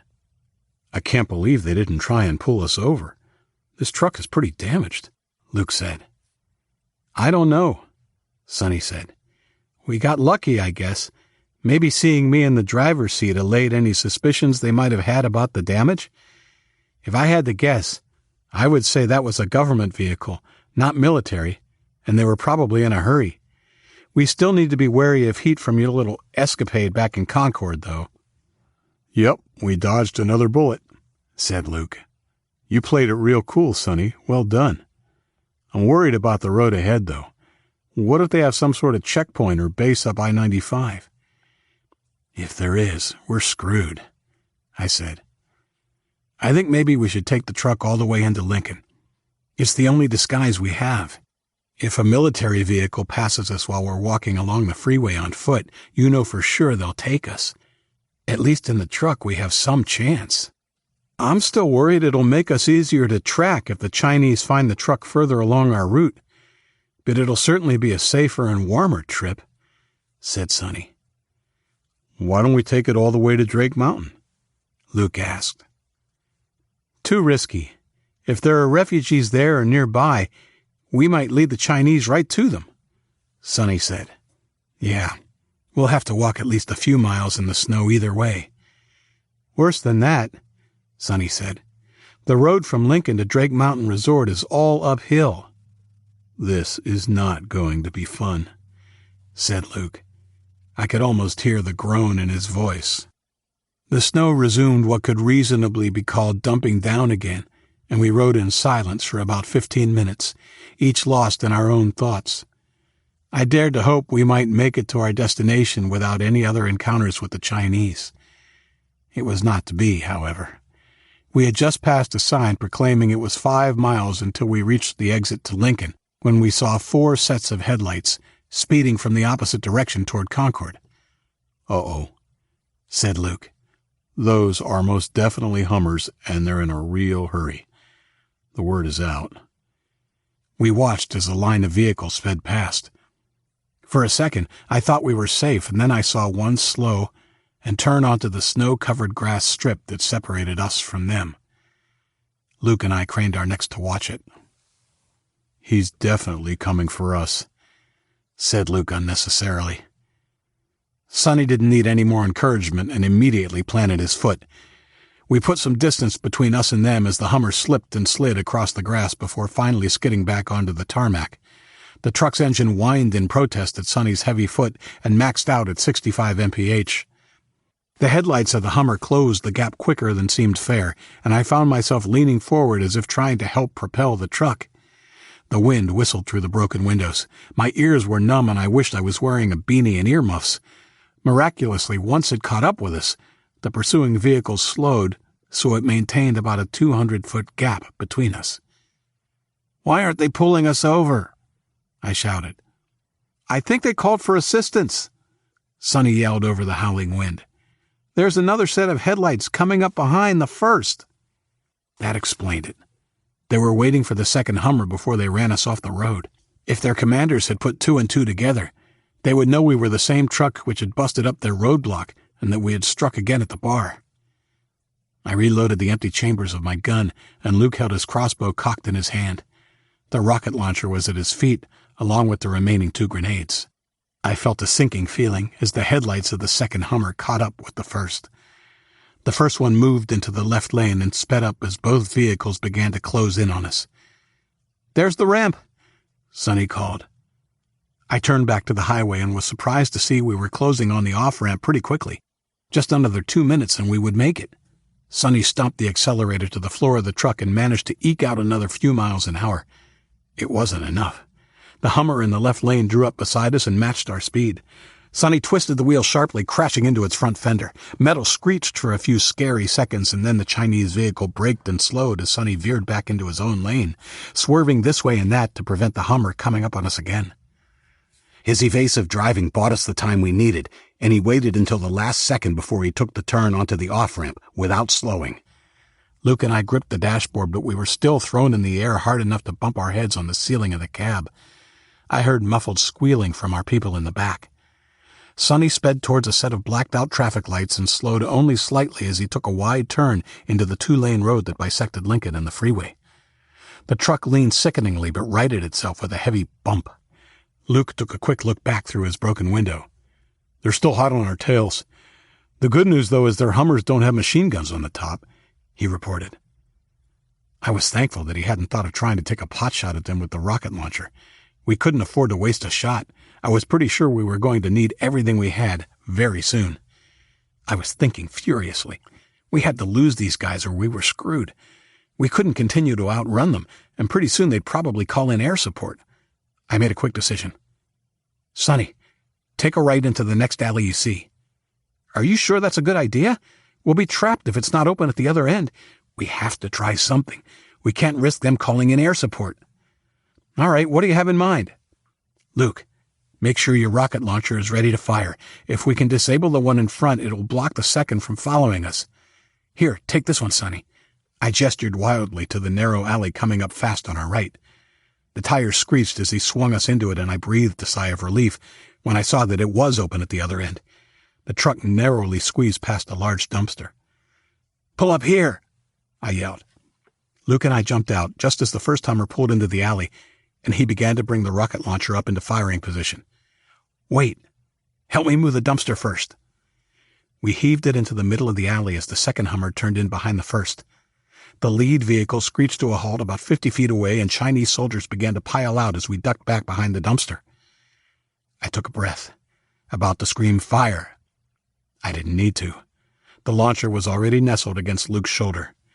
When the soldiers saw Luke, they stopped in their tracks and turned. One of them managed to squeeze off a burst from their weapons as they retreated. I ducked as bullets whizzed by and thunked into the dumpster. Luke didn't flinch at the hail of bullets and calmly pulled the trigger. The rocket launcher jerked in his arm and the grenade zeroed in on the front grille of the Hummer.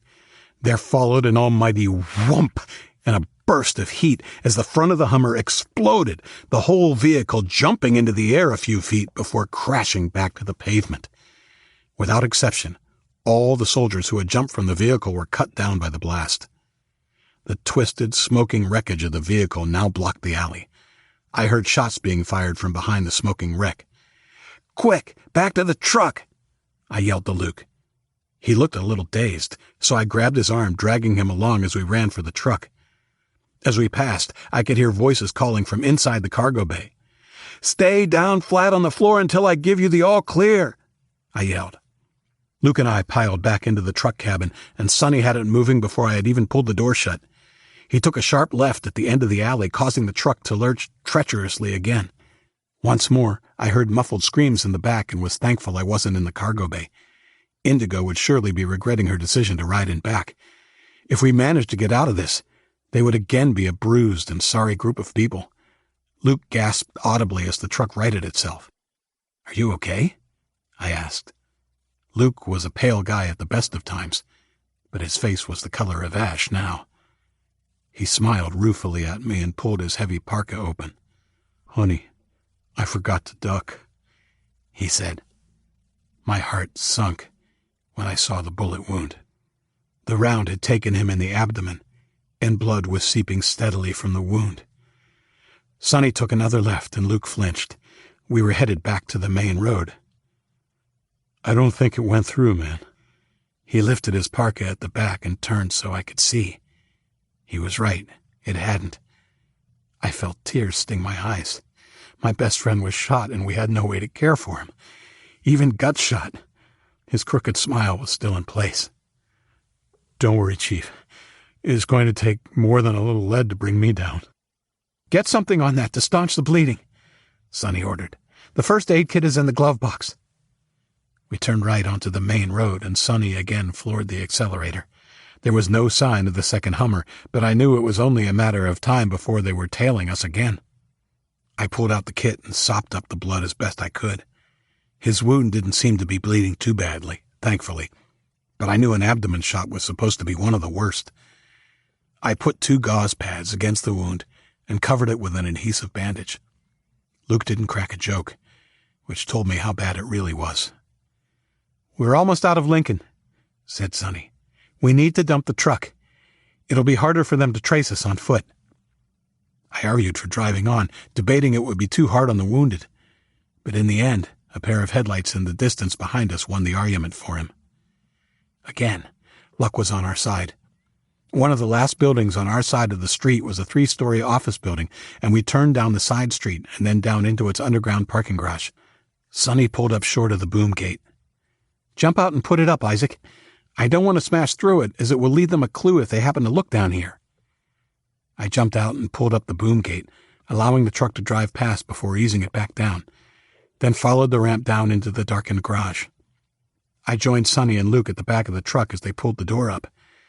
We were greeted by a rush of questions and did our best to answer as we ushered our shaken passengers out. Thankfully, Indigo took my hand when I offered it, but we separated without saying anything once she was on her feet. Luke was surprisingly mobile, considering his wound. He had been shot and was still trooping on.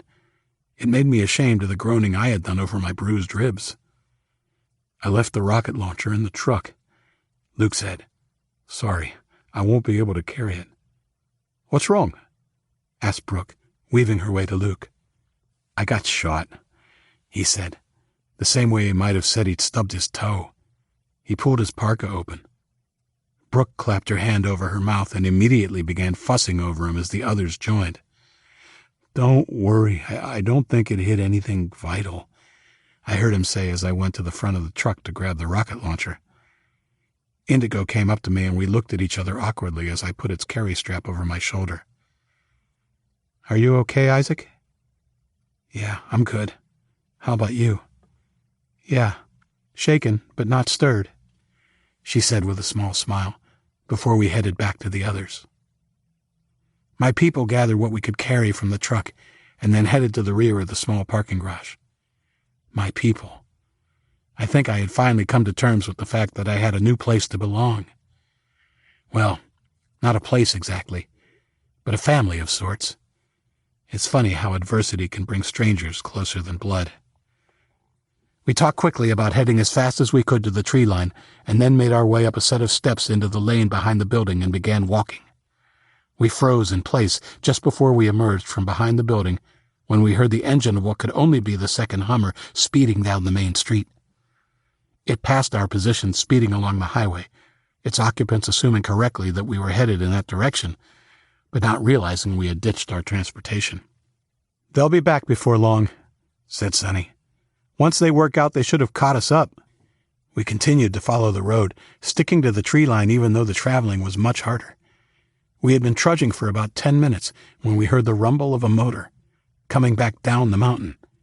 Quick, everyone down, I yelled. We all managed to get down to our knees in the scrub and behind trees before the same Humvee that had passed us came back towards Lincoln. It was traveling much slower this time, the occupants obviously scanning the area as they retraced their path.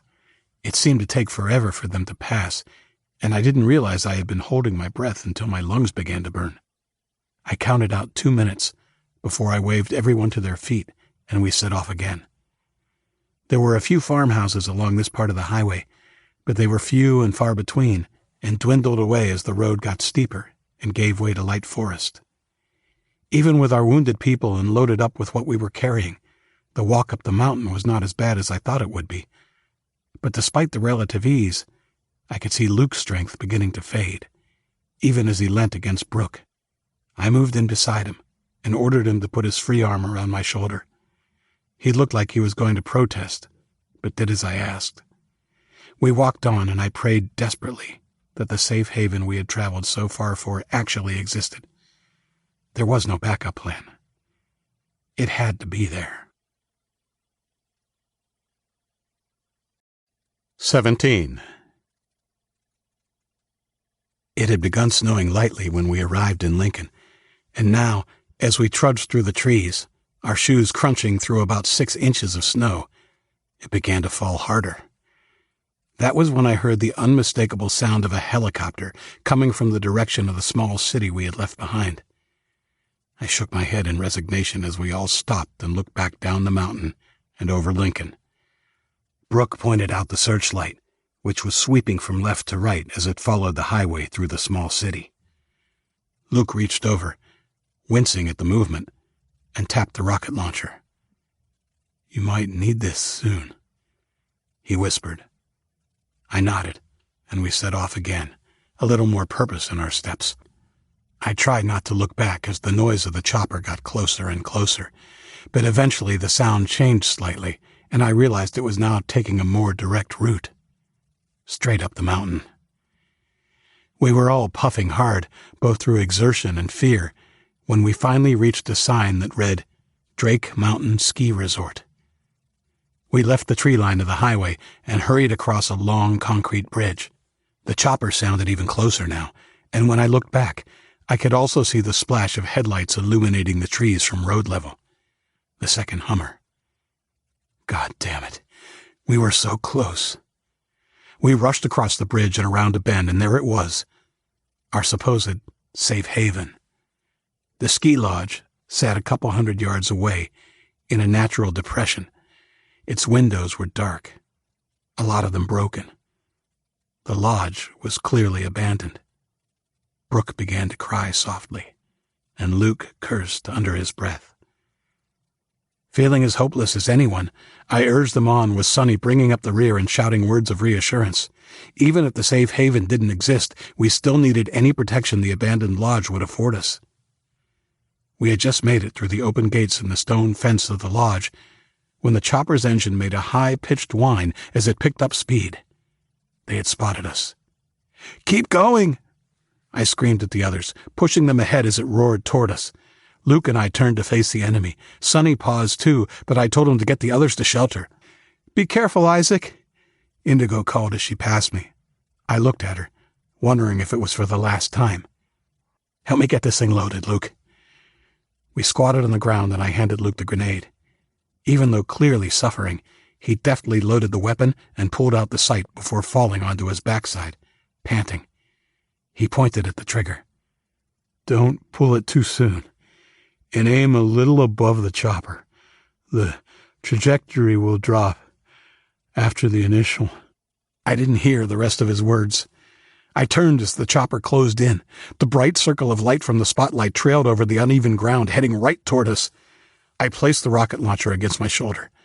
I looked quickly down at Luke in time to see him collapse face down on the ground, a bloom of blood soaking the snow around him. At the sight of my friend, a sob wrenched my throat, and my eyes blurred with tears. I raised the weapon and took aim at the chopper as the distant screech of tires indicated the Hummer had also arrived.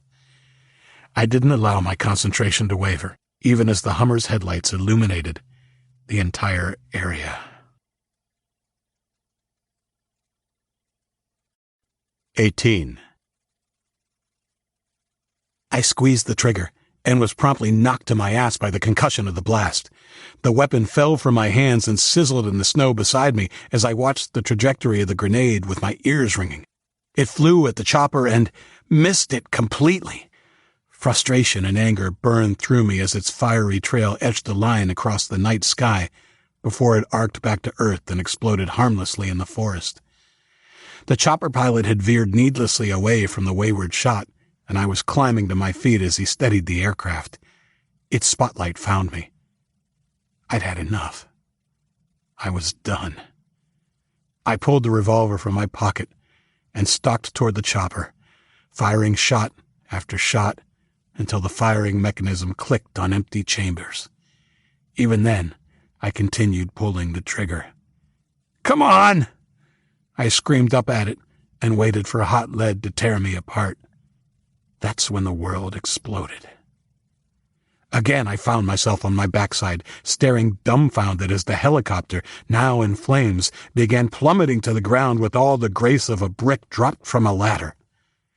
I registered the white-clad figures running in from all directions, even the fact that one of them was carrying a smoking rocket launcher, but I didn't pause to look more closely. I scrambled to my feet and ran back to Luke, falling over him just as the chopper hit the ground 100 yards from us, throwing up debris and snow. When I felt it was safe, I started to climb off my friend and found myself staring into the muzzle of a machine gun. I looked up, half expecting to see a Chinese face standing over me. It wasn't. It was a middle-aged American man. The first non-Chinese person over the age of 16 in more than a month. "Do not move!" he screamed down at me as I looked up at him with wide eyes. Behind him, the enemy Hummer screeched to a stop and soldiers began to pile out. The men standing over me didn't even flinch, and it became obvious why soon enough. The Chinese soldiers weren't aware of the danger they were in and were cut down mercilessly in a one-sided firefight that lasted all of 5 seconds. The men in white camouflage immediately secured the area. "Throw down your weapons and place your hands on your head!" yelled a gruff voice from the direction of the lodge. I looked over. My people were placing their guns on the ground and putting their hands in the air as the men in white closed in on them. "Do it! Now!" I could see Sonny still held his semi-automatic, and I held my breath, not exhaling until he finally bent over and placed it carefully on the snow-crusted grass in front of him. I snuck a closer look at the man standing over me. He was armed with what looked to me like a U.S. military-issue M16, and also had the telltale haircut of a military man. These guys were U.S. Army. But how could they be? I tried to stop him when he bent over and reached for Luke's throat.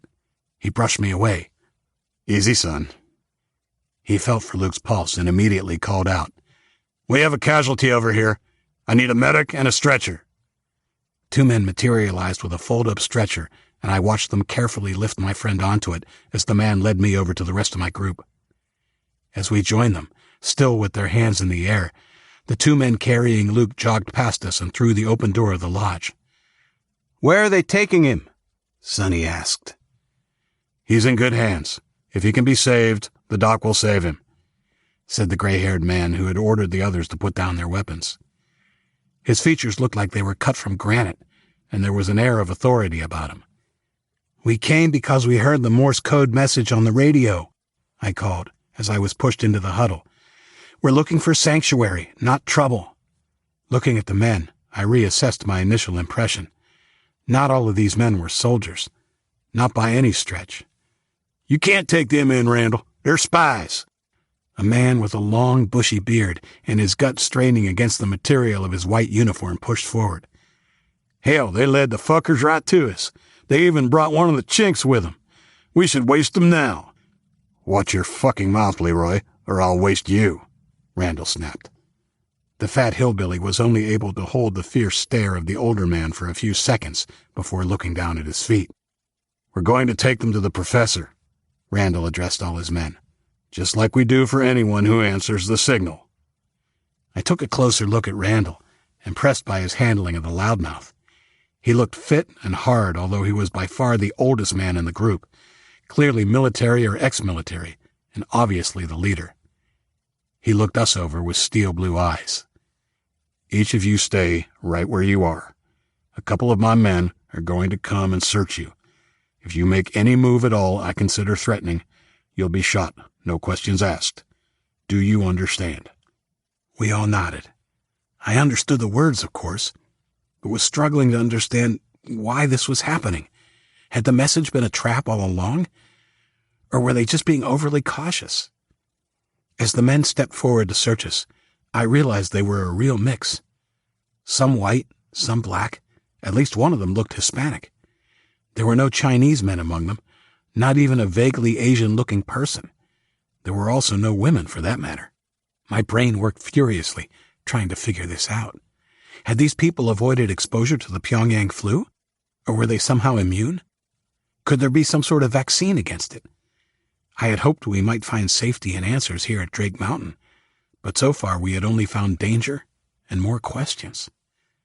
The men quickly patted us down and checked our bags, confiscating blades and anything else that might be used against them, before collecting our firearms from the floor. Sonny soon had a scattering of knives and shuriken on the floor by his feet. Indigo's revolver was taken away as well. While we were being searched, I noticed another group of men cleaning up the mess left by the firefight. I had to admit they were quick and efficient. Clearly they wanted no trace of the firefight remaining if the Chinese came looking for the missing soldiers and helicopter. The search was conducted without any hiccups, and we were directed through the front entrance of the lodge. Overhead lights were switched on, and we shaded our eyes as their leader, Randall, came forward. Zip-tie their hands and black bag them, and we'll head out.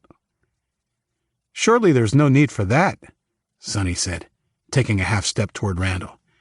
We're on your side. There was a click fizz sound, and suddenly Sonny jerked up straight, his arms locked at his sides before falling to the ground and convulsing spasmodically. Brooke screamed, and the humming sound faded, leaving Sonny a twitching heap on the floor. It was Leroy. He had a taser in his hand, the wires running up to small prongs in Sonny's back. Enraged, I took a step forward, only to feel the hand of one of my captors grip my shoulder firmly. The guns of the men around us kept everyone else at bay. I still say we waste them, or at least the chink, began Leroy. He didn't get a chance to finish his thought because Randall stepped forward and grabbed him by the throat. We don't know he's an enemy, Leroy. Randall grated through gritted teeth. You have to look deeper than a person's skin. Do you understand? Leroy, his face now a distinct purple shade, dropped the taser and tried to pry the fingers of the old man away. Randall squeezed harder and shook him a little. Do you understand? Leroy nodded desperately and patted the back of Randall's hand. The old man released him and he fell to his knees, sucking in deep, sobbing gulps of air. Good. Now get him up and bound. If he doesn't reach the professor in one piece, I'm going to gut you. Randall's words heartened me a little. At least we were being taken to see someone. Maybe this professor guy would be more reasonable, but where was he? And why were they going to black bag us? The men that had searched us went around to us one by one, starting with me. My hands were pulled behind my back and secured with a plastic zip tie, tight enough to hold them, but not tight enough to cut off circulation. All around me, the rest of my group were being similarly treated. I caught Indigo's eyes and nodded reassuringly before a black sack was pulled down over her head. I did the same for as many of the others as I could before my own head was covered and the world went dark. Sightless and surrounded by armed men, of which one at least was dangerous, I was as scared as I ever remembered being in my life. Now, we're going to lead you through some tight places, I heard Randall say from in front of us. And it's going to be a bit of a hike. You'll be fine as long as you stay on the path and don't do anything stupid. A hand grabbed my shoulder and prompted me forward. Let's go, people. Leroy, cut the lights. Part 4. Drake Mountain. 19. The black sack over my head rendered me blind and helpless, totally reliant on our unseen captors to ensure I was guided safely to wherever they were taking us. The feeling of helplessness bothered me almost as much as not being able to see. It took 5 or so minutes to have the confidence to take more than baby steps. During that first phase, I could sense that we were still indoors, and I heard doors closing behind us every 100 steps or so, and felt like we were traveling through hallways and passages towards the rear of the lodge. We didn't climb any stairs, so we were definitely still on the ground floor as we made our way slowly on our unseen path. Finally, after what seemed like a black eternity, I heard a warning given in front that we would be walking down a staircase. The hand that had been gently guiding me took my upper arm more firmly, stopping me in my tracks, but not before I bumped into the person in front of me. They felt soft, and I thought it might be one of the girls. Indigo, perhaps? Stop here for a moment, a man's voice said close to my ear. There was a pause of a few seconds, and then he said, Okay, we're going down the stairs now. Just take one step at a time. Slowly. The mind plays tricks when deprived of sight, and my imagination had my foot waving over a bottomless abyss as I gingerly lowered it. When the drop to the first step was deeper than I expected, I trod heavily and overbalanced before the unseen hand of my guide steadied me. "Easy, son. Take your time." I thought I recognized the voice of the soldier who had seized me straight after the helicopter had come down. That man had been competent and not unkind during that whole episode. "Thanks," I said. "I'm Isaac. What's your name?" "My name's John." I took a stab in the dark to confirm my suspicions. "Thanks for having them see the Luke so quickly." "No problem. I hope he makes it. For now, though, you might want to save the conversation and concentrate on what you're doing." It was him. I did as he suggested, satisfied that I had at least made a small connection with him. We reached the bottom of the staircase, and I heard a noise like bar locks being pulled and a door opening, followed immediately by a frigid breeze. I was guided through the doorway, I could tell by the drop in temperature, and my feet found the ground suddenly rough and uneven. I won't describe every step of our journey that day. Suffice to say it was the most terrifying and surreal 3 hours or so of my life. I know better now, but in the absence of sight, my mind convinced me that we were on a narrow mountain trail that clung to the side of a cliff, and that with every step there was a danger that me or one of my group would fall into an abyss. I couldn't help picturing Frodo and his company climbing the precipitous mountain path in the Lord of the Rings movies that I had seen years before. Right then, I didn't feel anywhere near as heroic as I remember the hobbits being. About 20 minutes into the hike, one of the girls squealed somewhere in front. I tensed and waited for a long, fading scream that never came. Whatever the issue, it brought our procession to a standstill for a moment. I don't know if it was Indigo or one of the other girls that had squealed, but my heart was in my throat until the calm, authoritative voice of Colonel Randall got us all moving again. I stumbled many times, thankfully saved each time from a fall to the ground or worse by the steady, ever-present hand of John. After roughly an hour and a half, we were brought to a halt again, and Randall's voice rang out. "We are going to rest here. My men are going to free your hands. If any of you do anything stupid, you will be tasered, and I can't guarantee your safety, given that there is a rather steep cliff just a few feet from you." I heard someone coming along our procession, and the intermittent snick of a sharp blade before strong hands gripped mine and cut the plastic tie securing them. I said thank you and rubbed my wrists to get the circulation going again. We were told to sit on the ground, and after I had seated myself on the cold, unyielding rock, I was handed a small paper-wrapped package. "Something to eat." A voice, not John this time, said. My first instinct was to be suspicious of the proffered food, but of course, if they were going to kill us, they would have done it back at the lodge. I unwrapped the package and with my probing fingers felt a soft, crumbly square of something, some sort of baked food. I raised it to my nose and smelt a vague hint of cinnamon and raisins. My mouth immediately began to water, and I bit into it without any further ado. None of us had eaten in a long time, and the biscuit, or whatever it was impossibly delicious. After I had scoffed it down, I used my fingers and tongue to ensure that I left no crumb on that paper. I didn't know when we would eat again. I heard someone pause in front of me, and a cold metal cup was pressed into my hand with a simple order to drink. This time I thought I recognized the nasal voice of Leroy, the redneck. The canteen contained cool water. It also had been a long time since I had quenched my thirst, so I guzzled it. After about 10 minutes, we were directed to stand, and our blind trek continued. I had the feeling that it wouldn't have been easy in any circumstances, let alone blind. There were periods of steep climbing, but mainly I got the sense that we were winding our way downwards. It was difficult and rocky, and at no point did I become comfortable. After another torturous hour or so, we were again brought to a halt. I heard the voice of Randall up ahead. I couldn't make out what he was saying, but his tone led me to believe he wasn't talking to anyone in our group. I assumed he must have been on a two-way radio or something similar. Following the brief conversation, I heard a deep humming from the same direction, followed after a few seconds by a loud, metallic clunk. At this point, we were told to move forward. As I shuffled forward, the cold wind suddenly died away, and the rough ground flattened out into what was clearly a smooth, man-made floor. I sensed an enclosed space, and then behind me, the hum started up again, followed by the clunk of metal doors closing. The noise of the wind died away.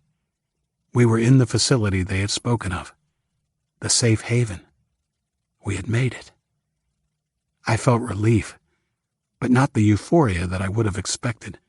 The rude welcome we had received meant that I still had a vague, uneasy feeling to temper any sense of achievement at reaching our hard-won goal. We were guided for 30 or so steps, and then I heard another set of doors close behind us. I desperately wanted to see where I was, but had to settle for using my imagination to paint a picture. I imagined a large cavern, carved out of the bedrock of the mountain with a polished concrete floor. We were herded in a straight line for another 100 feet or so before turning right, and a few minutes after that we were told to stop again. Somewhere in front of us I heard a whispered conversation between our captors before they started us moving again. "Will you be taking the sack off soon?" I asked John when I felt his hand on me again. "Soon. Just a little longer, I promise." He was good to his word. After about another 5 minutes of walking, we halted, and I heard another door open in front of us before we were guided in. Hand stopped me after a few feet before turning me around. For a minute or two, I didn't hear anything except footsteps and some whispers. "You may want to close your eyes," a voice said behind me, making me jump. Without further warning, the black sack was pulled from my head and harsh fluorescent light knifed to my eyes. I closed them quickly, and kept them closed until I felt I had given them enough time to adjust. I opened them again, blinking frequently until my eyes adapted to stark electric light. We were in a hospital ward, or what looked like one. The walls were stark white, which only intensified the brightness of the fluorescent lighting. Through watery eyes, I squinted around the room and saw that there were 4 beds with medical equipment positioned beside them. I was about to turn and look for my comrades when my gaze was drawn to a large plate glass window in the wall opposite us. Through it I could see 2 men in scrubs standing over a bed and instantly recognized the shock of red hair at the head of the bed. Luke. "Where the hell is my sister?" The angry voice behind me snatched my attention before I could step up to the glass, and I turned to see a furious Ben, and no one else. No Indigo, no Brooke, no Allie, and no Sonny. Colonel Randall stood in front of Ben, looking calmly down at the English boy. Flanking him was another armed man that I didn't recognize.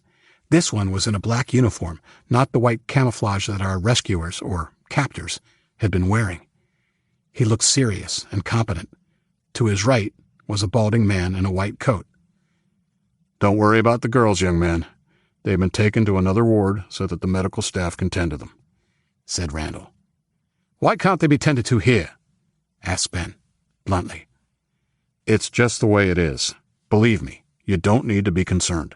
You'll be together with them as soon as you've all been checked over and treated for any injuries." "What about Sonny?" I asked. "The Chinese man?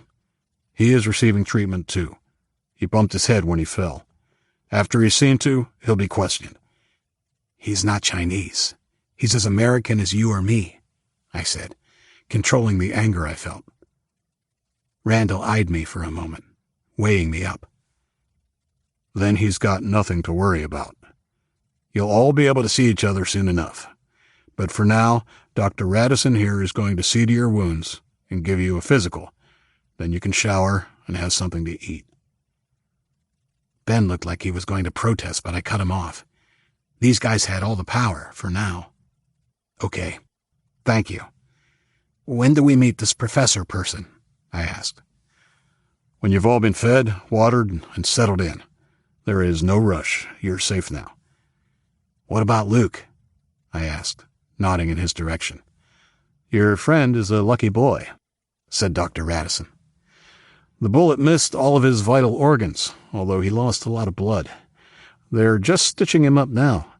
Luckily, he is type O. We have plenty of that in stock, although he made a very decent dent in our supply. We have a compulsory blood donation policy here in the facility. It will be replenished quickly. Your friend should be up and about again in a week to 10 days.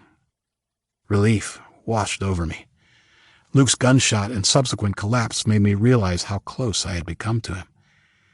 We really were as close as brothers now, our bond forged by adversity and respect. Not only did we have that bond, but I genuinely liked him and had come to rely on his smarts and advice during our long journey. "What is this place?" Ben asked the doctor. "Some sort of government facility?" "I know you have a lot of questions," Randall interrupted, "and they will be answered. But for now, let's get you cleaned up and treated so you can get some food and rest." Even though we hadn't had the big snack long ago, at the mention of food my stomach began an impressive rumbling. Close behind it in urgency was my need for sleep. I had no idea what time it was or even what day, but my eyes had that dry, stinging feeling they get when sleep is well and truly overdue. "I'll leave you with the good doctor. Williams here will see you to the showers after your examination." He nodded to the doctor and left. 20. "Okay, to start with, please remove your clothes down to your underwear," said the doctor, as he went to the large window and pulled a curtain across.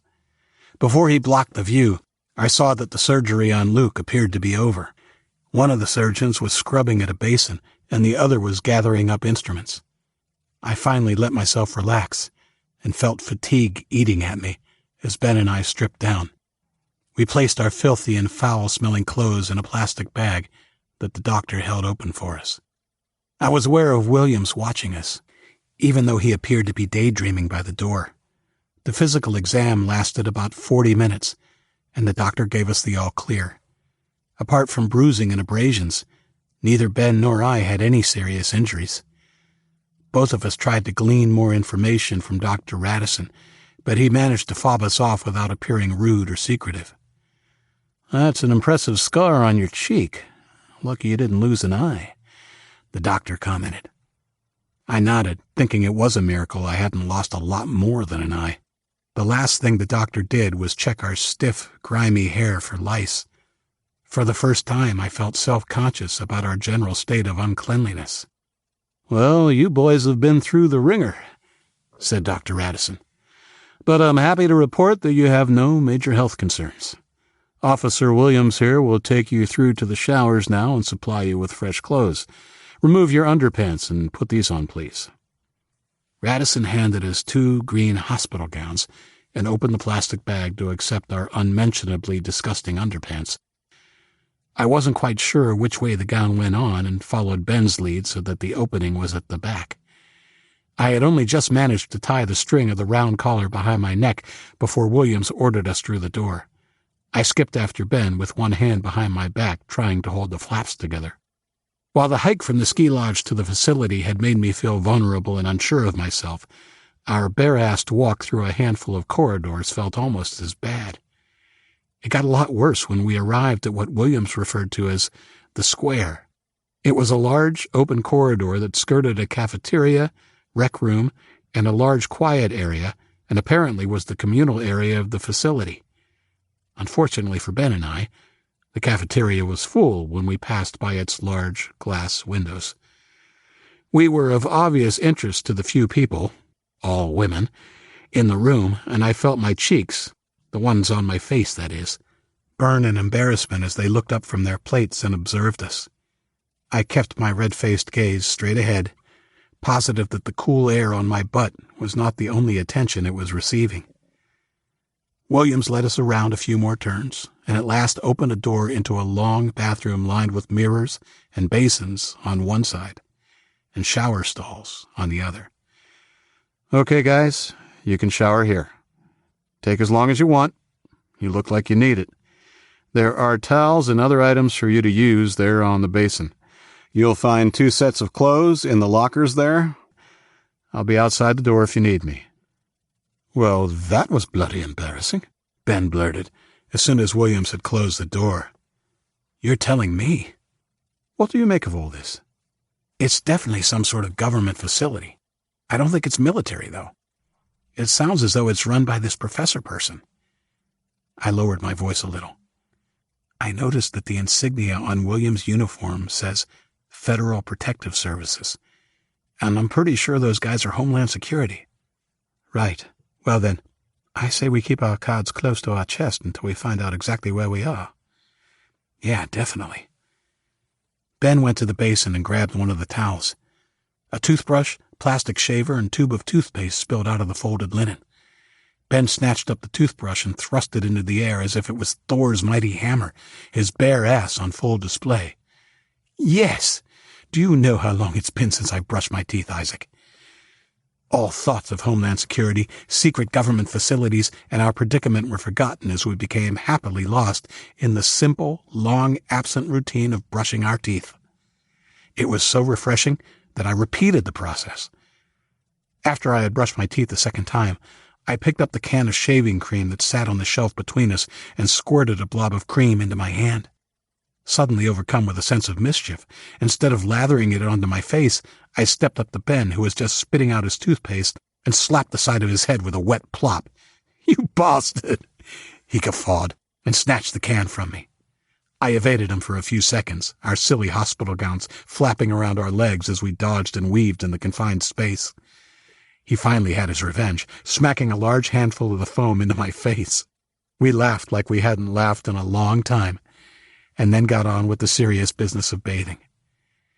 Shaving my scant and patchy teenage beard with a disposable razor was almost as refreshing as cleaning my teeth had been, but the best was yet to come.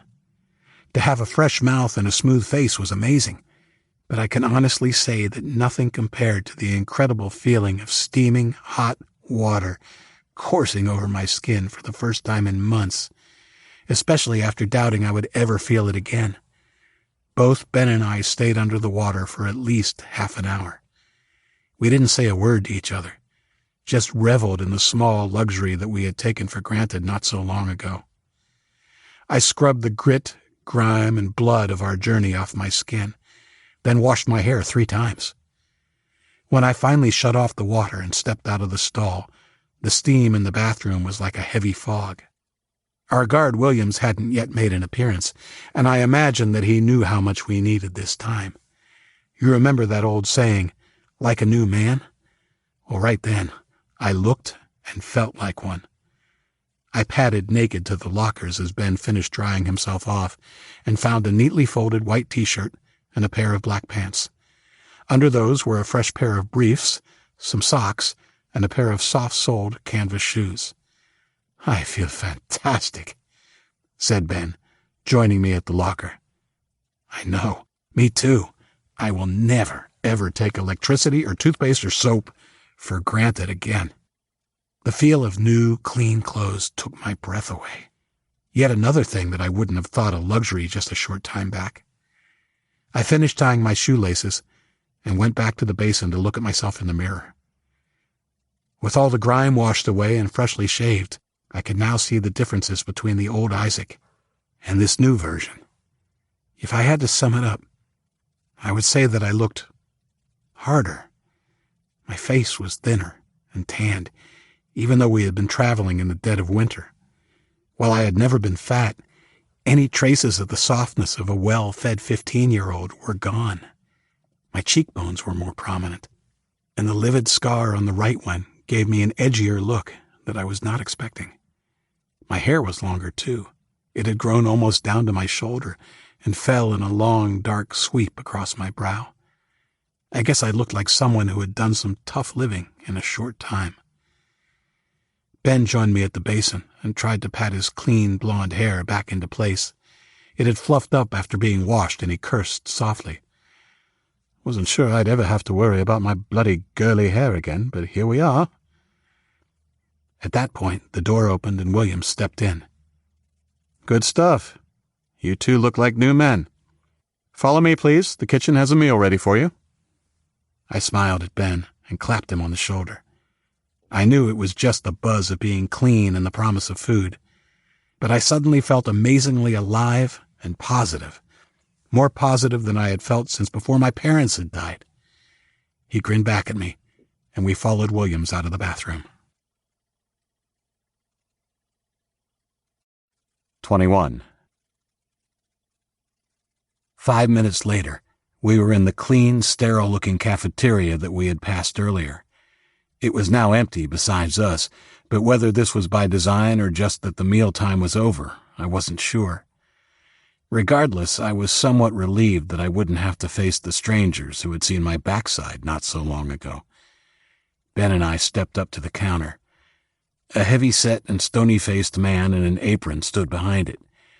Without greeting us, he picked up 2 plates and put them down beside the bain-marie before starting to slop food on them. "I'm Ben, this is Luke," said Ben pleasantly, as the man dipped his ladle into the second container. He glanced quickly at Williams, who had stationed himself by the door before looking back at us. "Theo," he said, with a finality that indicated he wasn't inclined to talk. I slotted their little interaction away and watched Theo add to the peas already on the plate. He dished out roast potatoes, carrots, and what I thought might be roast beef, followed by a generous ladle of gravy.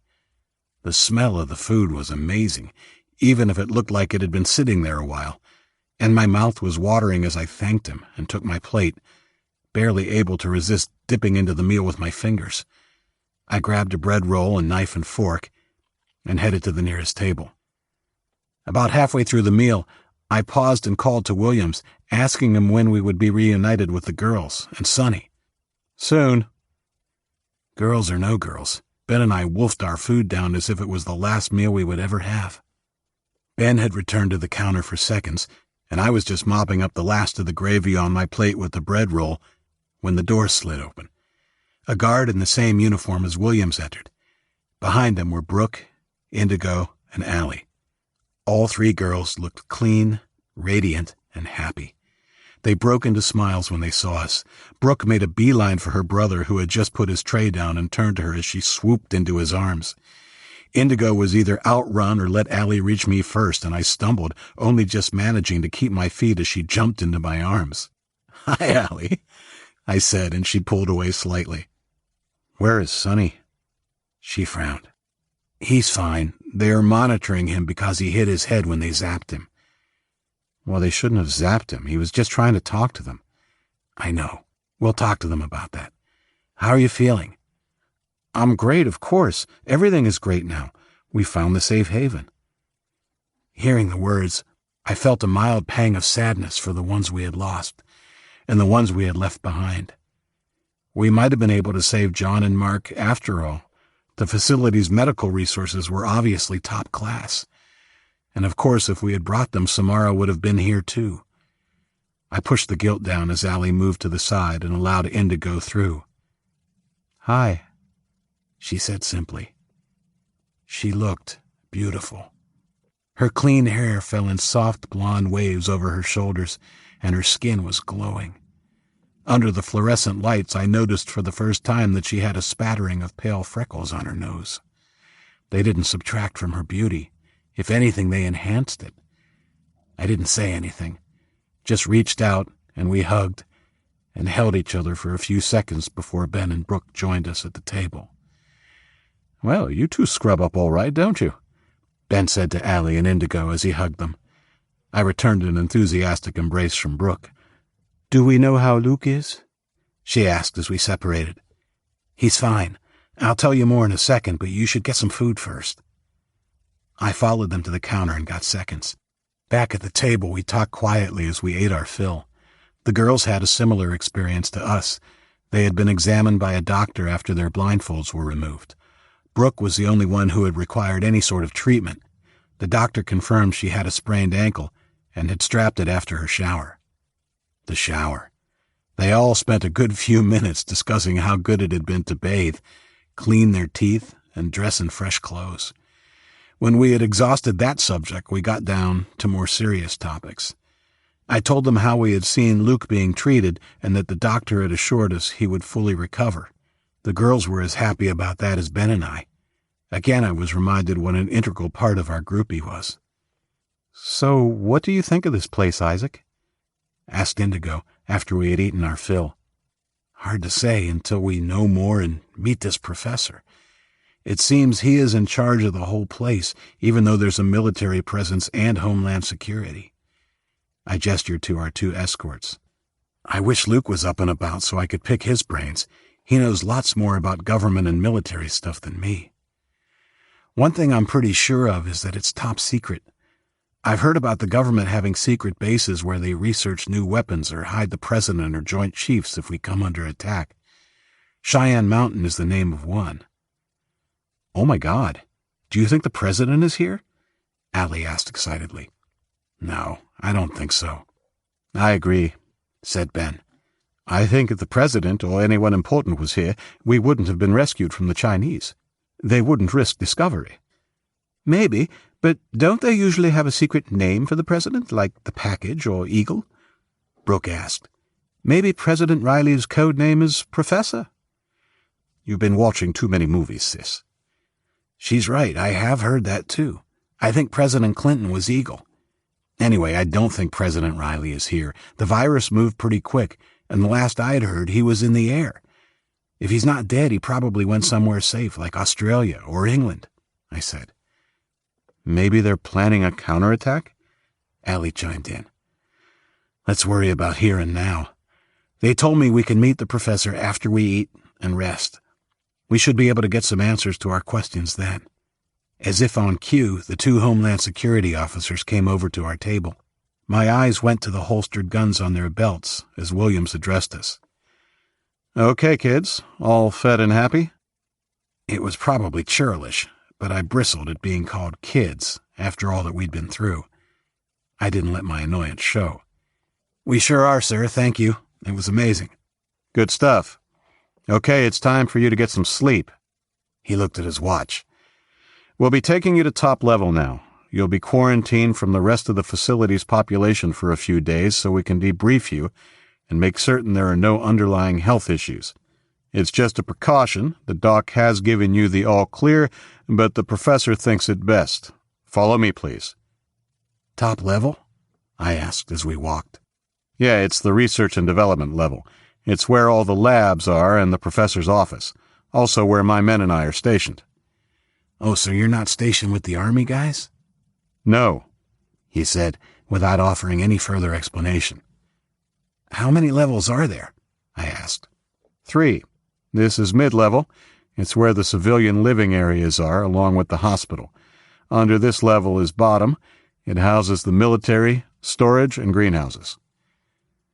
Williams wouldn't answer any more questions as he led us through the white corridors of the mid-level, promising all our questions would be answered in due course. After a few turns, we came upon a glass-walled lobby. He led us through the doors, which were guarded by 2 more Homeland Security officers. The large, high-ceilinged room was quite opulent and reminded me of the lobby of a 5-star hotel my family and I had stayed in once. I felt a little stab of sadness in my chest. Funny how, even after all I'd been through and all that had happened since, thinking of them could still affect me. Like the rest of the facility, it was painted a stark white, but instead of being plain, it was richly furnished and decorated.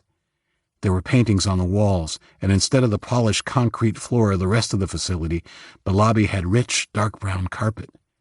The expensive-looking furniture, sofas, low tables, and chairs, were placed strategically around the cavernous space. Opposite the doors through which we had entered was another set of timber double doors. To the left of that was an expansive reception desk, with no one behind it.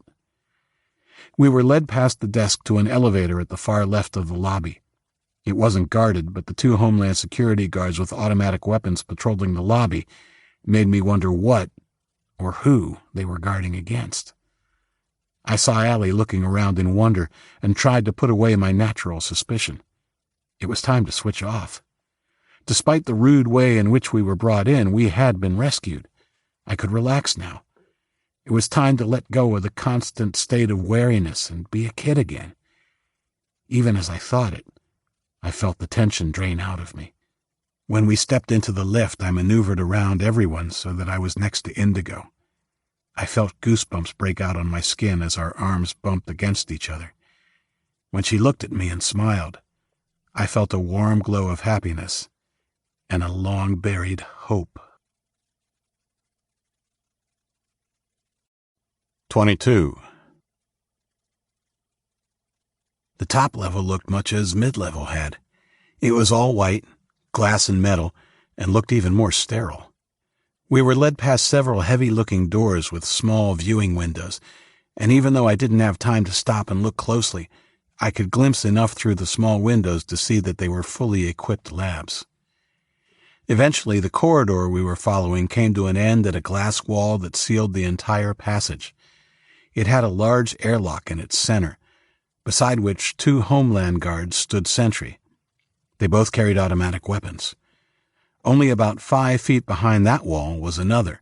It was glass too, and I wondered briefly what sort of research would warrant such heavy-duty precautions. Trying not to be too obvious, I peered through the glass. Further on, the sealed corridor looked similar to what we'd seen already, except there was a glass wall down one side, and behind it I thought I could make out rooms or cells. For observation, perhaps? My thoughts were interrupted when I felt Indigo's warm hand find mine. I looked down into her clear blue eyes. "Relax, Isaac. We're safe now," she said, as we followed Williams around the corner and away from the mysterious sealed area.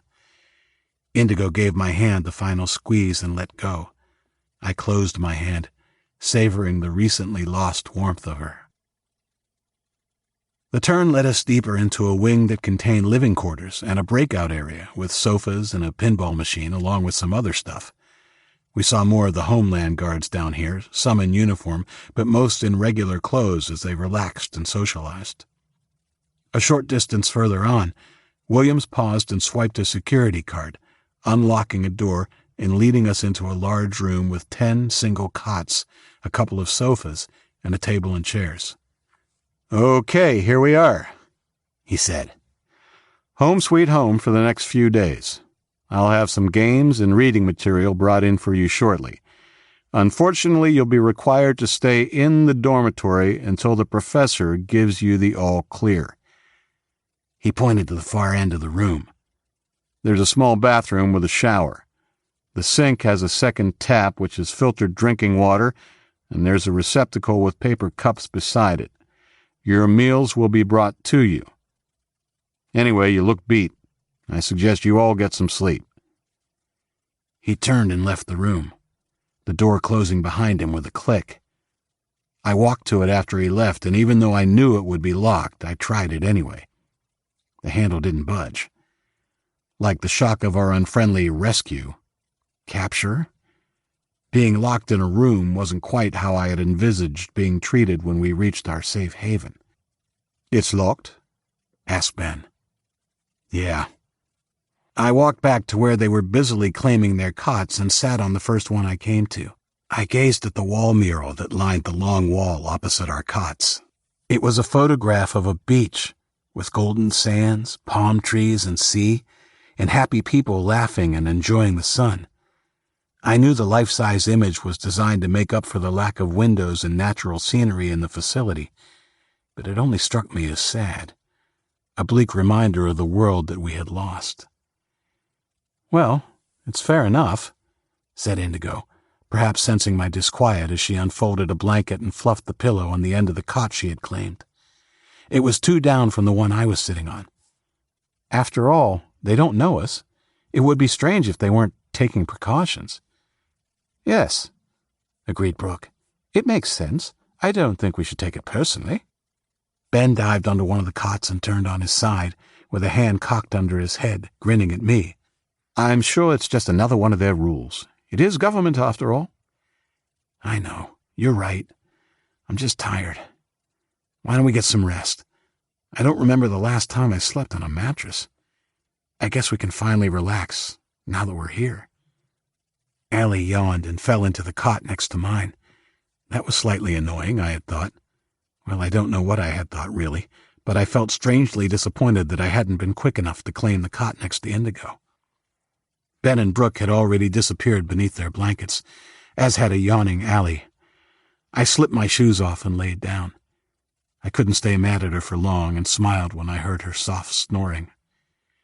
Even though it was not the most comfortable bed I had ever laid down upon, right then it felt like resting on a cloud, and I too fell asleep within seconds of my head hitting the pillow.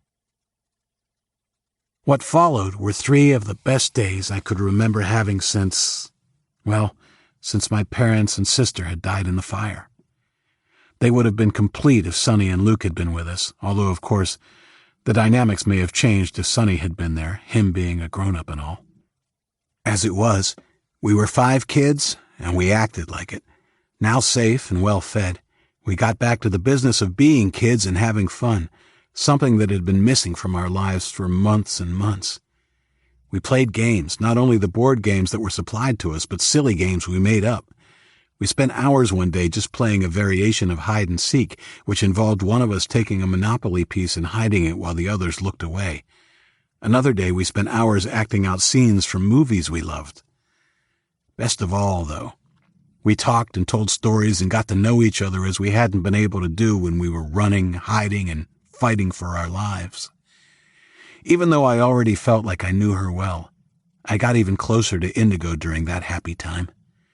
Watching her interact with the others, the way she took Allie under her wing and shared her happiness, I only felt my love for her grow stronger. Yeah, I said it. Love. Although I might have denied it back then if you'd asked me.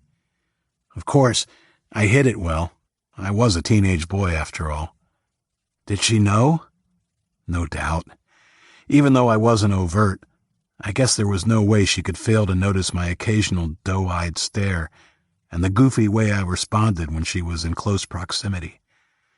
I'm pretty sure she was emotionally mature enough to understand that I was smitten with her. I think by the end of the 3 days in the dorm, I had finally let go of the constant wariness that had been an integral part of my nature since the Pyongyang flu had ravaged our country. I now had other things to think about, not the least of which was the beautiful girl I had fallen in love with. 23. Apart from our meals, we were visited by the doctor every day for a few minutes. He seemed satisfied with what he saw each time, and on the 4th day after breakfast, instead of him showing, Williams came back. Okay, medical has given the all clear for you to be released into the general population.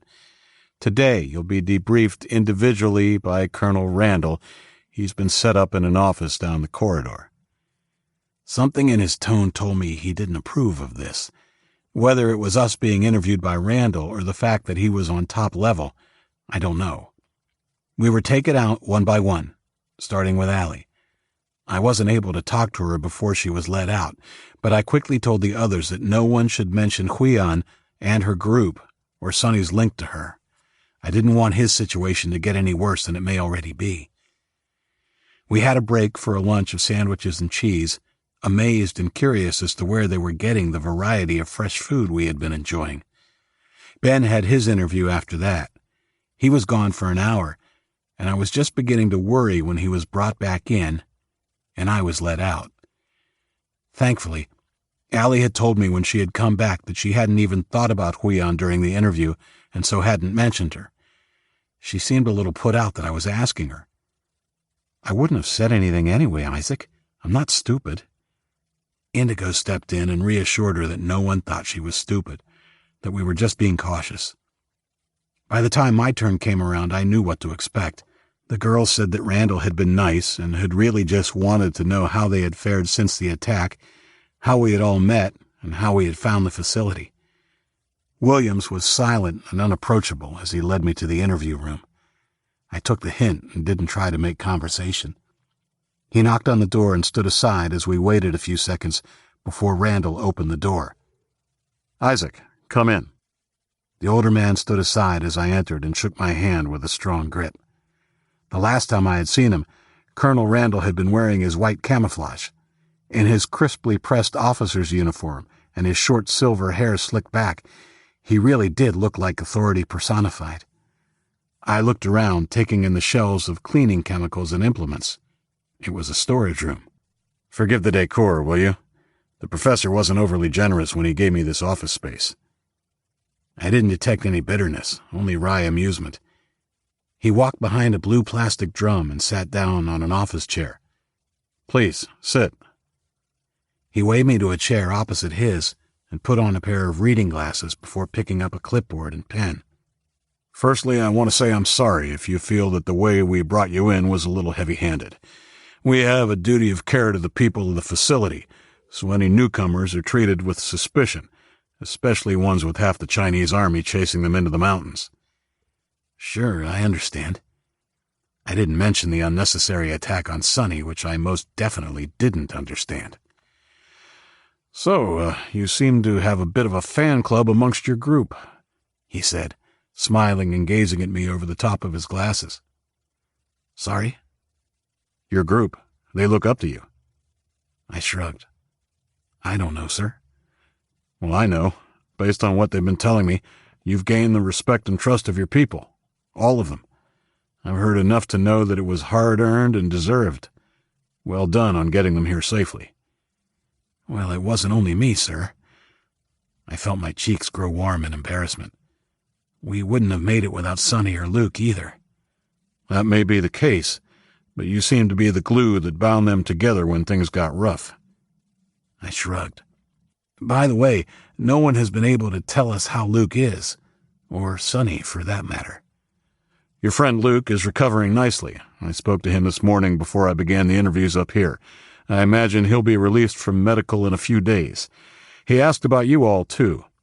As for Sonny, the professor has yet to interview him. He'll need to remain isolated. A precaution, you understand, until that happens. I started to protest, but he held up his hands. Not my call, son. The professor is in charge of this facility. I'm sure your friend will be back with you soon. Okay, but just so you know, I couldn't have done it without them. It was a team effort. I know that, son, although you may be underestimating yourself. I think you still might have managed to get them here if things had been different. That's what leaders do. Anyway, we're here to debrief. I think I have most of the story anyway, but I want to hear from you about how it went down after the infection, after the flu had been released. Let's start with where you were living. I spent the next hour telling him my story. He was a considerate listener and asked questions only to clarify a point or get more details about certain incidents. I found myself recalling my story enthusiastically. It felt strangely cathartic to tell my story, and I became so lost in it that I almost mentioned Tweon by accident when I got to the part about the gas station. It was only with some swift thinking and talking that I managed to brush over that. Randall was particularly interested in the last part of our journey and commended me on the attack on the bar. It's funny, but now that we were safe, well-fed and rested, I had begun to second-guess what I had done. I said as much to the colonel. No, you did the right thing at the right time, Isaac. The enemy isn't just at the gates. He's screwed our wife and is now in the living room with his feet up drinking our beer. You gave him a bloody nose and something to think about. Aren't you worried that they'll track us back to the lodge? No. Even if they do, the chances of them working out that it's a front for the facility is minimal, and even in the scenario that they did, this place has all been impregnable. It was designed to take everything but a direct nuclear strike. The colonel wasn't as forthcoming when I asked about the facility. He told me that I would learn more tonight, when I met the professor. After our interview, he saw me to the door. After you're settled into your permanent quarters, I'll be having a conversation with each of you about what you want to do while you're here. The professor will tell you more about that tonight. But I want you to consider joining our ranks. We have a vacancy we need filled. A vacancy? Yes, he said, looking thoughtful, perhaps weighing up how much he could say to me. We lost one of our men on patrol last week, and the professor has approved recruiting a replacement.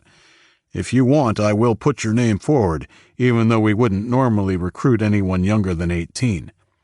Anyway, don't answer now. Just hear him out tonight and have a think about it.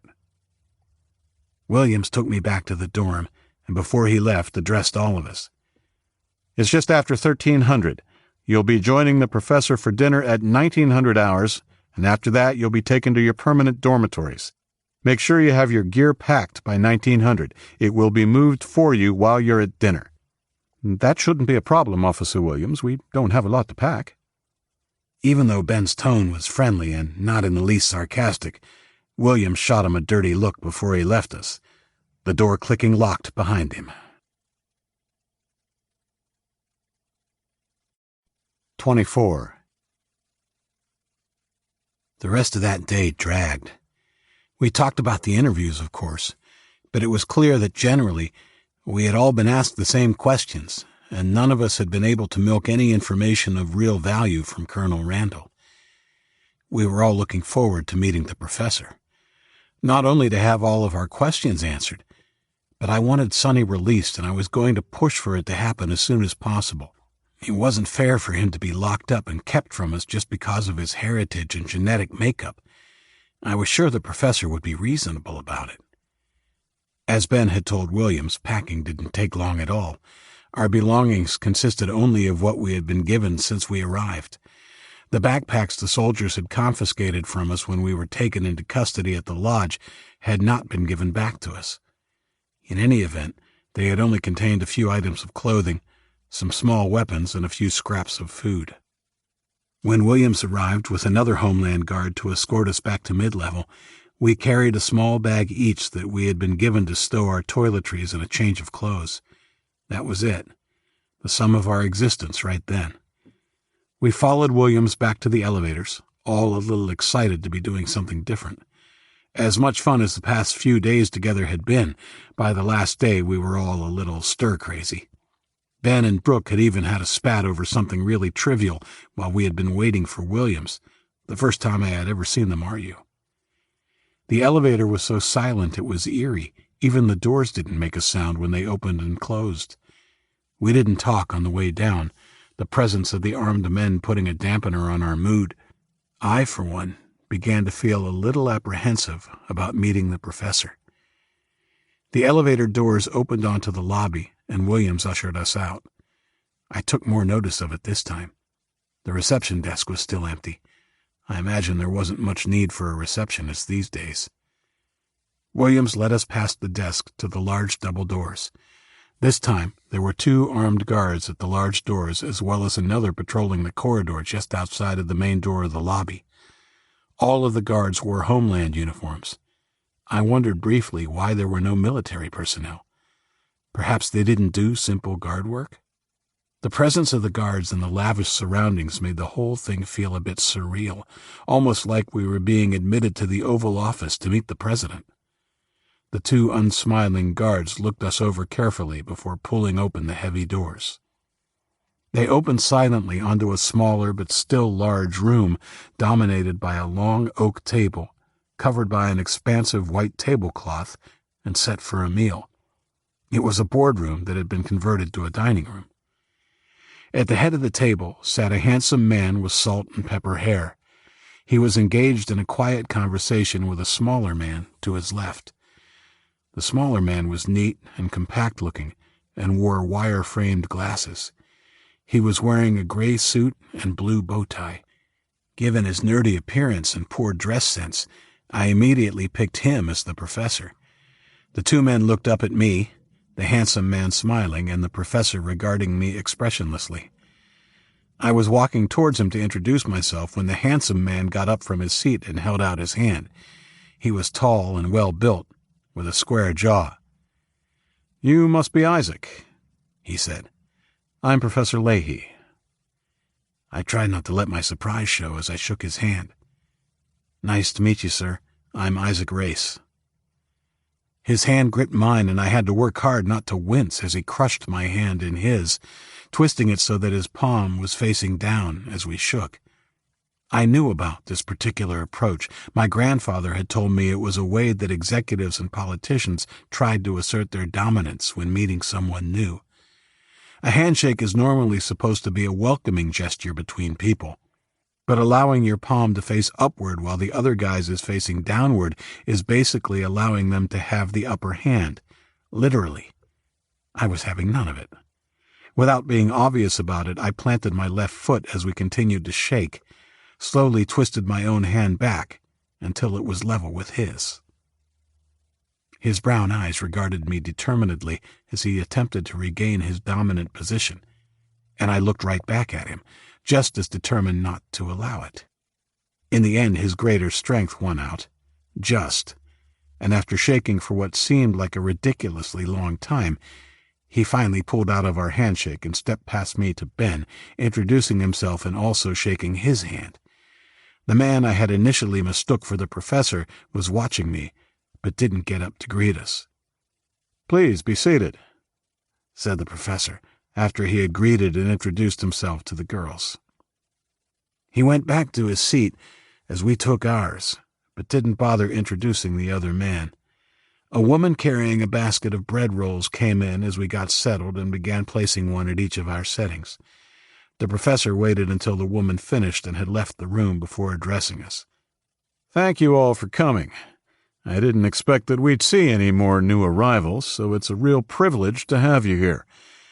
In fact, the night you were brought in was the last night the retrieval team was going to be deployed. If you'd arrived a day later, I'm afraid that the Chinese would have captured you, or worse." "How many responded to the signal?" I asked. "Not as many as we had hoped. You were the 5th group, and the last. I can't risk the retrieval team now that the Chinese have come as close as they have. In the first weeks after the flu and invasion, we had teams scouting Lincoln and rescuing children from homes there. In addition to your group, we saved over 100 souls. We still have teams going out to scout for food and supplies, but generally they are smaller and move quickly." The doors opened, and the woman who had served us the bread rolls returned with a pretty girl of about 16. Both women were dressed in white shirts and black, like us. Thinking back, I did notice the girl had a slight pot belly, but at the time I thought nothing of it. The older woman was wheeling a trolley with dishes of delicious-smelling soup. I tried to catch her eye and say thank you as she served me, but she kept her eyes deliberately lowered, as did the girl. "I apologize for the meagerness of our meal," said Professor Leahy, looking at me. "Given our limited capacity to produce food and the extra mouths, we have to ration quite carefully, although I did give special permission for a hearty lunch for your group after all of your hardship." It appeared we would only be having one course this evening, and I couldn't help feeling a little let down. At least the chicken soup looked as hearty as it smelled, loaded with chunks of chicken and vegetables. I inwardly chastised myself for being so ungrateful and was about to say something when Brooke beat me to it. "Believe me, sir, we're grateful for anything." Was that a flash of annoyance I saw cross his face as he turned to her? If so, it was gone as quickly as it came, replaced by a charitable smile. "You're welcome, young lady. Now, where was I?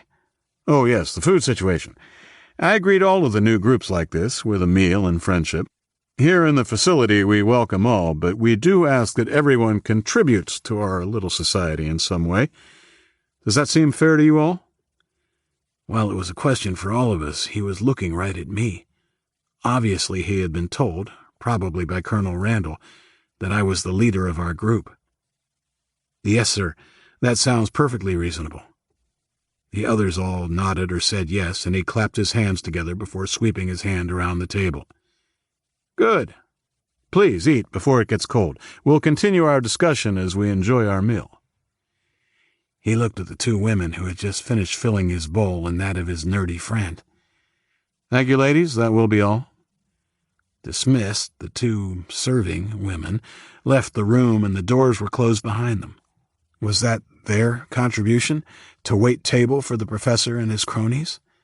I let go of the uncomfortable feeling. After all, I didn't know enough of anything to be making judgments. Not yet, anyway. "Is it only children who have been arriving, Professor, or have there been other adults?" I asked as everyone began eating. "Alas, only children, young Isaac. The virus engineered by the Chinese was very effective, almost 100% effective, in fact. Every adult you see in this complex was here before the attack. We had a regular population of 178, from janitorial and clerical staff right up to military and scientific personnel." I mulled this over as we began eating. The soup was delicious, as was the fresh bread roll, and the big helping meant that it would do just fine as the main meal. Again, my mind returned to the young girl and the woman who had served us. I wondered if the woman had been employed as catering staff prior to the attack. I assumed she must have been, but the girl was definitely too young and must have been one of the 100 or so saved souls that the professor had mentioned. Had she volunteered or been forced to take up the role? I gave myself another mental kick for being so negative and looking for motives behind everything that I saw. It was hard to let go of my natural cynicism. Of course, we were all full of questions and didn't really hold back during our meal with the professor. Allie was first to raise the subject of the president. We heard that President Riley might be here? Even though the professor laughed good-naturedly, it was a fair enough question. The news reports near the end had been vague and contradictory. Several had said that the president and his family had been evacuated on Air Force One. Communications from the White House had ceased the day after Christmas, and press, or what was left of the press, had only been able to speculate whether he was formulating a response to the Chinese attack. No, he's not here. One of the last communications we had was that President Riley was airborne, but of course communication shut down when the Pentagon was attacked. Attacked? I asked. Yes, you probably didn't hear, because by that time the flu had decimated the population and the media was all but gone. The Chinese launched several strategic nuclear strikes. One of them was against Washington. I imagine the enemy was ensuring that any remaining organized resistance was destroyed. Since then, we've been unable to contact any other arms of the U.S. government. While there is always a chance the president survived and found refuge overseas, we have to assume the worst, and that this facility is possibly the last remnant of the United States government in mainland America. We were all silent as we digested this information. While Luke and I had assumed the worst, having it confirmed as true was almost like a kick in the guts. So, we didn't even have a chance to fight back? Asked Ben. I was interested in the English boy's use of the term we. I guess he meant we as in the good side rather than just the United States. Well, one of Randall's men heard some chatter before we went dark. It appears the Chinese didn't have it all their own way. 2 Pacific aircraft carrier strike groups and another out of Virginia engaged the enemy naval forces and inflicted much damage before they were finally subdued. There were also reports that the USS George Washington had launched a nuclear strike against selected Chinese targets from its base in Japan before it was also destroyed. We weren't able to confirm that before communications went down, though. I hope they gave it to the bastards, said Ben.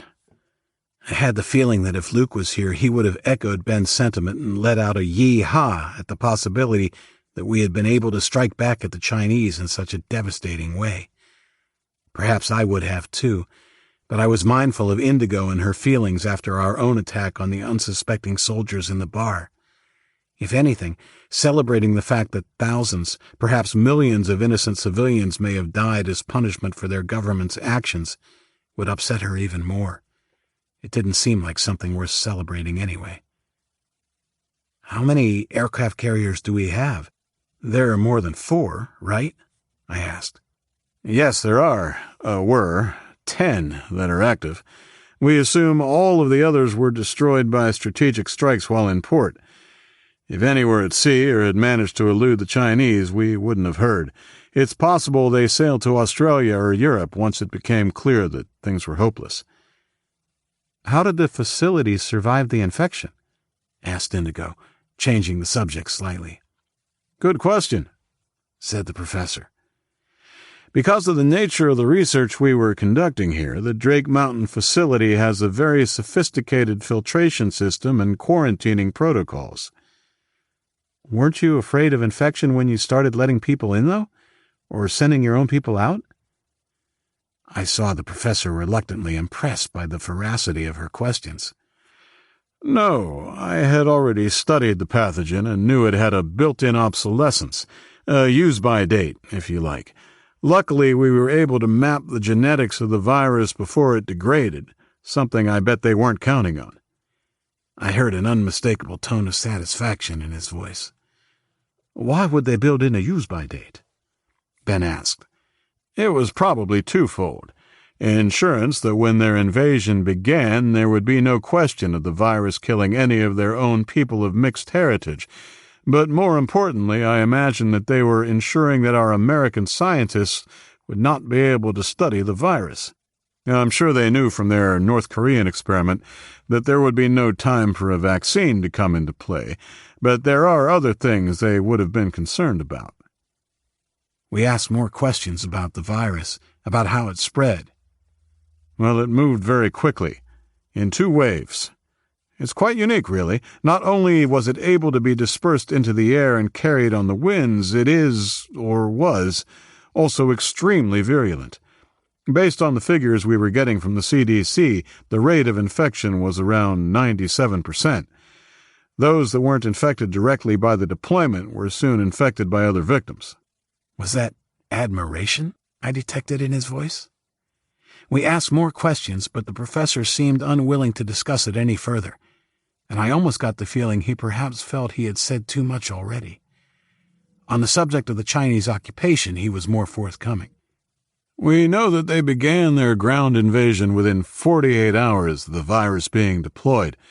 Once the flu had done its work, they didn't even have to mount a full-scale invasion. They just picked strategic cities along both seaboards and overran them with almost no resistance. Those members of the police, National Guard, and armed forces that weren't dead were already very sick. There was silence at the table while we ate and digested all we had heard. I took the opportunity to ask something that had been bugging me a little since we had walked into the room. Professor, I was wondering why Colonel Randall didn't join us for dinner. I was hoping to thank him again. I prefer the military contingent eat with their own. That was the protocol before the attack, and I want that discipline maintained. They didn't all seem that disciplined, if you don't mind me saying, Ben said. What do you mean? Asked Professor Leahy, his eyes narrowing. There was one, Leroy, I believe his name was, who insisted that Sonny be shot on sight. Not exactly the welcome that we were expecting, especially the use of excessive force to subdue Sonny when he hadn't threatened anyone. And speaking of Sonny, we haven't seen him since we were brought in. Ben's English accent became very clipped and proper, as his cool indignation was made clear. I couldn't help but think that he must have been an effective debater at school. I was glad to have someone else asking the hard questions, too. I apologize for that. One of the things we've had to do is bolster our security with recruitment from within the facility. Leroy was actually one of the janitorial staff before he was drafted into the Homeland Security Force. He doesn't answer to Colonel Randall, but you can trust that Mr. Ragg here will make sure that he is disciplined properly. As to your friend Sonny, I hope you'll understand that I have a responsibility to every man, woman, and child under my care to ensure that they are safe. Your friend will be released into the general population after Mr. Ragg and I have had a chance to question him. The smaller man had been so quiet and unobtrusive that I had almost forgotten he was there. But at the mention of his name, I saw Mr. Ragg's spoon pause for a millisecond before it found his mouth. What was he? Some sort of security advisor? Even while eating, he watched us without expression, and his intense regard made me feel a little uneasy. Despite his harmless appearance, there was something vaguely sinister about him, and I got the impression he was silently memorizing every word we said. Is this all because Sonny is of Chinese descent? Asked Indigo, not letting the professor off the hook too easily. Yes. It was a simple and honest reply that I couldn't really argue with. I remembered my own reaction upon meeting Sonny. I was sure that after Leahy spoke to Sonny, he would see him in the same light we all saw him, a loyal American and an honest, good guy. Would you mind if one of us was present? I asked, hoping to be there to support Sonny. I am afraid that won't be possible, Isaac. The security of this facility is paramount.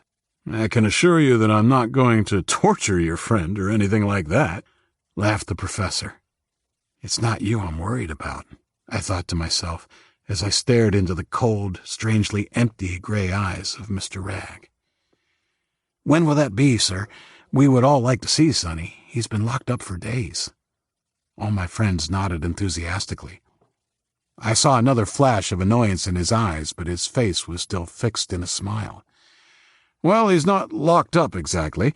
He's just isolated, and I can assure you he's being well looked after. We were going to do it in a few days, but I can see how much he means to you. So as a gesture of good faith, I will conduct the interview tomorrow morning. All right? That's marvelous, said Brooke. Yes, thank you, Professor, Allie added. If you don't mind, I'd like to see Luke tomorrow, too, if he's well enough, that is. I'll have the doctor give you an update and leave it up to him. If he thinks your friend is well enough for visitors, I'm sure it won't be a problem. I'm sure he had already been briefed, but as we finished our meal, the professor began asking us questions. While they seemed harmless, the questions were pointed, and he skillfully formed a picture of where we had all come from and how we had ended up coming together as a group. Just in case Randall had missed anything? Maybe. Naturally, he seemed most interested in Sonny and his origins and how he and his students had saved me, Luke, Ben, and Brooke from the Chinese. I had no intention of mentioning Huion and her underground group helping us elude the enemy, and I was ready to pounce if any of the others looked like they might mention it accidentally. About 30 minutes after we finished the main meal, I was surprised when dessert was brought in by the woman that had served us earlier. It was a huge apple pie with homemade ice cream. The professor explained that the facility had a large hydroponic garden and that apples were the one fruit in abundant supply. He also took the opportunity to explain that farming was one of the ways one could contribute to the facility. He called them disciplines: farming, cleaning, security, and mining. He focused on the girls when he was speaking about the farming and cleaning, and Ben and I when he discussed mining and security. I thought it was outrageously sexist, but I bit my tongue. I was surprised that Indigo didn't speak up. Apparently something more important was on Allie's mind than sexism. Wait, where did the ice cream come from? Don't you need milk or cream? Good question, said the professor, clapping his hands together. Another thing we have in abundance is powdered milk and other staples. This facility was designed to survive in the event of a worst-case scenario, that being nuclear attack. Consequently, we have an almost endless store of such things, and in the days after the virus had dissipated, I sent missions to gather more. I estimate with our current population, we have about 3 years' worth of food. That's without our fruit and vegetables, although for obvious reasons I consider them a vital part of our dietary needs. What about the meat and chicken? Asked Ben. The beef is frozen, and we have a small battery of live hens for eggs, and more in frozen stock for eating. Of course, those frozen supplies will run out, but our scouting party should be able to keep us supplied with sufficient stock of fresh meat, and possibly fish, at least until we find a solution to the Chinese problem, that is. What do you mean by that? Ben asked. Oh, nothing. Just a figure of speech. I basically mean waiting until they are occupied elsewhere. Your spectacular arrival has them crawling over the surrounding countryside like ants before a storm. The rest of the meal passed quickly, and the professor thanked us for joining him.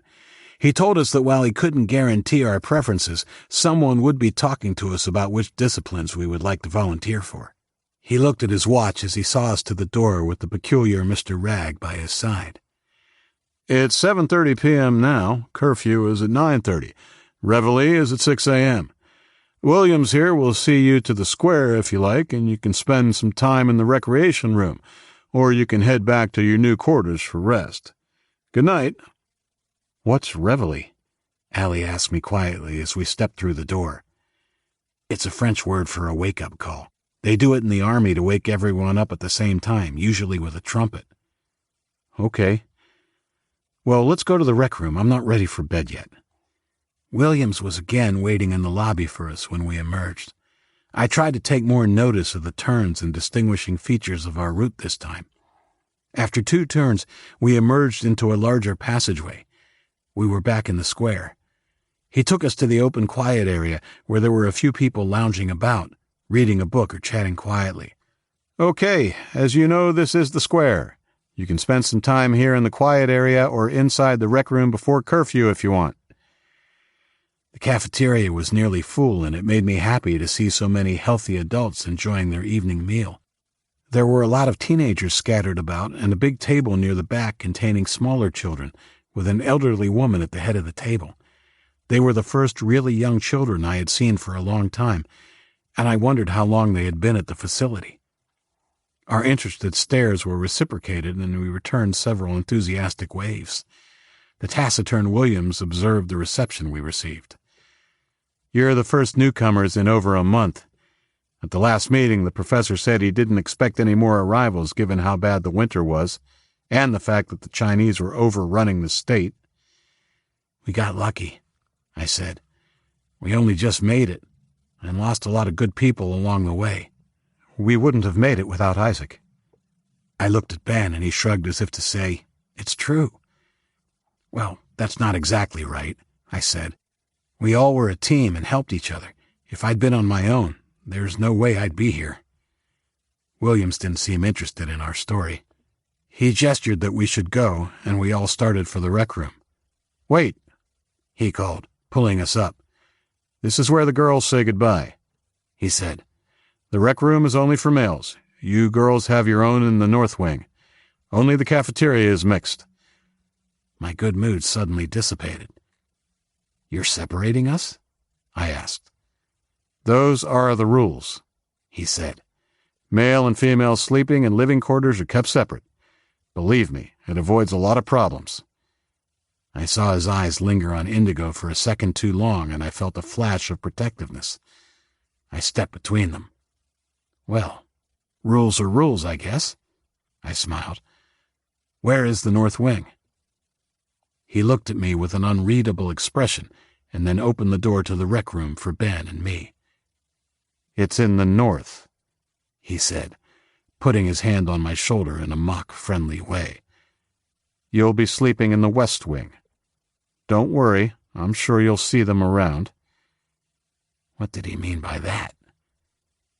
I shook off his hand and grabbed Ben, who I could see was about to protest. "See you tomorrow," I said to the girls, and gave Indigo and the others a thumbs up.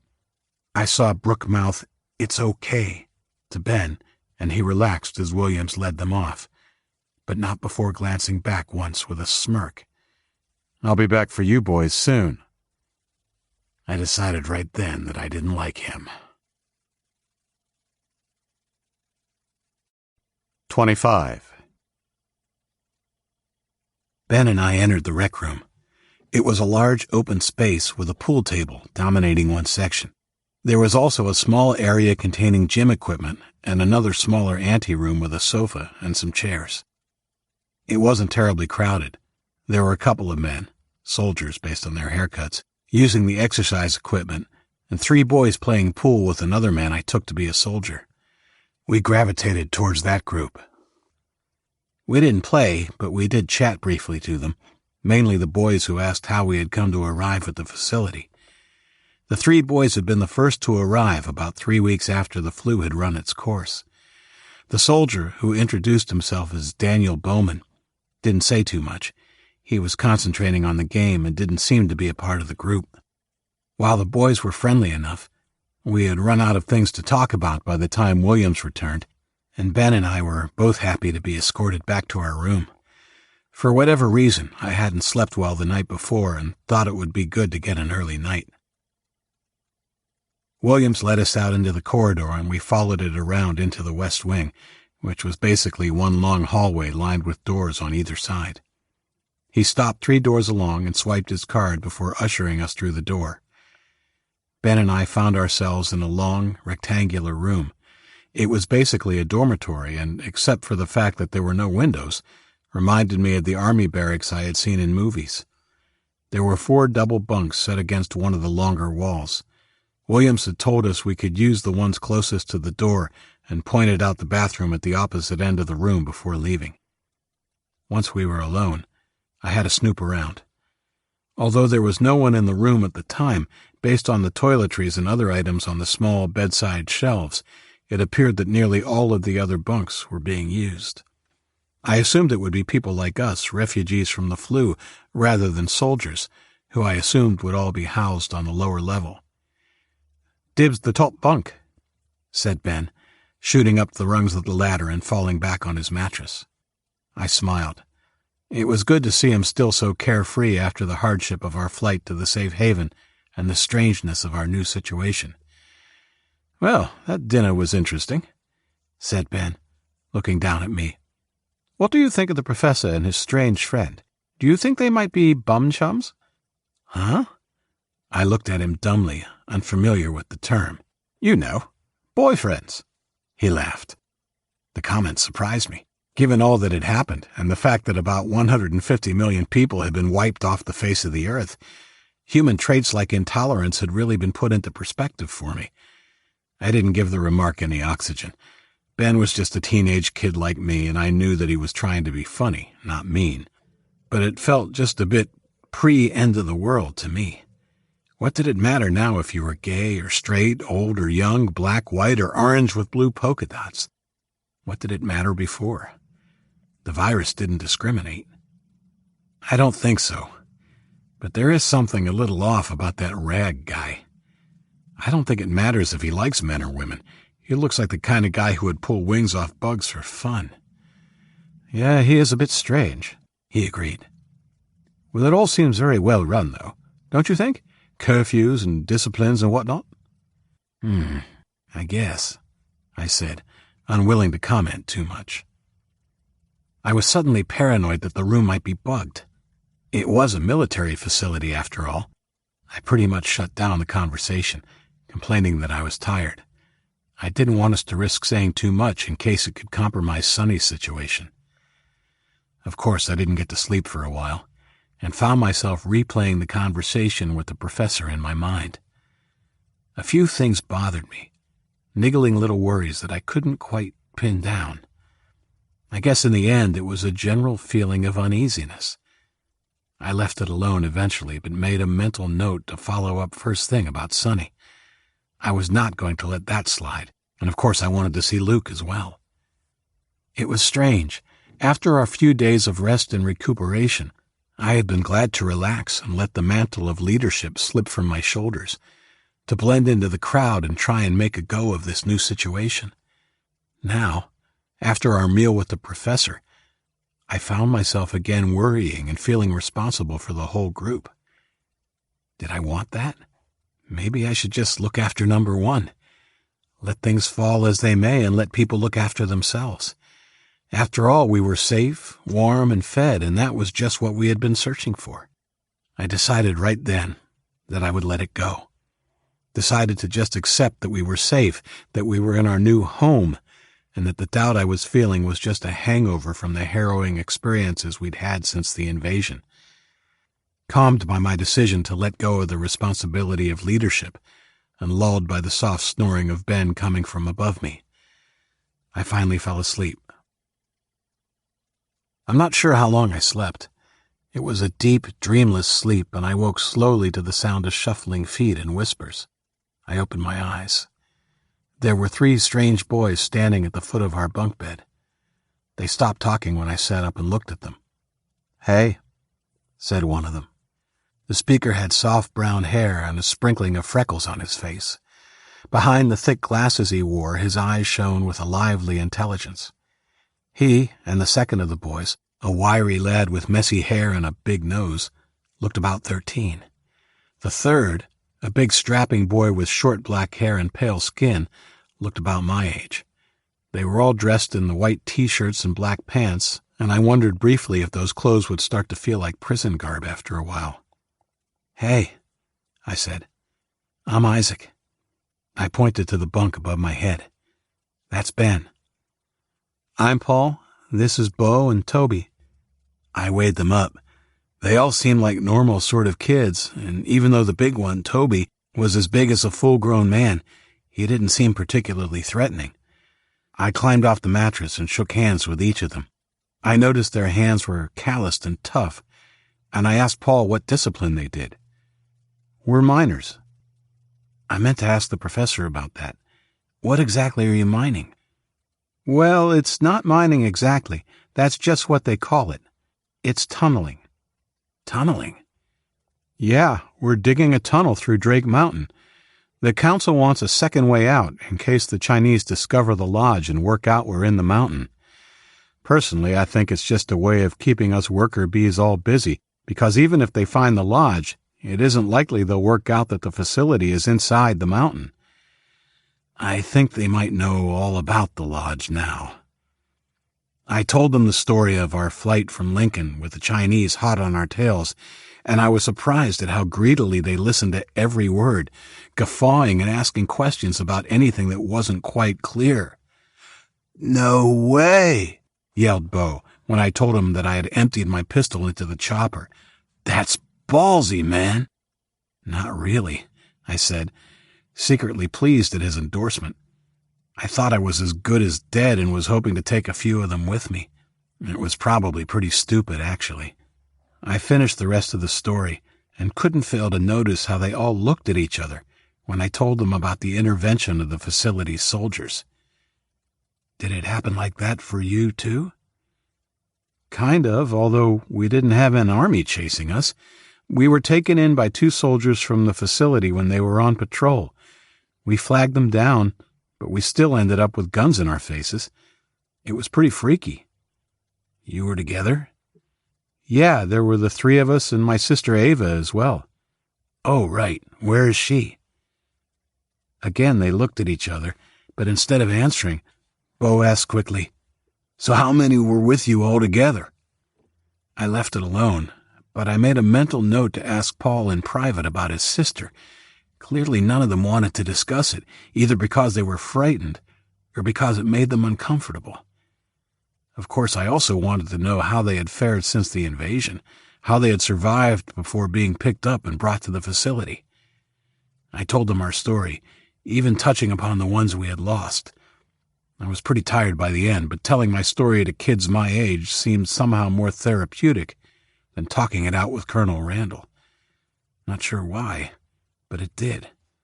"So you said the council wants the tunnel.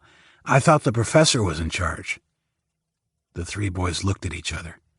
"Well, he is, really," Paul continued. "But the council was formed after some of the workers demanded to have a say in running the place. I think he gave in as a way of keeping the natives from getting restless. They have no real power." Bo now gave Paul a pointed look, almost as if he thought the boy in the glasses was talking too much. While I didn't think they were keeping things from me, I got the feeling they were holding a little back, which was probably fair enough, considering they'd only just met me. "I better wake Ben. He'll want to meet you, too." I couldn't believe he had slept through my whole conversation with the 3 boys, and for a second I was worried for him. He was dead still, just a shape under the covers, and had a pillow resting over his eyes. I shook his arm vigorously and was rewarded when he sat bolt upright and yelled, "Wah!" I couldn't help laughing. "Sorry, old chap. I have some people who want to meet you." Squinting at me in the sudden light, his blonde hair a mess, he fixed me with a stare. "Did you just call me old chap? I see your knowledge of the English vernacular was learned from old black and white movies, buddy." The other boys laughed at our banter, but could see that Ben was not totally amused at having his sleep disturbed.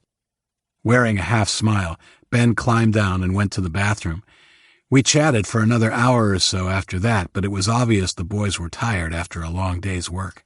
So we went to bed without the conversation becoming any deeper than swapping a few survival stories. 26. I was lashing out at Chen, but he was too fast for me. He dodged my blows and laughed at me. The scornful sound enraged me, and while I was scared, I kept pursuing him, knowing that if I didn't kill him, he would kill me. Why didn't he strike back? We both knew he could beat me. He was bigger, stronger, faster. What was he waiting for? I ran at him with one last supreme effort to punch his hateful face. Again he eluded me. "Stand and fight!" I yelled, bent over with my hands on my thighs, trying to catch my breath. He stood still, grinning at me demonically, and opened his mouth to speak. Beep, beep, beep. The impossibly shrill beeping emanating from his throat terrified me, and I awoke with a start, my heart thumping hard in my chest. The electronic beeping ceased after the sixth beep, and I sat up, swinging my legs over the side of the bed as I tried to calm my breathing. I rubbed my eyes. I didn't feel as refreshed as I should have, probably thanks to the late-night talk with Paul and the others. I could tell by the groans above me that Ben was in the same predicament, and I felt a pang of guilt for waking him up to meet the boys. It wouldn't have hurt to leave it until morning. I got up and rushed to the bathroom as I saw our new dorm mate starting to rouse. I didn't want to line up for the John the way my bladder felt. I wouldn't be able to hang on longer than a few seconds. We said our good mornings to Paul and the other two boys. Paul gave us a brief rundown on the day's schedule. When the door was unlocked, we would go to the showers and then on to breakfast before the boys headed off to the mine. He wasn't quite sure what would happen with us as we hadn't been allocated a discipline yet. At 1 p.m., there would be a 45-minute lunch period for the miners. He told us that the lunches were staggered between the disciplines from 12:15 onwards. He didn't get to tell us the rest because the door was opened by a guard we didn't recognize, and we were marched off to the showers. Guards. Curfews. Work gangs. It struck me as we followed the guard that, if anything, our safe haven was much more like a prison than a military or scientific facility, and that while a part of me understood that it might have to be that way, it left me uncomfortable and almost certain that there was another way it could be. But really, what was I complaining about? Better here than in a Chinese prison camp or cleanup gang, or dead. The showers were already heavy with steam and other bodies when we got there. I had to line up for several minutes before I took my turn. It looked like there were about 40 other boys in our shift, with only 10 shower stalls to share. Everyone dressed in clean blue coveralls that were in a pile by the door and slowly filed out as they finished dressing. Paul and I again dressed in the uniform of white t-shirt and black pants. As I put my canvas shoes back on, I noticed that everyone had the same shoes, albeit in various states of disrepair. I asked Paul why they didn't have boots. Surely they would have been better for the work he was doing. They don't have enough boots in supply, only these useless canvas sneakers. One boy's foot was crushed last week, so it pays to be real careful. We were escorted to the cafeteria where we lined up and were served a tray of sausages, scrambled eggs, and toast. I scanned the room as I walked to a table with Ben and my roommates. There were about 30 men and boys, all in the blue coveralls. I assumed they were all on the mining shift. Did that mean that Ben and I would also be joining the mining crew, or was it just that we were housed with other miners for the moment? No one had told us any different yet. Breaking rocks and digging in an enclosed space didn't exactly sound inviting to me, and I hoped the professor would keep his word about letting us nominate which discipline we preferred. Breakfast looked a lot better than it tasted. It was clear that the eggs were made from the powdered eggs that the professor had mentioned, but more disappointing were the sausages. They were vegetarian sausages and had a distinct nutty flavor. Ben and I gave each other a look of distaste while the other boys wolfed them down as if it was the Last Supper. Paul caught our look and grinned. "You'll get used to it." "I don't think so," retorted Ben. Regardless, we ate everything on our plate and chatted quietly to the boys. Most of the people around us seemed focused on their plates. I avoided the subject of Paul's sister for the moment. I still wanted to ask him about that privately. It turned out that their group was from a suburb of Lincoln. After the Pyongyang flu had killed all of the adults, Bo and Toby had sought out their friend Paul and holed up with him and his sister Ava. They had been doing their best to survive. There had been no sign of the Chinese army back then, and after food in the house had run out, they had been able to forage and scavenge enough from Lincoln to keep them relatively well fed. They had seen other kids, some alone and some in groups, but Paul had thought it wise to keep their group small. As he talked, I found my respect for him growing. Unlike us, they didn't come to the facility because of the signal. One day while foraging, they had actually caught sight of one of the patrols the professor had sent out.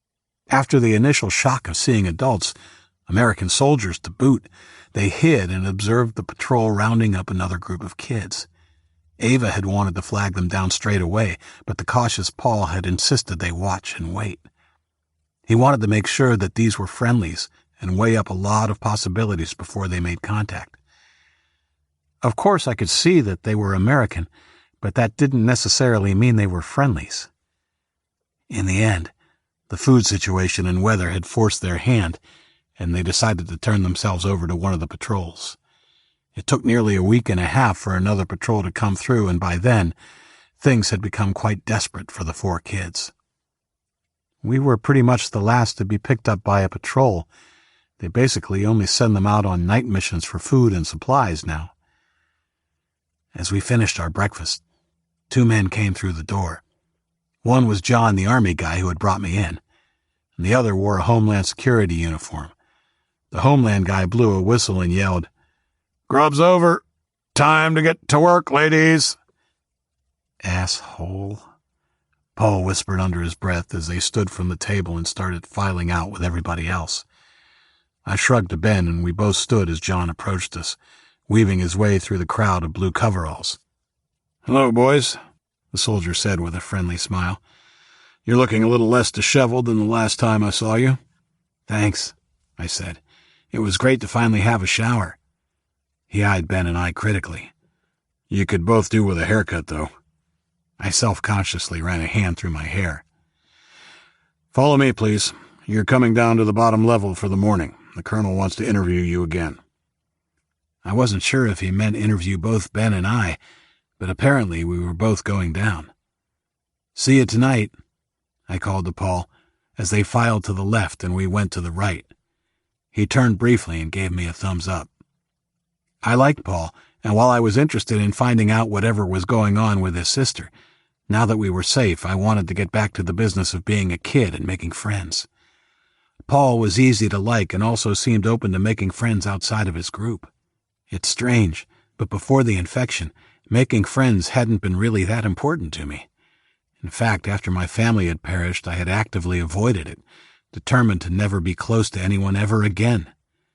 The Pyongyang flu and invasion had changed all of that. It was possibly the only positive I could draw from the whole experience, but I intended to run with it.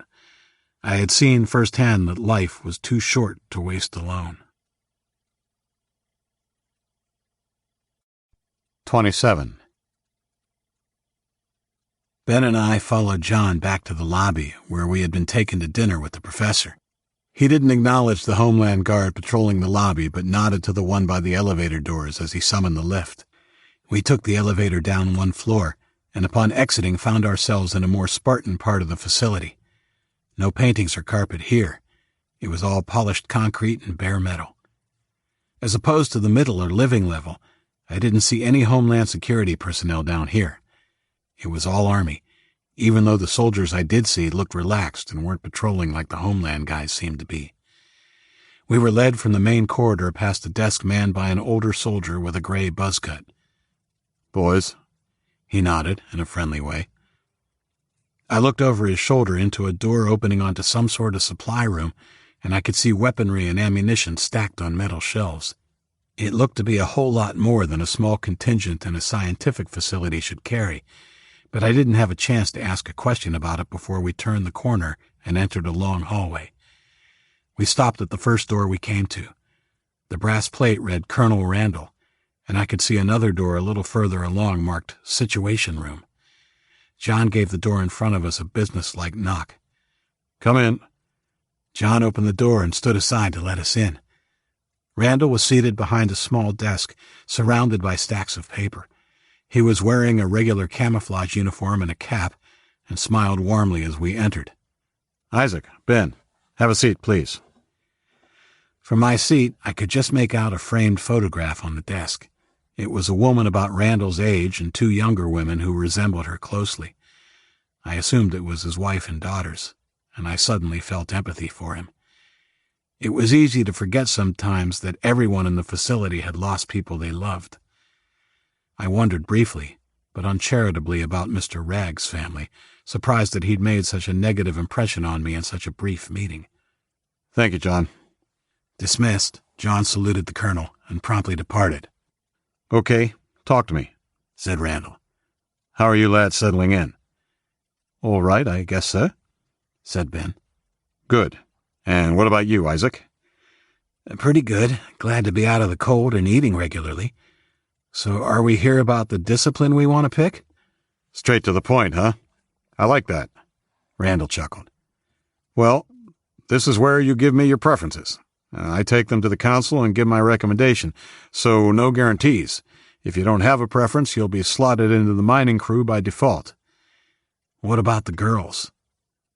A look I couldn't quite work out crossed Randall's face at my question, and he seemed to measure his words before he answered.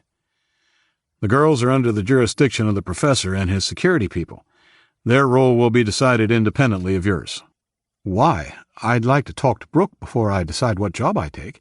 We might like to work together, said Ben. I'm afraid that won't be possible. In the main, the females are kept separate to males here at the facility. It was one of the first things the professor decided when we went dark. Ben looked at me, then back at Randall. Kept separate? What the hell does that mean? Now, son, said Randall, holding up his hand. I don't like it any more than you, but that's what he has ordered. Honestly, I don't think it's anything to worry about. Some of the professor's methods are a bit quirky, but he does have the best interests of us all at heart.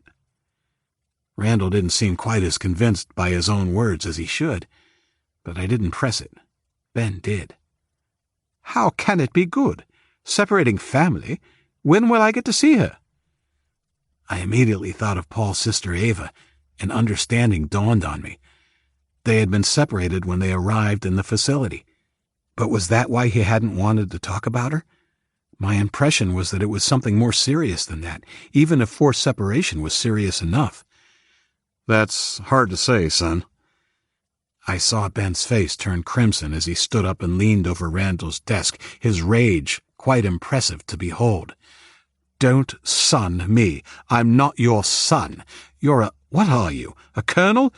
You outrank everyone here. Just order him to let me see her. I want to know what's going on. Randall didn't answer for a moment. When he did, his voice was calm and measured. Unfortunately, I don't outrank him. He has absolute authority in this facility, and the Homeland Security Unit ensures it stays that way. You, like me and the rest of my men, must learn to live with that.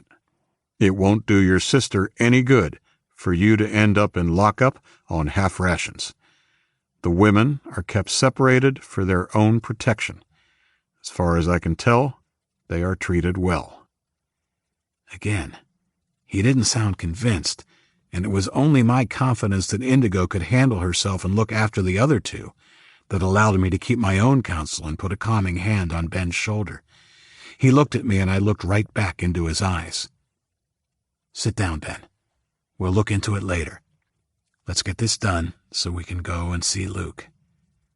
Ben gave one last defiant look at the colonel before taking his seat. Okay, good. Thank you, said Randall. I'll make this as quick and painless as possible. We don't need any more hands in the custodial or farming roles. We could always do with more miners, and I have one place left in security. I'll take security, said Ben immediately. No offense, son. Ben, but you strike me as a bit of a hothead. I need someone with an even temper and good judgment. Isaac, would you be interested? Ben suddenly looked regretful and shrugged when I looked at him. Fair enough point, he conceded. Yes, okay. By security, do you mean with Homeland or your guys? Army. The professor allowed us to augment our force so we can continue to send out scouting parties and keep a standing force here in case of trouble. So I'll be going out and scouting? No, not yet at least. You'll undergo basic training, and initially you'll be in the facility only, security details and the like. I nodded. Good. You'll start tomorrow morning. I'll have John collect you from the dormitory at 0600 hours, and you can bring your gear down to the barracks. Damn. I hadn't realized it would mean being separated from Ben and also Luke when he was released from the hospital. Don't worry. You'll have plenty of downtime to visit your friends, Colonel Randall said, reading the look on my face. We have nothing down here but time. Okay. So that leaves me with mining, then. said Ben. Yes. Are you okay with that? Asked Randall. Don't have much choice, do I? 28. 10 minutes later, we had been brought up from the lower level and into the hospital wing. I had finally started to get some idea of the layout of the facility. If you had been looking down on it with X-ray vision, it would be shaped like a large, three-dimensional cross with 3 layers or levels. Top level, the one where my group was initially housed, was the science and research level where the professor and also the Homeland Security Detachment resided. The general population was housed in the mid-level, along with the hospital and the lobby. Lower level housed the Army contingent, greenhouses, storehouses, and all of the machinery that kept the place operating with fresh air, water, and power. Each arm of the cross was referred to as a wing, north, south, east, and west, and of course, depending on which level one was on, I imagined each had a different function. The hospital was in the south wing, on mid-level. The soldier who escorted us, who I vaguely recognized from the night we were first brought in, waited outside in the corridor after Dr. Radisson had answered the buzzer and led us into a small office. "Hello, boys. You're looking a little healthier than when I last saw you." "How is Luke doing?" I asked. "Well, why don't you just wash your hands at the basin and I'll take you through to see for yourself." I felt a buzz of happiness. I had not been confident that we would be allowed to see Luke, even though Professor Leahy had told us it would be all right. We scrubbed our hands and Dr. Radisson opened the door. The office opened onto the same room where they had first taken the black bags off our heads. Now Luke occupied one of the beds, hooked up to an IV drip. He appeared to be sleeping peacefully. The doctor told us quietly that he would leave us alone and gave us a gentle warning not to get the patient too excited. As we stepped up to the bed, I noticed that Luke looked different, younger and more vulnerable. He had also been cleaned up. They had shaved off his scraggy beard, adding to his more youthful appearance, and his hair had been washed. It had dried into an impossibly fluffy ginger afro. Smiling, I stepped up beside the bed, and as if sensing we were present, his eyes opened, and he grinned. "Who the hell are you two clean-cut dudes? What have you done with Isaac and Ben?" Smiling, my eyes filled with tears, as I remembered the last time I had seen him. I had been absolutely convinced that he was going to die. I wiped my embarrassing tears away quickly and grabbed his proffered hand, leaning over gently and putting my shoulder into his. "Good to see you awake, Luke," I said. "You were pretty banged up." "Yeah, still am from the feel of it." He winced as he tried to pull himself up in bed a little. I stepped out of the way so Ben could also get close and shake Luke's hand. "Well, for a moment then, I thought the doctor had taken us to the wrong room. I didn't realize Ronald McDonald had found his way into the safe haven, too." "Fries, anyone?" Luke laughed, patted down his hair self-consciously as we pulled up chairs beside the bed. Over the next 15 minutes, we filled him in on what had happened since we had arrived in the facility. He was also suspicious of the professor segregating the women and girls from everyone else. "You know, he might be some sort of weird pervert. Maybe he wants it to be his own personal harem." A similar thought had crossed my mind, but I had dismissed it. "I don't think so. He doesn't appear to be the type. It seems more like some misguided attempt to keep things on an even keel down here, maybe to avoid conflict or other issues." I could see Luke's mind ticking over. "Maybe he wants them as brood mares?" "What?" I asked blankly. "Brood mares, you know, breeding stock. Maybe he sees this place as some kind of Eden, to start the United States over, maybe with a super race." "Man, you really do read too many comics," I said, laughing. Refusing to admit his comment made me a little uneasy. He changed the subject. "So what the hell happened after I handed you the RPG? I don't remember a thing. You took the chopper down, right?" I shook my head. No, I missed it completely. No way, he yelled, then winced and settled back onto the mattress. Dude, you missed it. I looked sheepish and regretted his quick words flashed across his face. He patted my shoulder. Don't beat yourself up. It would have been a difficult shot even for an experienced soldier. Or me. No, you're right. I was our last hope and I missed. I screwed it up bad and could have got us all killed or captured. Well, we weren't killed or captured, right, Ben? Of course we weren't. Besides, we wouldn't have gotten to that point without you, Isaac. Yeah, I do seem to remember someone carrying me up the mountain, which probably saved my life, so I don't think missing the shot at the end there is that big a deal. Their words did make me feel better, kind of put things in perspective for me. I shrugged off my self-recrimination. I only half carried you, I joked. Anyway, the Drake Mountain soldiers came out of nowhere. The Chinese had no clue they were there, and it was over pretty quick after that. Damn. I wish I could have seen them kick that Chinese ass. Hey, so when do we get to see Sonny? Don't know. He should be interviewed sometime today, I hope. That's what the professor promised anyway. We should be able to see him not long after that. How long will you be cooped up in here? The doc said he'll get me up and moving tomorrow. It will only be light walking on the treadmill, but he's happy with how the wound is looking. Almost on cue, the doctor came back into the room and told us that our time was up. We said our goodbyes. Say, Doc, Luke said as we were heading out, Isaac and Ben told me that the girls have been segregated to another wing and aren't allowed to mix. What's that all about?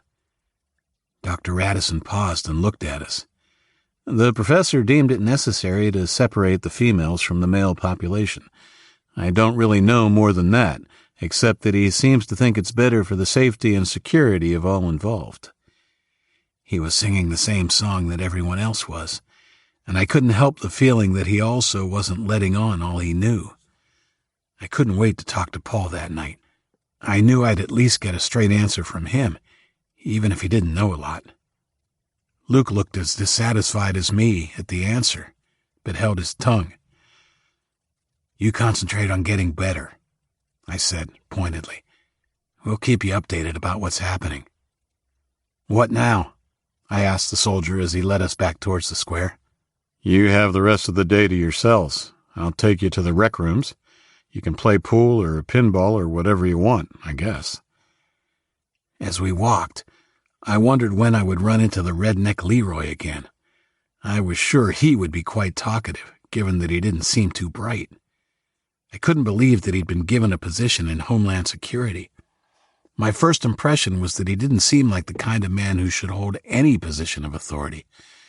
I was curious to know what sort of discipline the mysterious Mr. Rag might have dished out and exactly what his position in the facility hierarchy was.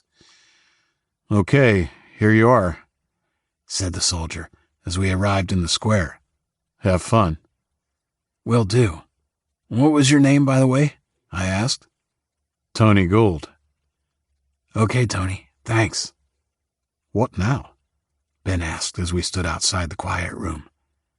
How about the rec room? I wouldn't mind a bit of a workout in the gym or maybe a game of pool. Okay, sounds good, although I'm not much of a gym junkie. You know, weights and dumbbells and all. I laughed. Dumbbells. I hadn't heard that word for a long time, and not for the first time it struck me that Ben would have been right at home in one of Enid Blyton's famous 5 novels. He looked a little indignant at my laughter. Sorry, it's just that no one uses the term dumbbell anymore, and it always struck me as a funny word. Maybe you can just ride the exercise bike or treadmill. You're obviously fit. We all are, given how much walking and running we've done. Appeased, he said, That sounds fine. We entered the main rec room. It was empty besides us, and we were approaching the pool table when the door opened behind us. It was Williams. The professor wants to see you now. Oh, okay, I said, and both Ben and I turned to follow him. Not you, he said to Ben. Just Isaac. Oh. Back soon, I said to Ben, who looked a little out of sorts at being snubbed. William set off at a brisk pace, and I had to run to catch up. Is this about Sonny? Don't know. I'm sure you'll find out in a few minutes, he said, without turning to look at me. Rude prick, I thought to myself. He didn't say a word to me as we rode the elevator to the top level, and I didn't bother trying to make conversation with him either. 29. A few minutes later, he had led me into a part of the top level I hadn't seen while we were housed there. As far as I could tell, it was in the south wing, directly above the hospital on the middle level. We came to a door that was guarded by an armed Homeland officer, and Williams rapped on it sharply without acknowledging the officer. Come in. Williams opened the door and put his hand on the small of my back, guiding me in before pulling the door closed. It was the professor's office. Bookcases lined the walls, and the man himself sat behind a large, impressive desk. He looked relaxed and had a welcoming smile on his face. The man standing beside him, Rag, didn't appear quite so welcoming. His intense gaze was already creeping me out a little. Young Isaac, come in, please, sit. I ignored Rag and said thanks to the professor as I sat down. How was your first night on the mid-level? Good, thank you, sir. Excellent. Did you have any questions? I had a ton, of course, most specifically about why the women were being segregated. For the moment, though, I didn't say anything that might cause a problem or prevent me seeing Sonny, assuming that's why I had been summoned, of course. No, sir. All righty then.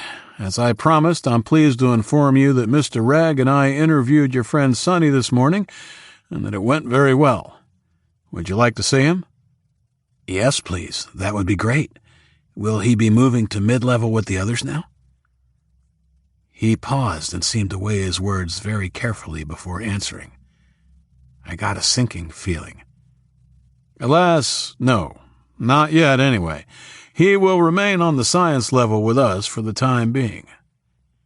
He stilled my protest with a raised hand.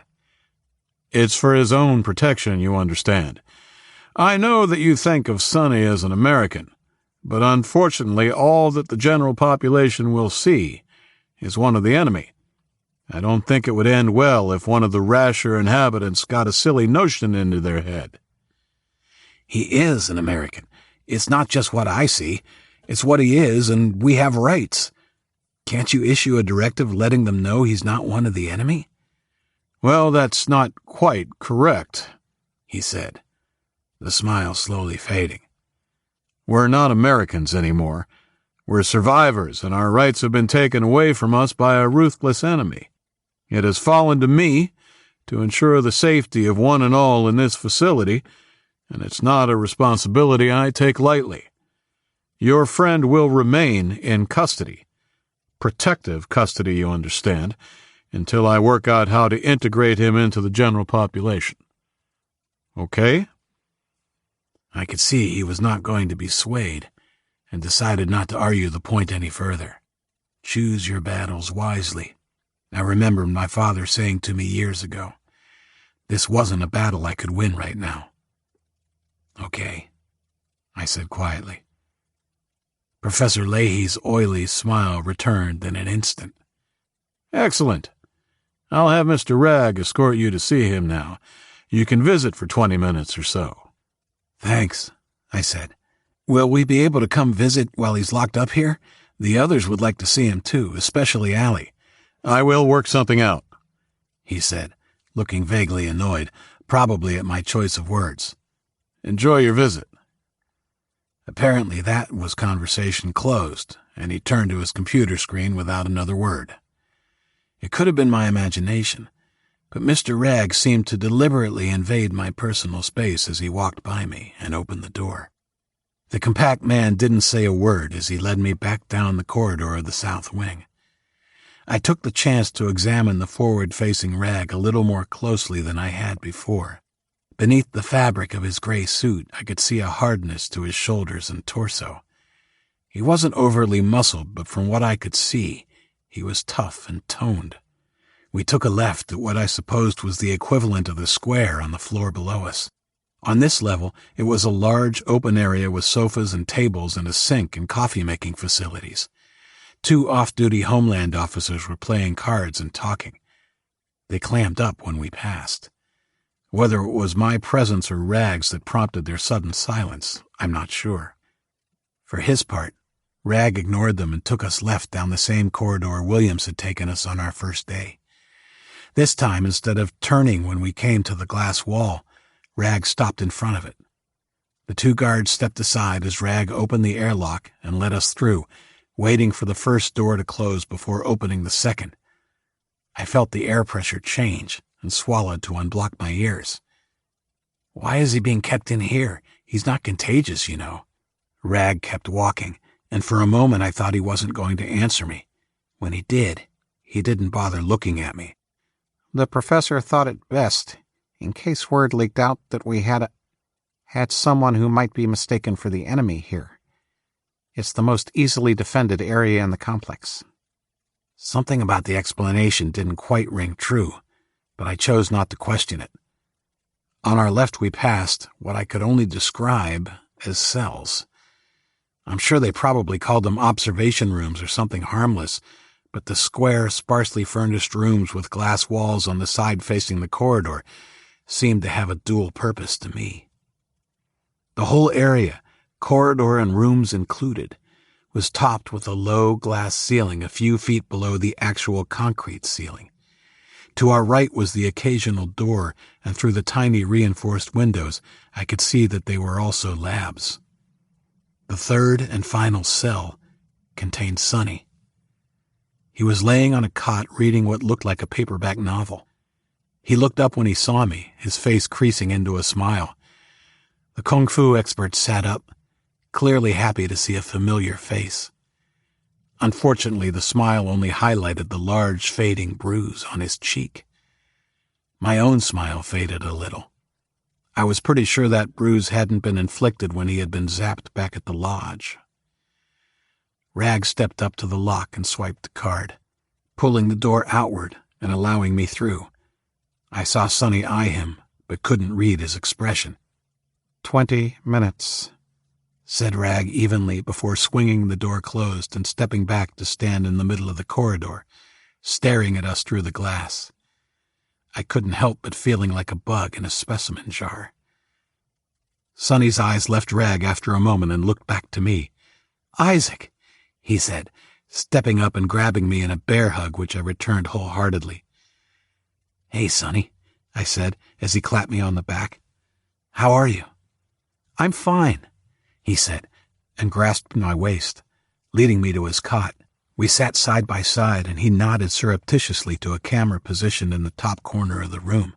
"Tell me, how are the others, Ben and Brooke, Allie, Indigo?" "They're all fine. Worried about you, of course. How have they been treating you?" I asked him earnestly. He glanced at Rag, who was still watching us, his reptilian eyes barely blinking. "Well, it's been okay for the last few days. I did actually have a run-in with our friend there on the second day, but the professor called him off." He leaned in close to me and gestured to the bruise on his cheek. "You need to watch that one. He's dangerous and efficient." My uneasy feeling about Rag was confirmed. I didn't know the circumstances, of course, but unless Sonny had been restrained, the fact that Rag had managed to mark his face meant that he was clearly skilled in hand-to-hand combat. It wasn't his potential prowess that bothered me so much, though. It was his whole demeanor. "What about you? What happened to you guys after we were brought in?" Sonny asked. I spent the next 10 minutes telling Sonny as much as I could remember about what had happened. He didn't say too much, but I could tell he was as bothered by the segregation of the girls as I was. "It doesn't really ring true, this whole for their own safety thing," he said. "Unless the bulk of the male population is a pack of women-hungry rapists, I'm pretty sure that the mixing would be healthy and normal. It's not as if they lack personnel to keep things under control. I think you're right. It stinks." It was nice to have my point of view validated by someone I respected, and I promised that once Luke was back, we would do a little more sniffing around and try to get to the bottom of it. While a little guarded with what he said, I could see that he approved of my acceptance of the role in the military detail. It was clear he knew I could perhaps use it to my advantage down the track. I did ask Sonny what had happened since he had been separated from us, but he was unwilling to go into details. He did say that the professor had seemed reasonable to him during the questioning that morning and the few other times that he had met with him. If you can, you should keep your lines of communication open with him. Just watch it, though. I couldn't quite get a handle on a certain person's role. His eyes briefly went to Rag, and I nodded. What do you think of this whole protective custody thing? I asked. I jumped at a loud rapping on the glass behind me. Rag was holding up one hand with 5 fingers splayed. I turned and nodded back to Sonny. Jumpy? He asked. I guess. Good. Don't get too complacent until we have this place worked out. Okay. With those few words, Sonny had dashed my idea of letting go of my leadership role and getting back to being a kid. Somehow, I didn't mind. I had already started to feel that responsibility upon me again anyway. About being kept out of the general population for my own protection, it seems to make sense. Although if the professor has as much control over the place as I think he does, there are probably other ways it could be handled. That's what I think. He put a hand on my shoulder. Don't worry about it, Isaac. I'll be fine. He can't keep me up here for too much longer, surely. I'll do my best to make sure I'm so annoying he'll be glad to send me down. He smiled and stood up. Looks like time is up. We gave each other a hug, and I turned to the door as Rag swiped his card and pulled it open. Look after everyone, Sonny said, and then more quietly, any means. I will. I nodded seriously and stepped out. I raised my hand to my friend as the door swung shut with a hiss. I never saw Sonny again.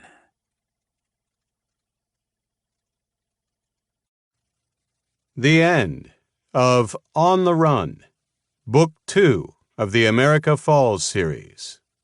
Written by Scott Medbury. Narrated by Adam Barr.